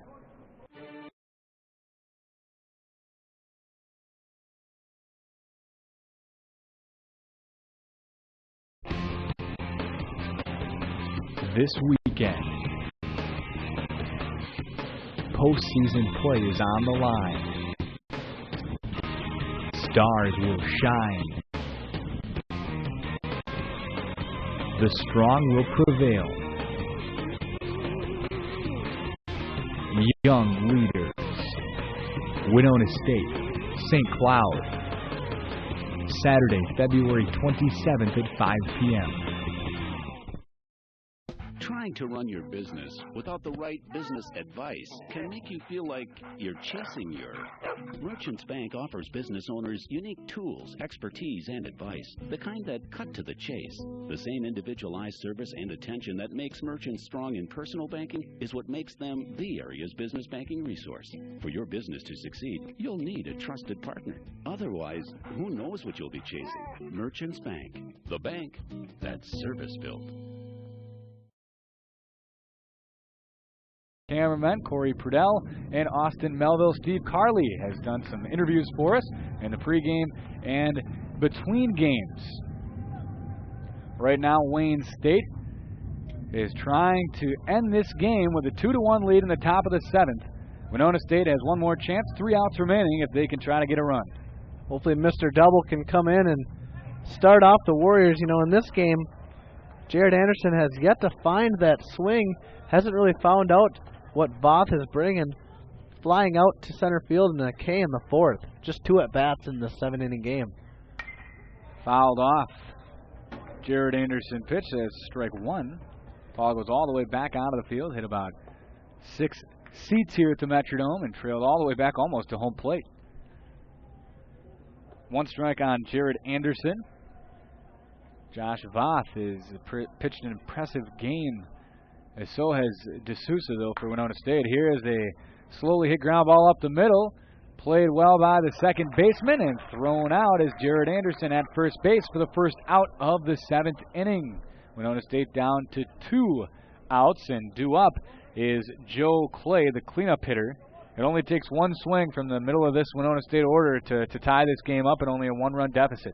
Absolutely. I've seen Joe Clay for his, I want to say, not Lester Prairie amateur team over there in western Minnesota. He did hit a walk-off or a game-tying home run in the state tournament. So with 1 swing, he obviously can. And this was an opposite field home run. So he can hit it all over the park. Clay fouls the first pitch back. Strike 1 to Joe. Joe plays for Winstead in amateur ball in the summer. And Joe Clay swings and misses. A big swing that time by Joe Clay. An inside pitch by the lefty Josh Voth. 0-2 now on Joe Clay. 2-1. Wayne State leads Winona State here in the top of the 7th inning. Only playing 7 innings today in this doubleheader. And Joe Clay hits the plate, bouncing foul. I believe that caught him in the chest there. Ended up bouncing fair, but yeah, it hit the plate and then went right off his chest. It doesn't feel good as a hitter, especially when you hit one like that off your ankle. But 0-2 remains the count for Joe Clay. He struck out back in the 2nd inning and flew out to the second baseman back in the 4th. 0-2 here in Game 2. The lefty Voth delivers outside and high for Joe Clay. Good pitch though by Voth on an 0-2 count. Try and miss up and away to see if you can get Joe Clay chasing. Here's the pitch from Voth inside, just missed on the inner half. That one was a close pitch inside, tough to take too with 0-2. Yeah, nice job by Clay taking that last high fastball, and that one was just a bit inside. Nice job by Joe. This one is hit opposite way but foul down the right field line for Joe Clay. And it's still 0-2. A nice battle between Josh Voth and Joe Clay. Who can win the battle? Voth has the advantage, up 0-2 on the hitter Clay. Voth delivers, and Clay is going to hit a slow roller to third base. The throw is on target, and that's out number 2 here in the top of the 7th. So it's going to take a little bit of magic here with only 1 out remaining for Winona State to try to get that 1 run. Up to bat for Winona State is John McGee, the designated hitter. Yeah, John McGee proving last Sunday that he can go yard in 1 swing, doing that in the 2nd inning of the doubleheader on Sunday as they took on St. Cloud, having a great first game and already with a single back in the 5th. Strike 1 on the outside corner to John McGee. 2 outs here in the top of the 7th inning. Winona State down to their final outs, trying to get 1 more run in a 2-1 game. John McGee nearly went around, but checked his swing in time as the ball was inside. 1-1 the count now to McGee. 2-1 the score, top of the 7th. Winona State won game 1 6-2 over Wayne State. McGee hits one hard and high, but well foul. That's strike 2 on John McGee. So McGee is behind in the count 1-2. Winona State down 1 here in the top of the 7th. Yeah, he's got to be expecting a ball here. I mean, you shouldn't expect anything. You should be saying yes on every pitch, but Bob's probably going to go. Goes right at him. Pitch to McGee is a breaker, and John McGee swings and misses. Winona State falls to Wayne State in the second game of this doubleheader at the Metrodome, 2-1, but they get a split, and I think they got to be pretty pleased with that, Matt. Splitting with a great team like Wayne State, and just a situation where obviously, like I said, you got to be happy if you're head coach Kyle Polk. I mean, just a very, very good job by Winona State to get a 6-2 victory in game 1, and then, of course, in game 2, get that 2-1 victory. We're going to take a break, though. A post-game show coming up, so stay with us. Winona State loses game 2, 2-1, wins game 1, 6-2 over Wayne State. They split this afternoon at the Metrodome. We'll take a break. Stay with us. This is Winona State Baseball.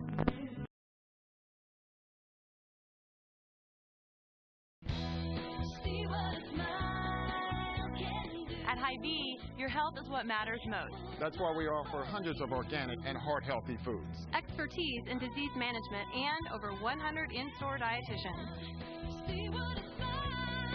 We'll customize a diet and exercise program for you and your family. We're your personal health team, here to keep you healthy and happy.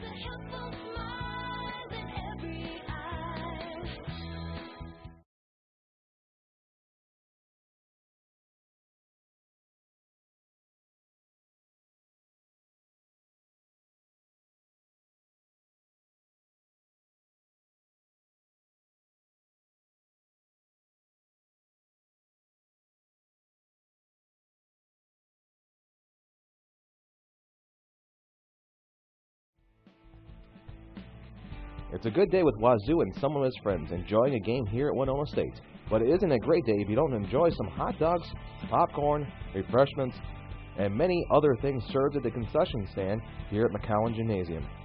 Food is just steps away at an affordable price with fast service to get you back enjoying the game with your friends and family. At the Chartwell's concession stand, located right behind the bleachers here at McCowan Gymnasium.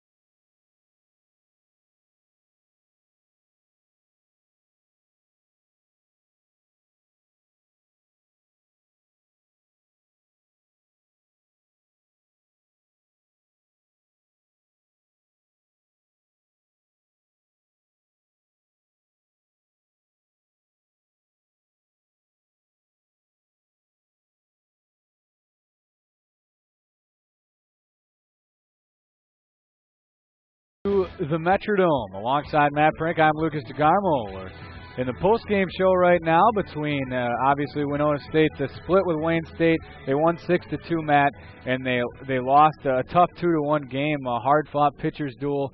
But, they got to be happy with the split. I said this at the tail end of the game. Wayne State is a team that has won the NSIC Conference 6 years in a row, and they were picked to finish second this season. So anytime you get a split against a team like Wayne State, you got to be happy. Although there's 2 more games tomorrow that these 2 teams will play, a doubleheader starting at 7:30 a.m. right here at the Metrodome. Yeah, absolutely. You can't take these losses too personally. You split with a great Wayne State team, and you had great pitching all day. From Andrew D'Souza, went the entire game. John Wanker came in, had a little rough patch, but came up big. And then Evan Burr, I think, was the best story. Getting the win, shutting out Went, not allowing him to get a hit against Mr. Burr. So I think definitely a split, like we said on the rundown last night, is adequate. But, you shouldn't be all right with that. You could have won those close games, losing close, 2-1 to St. Cloud, 3-2 now. I want to see the Warriors do better in these close games. At the same time, you got to think that there was opportunities in that second game where they only lost 2-1, where they definitely had a chance to definitely tie and possibly win the game with some base running errors and maybe some other things earlier in the game. But, you can't dwell on that. It's early in a long, long baseball season. You can't focus on that kind of stuff. Seth McMullen, who had that base running blunder late in the game, he's got to learn from that, and I'm sure he will. And you just got to correct it for the future. Yeah, these guys will get their hacks in. They'll get their defensive plays in. And I think, it's early in the season. It's February. We're in Minnesota. We're just glad to be playing baseball here at the Metrodome. And, the guys never really found out what Josh Voth was really bringing. He did such a good job with his changeup, mixing in, commanding. He really didn't pitch poorly at all today against any batters, kept him off balance, especially with that changeup we saw it late with Tony Mueller. We're actually going to take a listen in right now to an interview that Steve Carley did between the games. He caught up with the father, Larry Soik, the father, of course, of catcher Jamie Soik, and here is that interview. I'm Steve Carley down here in section 119, row 11, where I found the father of Jamie Soik, Larry Soik. What is the best thing about seeing your son play here in the Metrodome? Hopefully they get the win. We were here last Sunday. They played. They split the doubleheader then. They got 4 games here with Wayne State, who's always been one of the conference favorites, and they're picked second this year. But either way, they're always a real tough team. So hopefully they can get a few wins in here. They don't play them in the regular season, so these games are very important for when it possibly comes to the end of the season and the tournament time and large bids. Hopefully Winona's in that position. So these games do carry a lot of weight. What's the best characteristic about your son, Jamie? He's tough defensively. He's got a very good arm. He's got quick feet and quick delivery, and he's got a strong arm to get it there. So he can stop a lot of running games. That's definitely his strength on this team. All right, thank you, Mr. Soik. Enjoy the rest of the game. That was Steve Carley between the 2 games today, talking with Jamie Soik's father, and that was another bright spot that we can talk about, Matt. Jamie Soik, he almost threw a guy out there, may have had him. It was a perfect throw. Ronnie just couldn't hang on to it at second base, but I think Jamie Soik is a great catcher. Winona State's been a team characteristically the last couple of years. They have a platoon of catchers. Kyle Collins, I know, caught some last year, and they have a couple of different guys that they like to put there, but Jamie Soik maybe can be one of those guys that is their regular catcher. Yeah, absolutely. I think he limited Wayne State today on their running. Went only running once, sliding in safe, unfortunately. St. Cloud never stole a bag on Sunday, so definitely his defensive skills are coming into play. A guy who maybe thought he was going to come in as the second catcher this year with Kirby Hubden leaving to Upper Iowa now. I think Jamie Soik obviously did his part in the St. Cloud game, and defensively is very solid. We're going to take a break, and we'll wrap it up from the Metrodome. It's been a pleasure broadcasting these games on www.WinonaStateWarriors.com along with 89.5 KQAL. We're going to take a break. We'll wrap it up when we come back. Stay tuned. This is Winona State Baseball.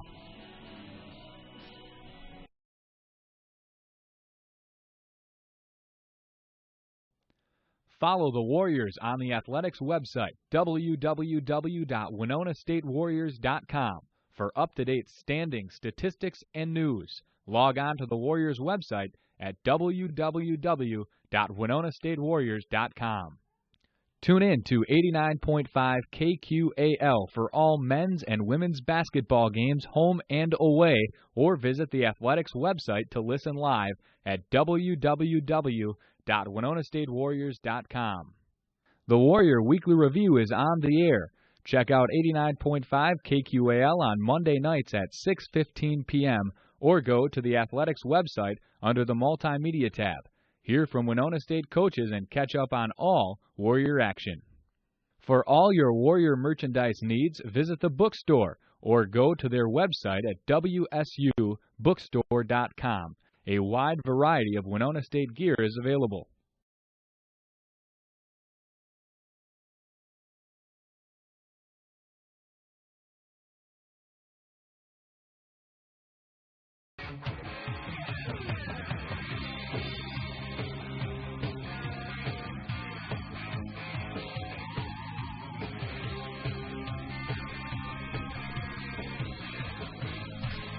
Welcome back to the Hubert H. Humphrey Metrodome alongside Matt Prink. I am Lucas DeGarmo, and this is a pleasure bringing you this broadcast on www.WinonaStateWarriors.com and also on 89.5 KQAL, streaming this one live today from the Metrodome. Both games. Winona State won the first game of the doubleheader 6-2 against Wayne State, and then lost a tough one 2-1 in the second game. These two teams play tomorrow morning at 7:30 in a doubleheader.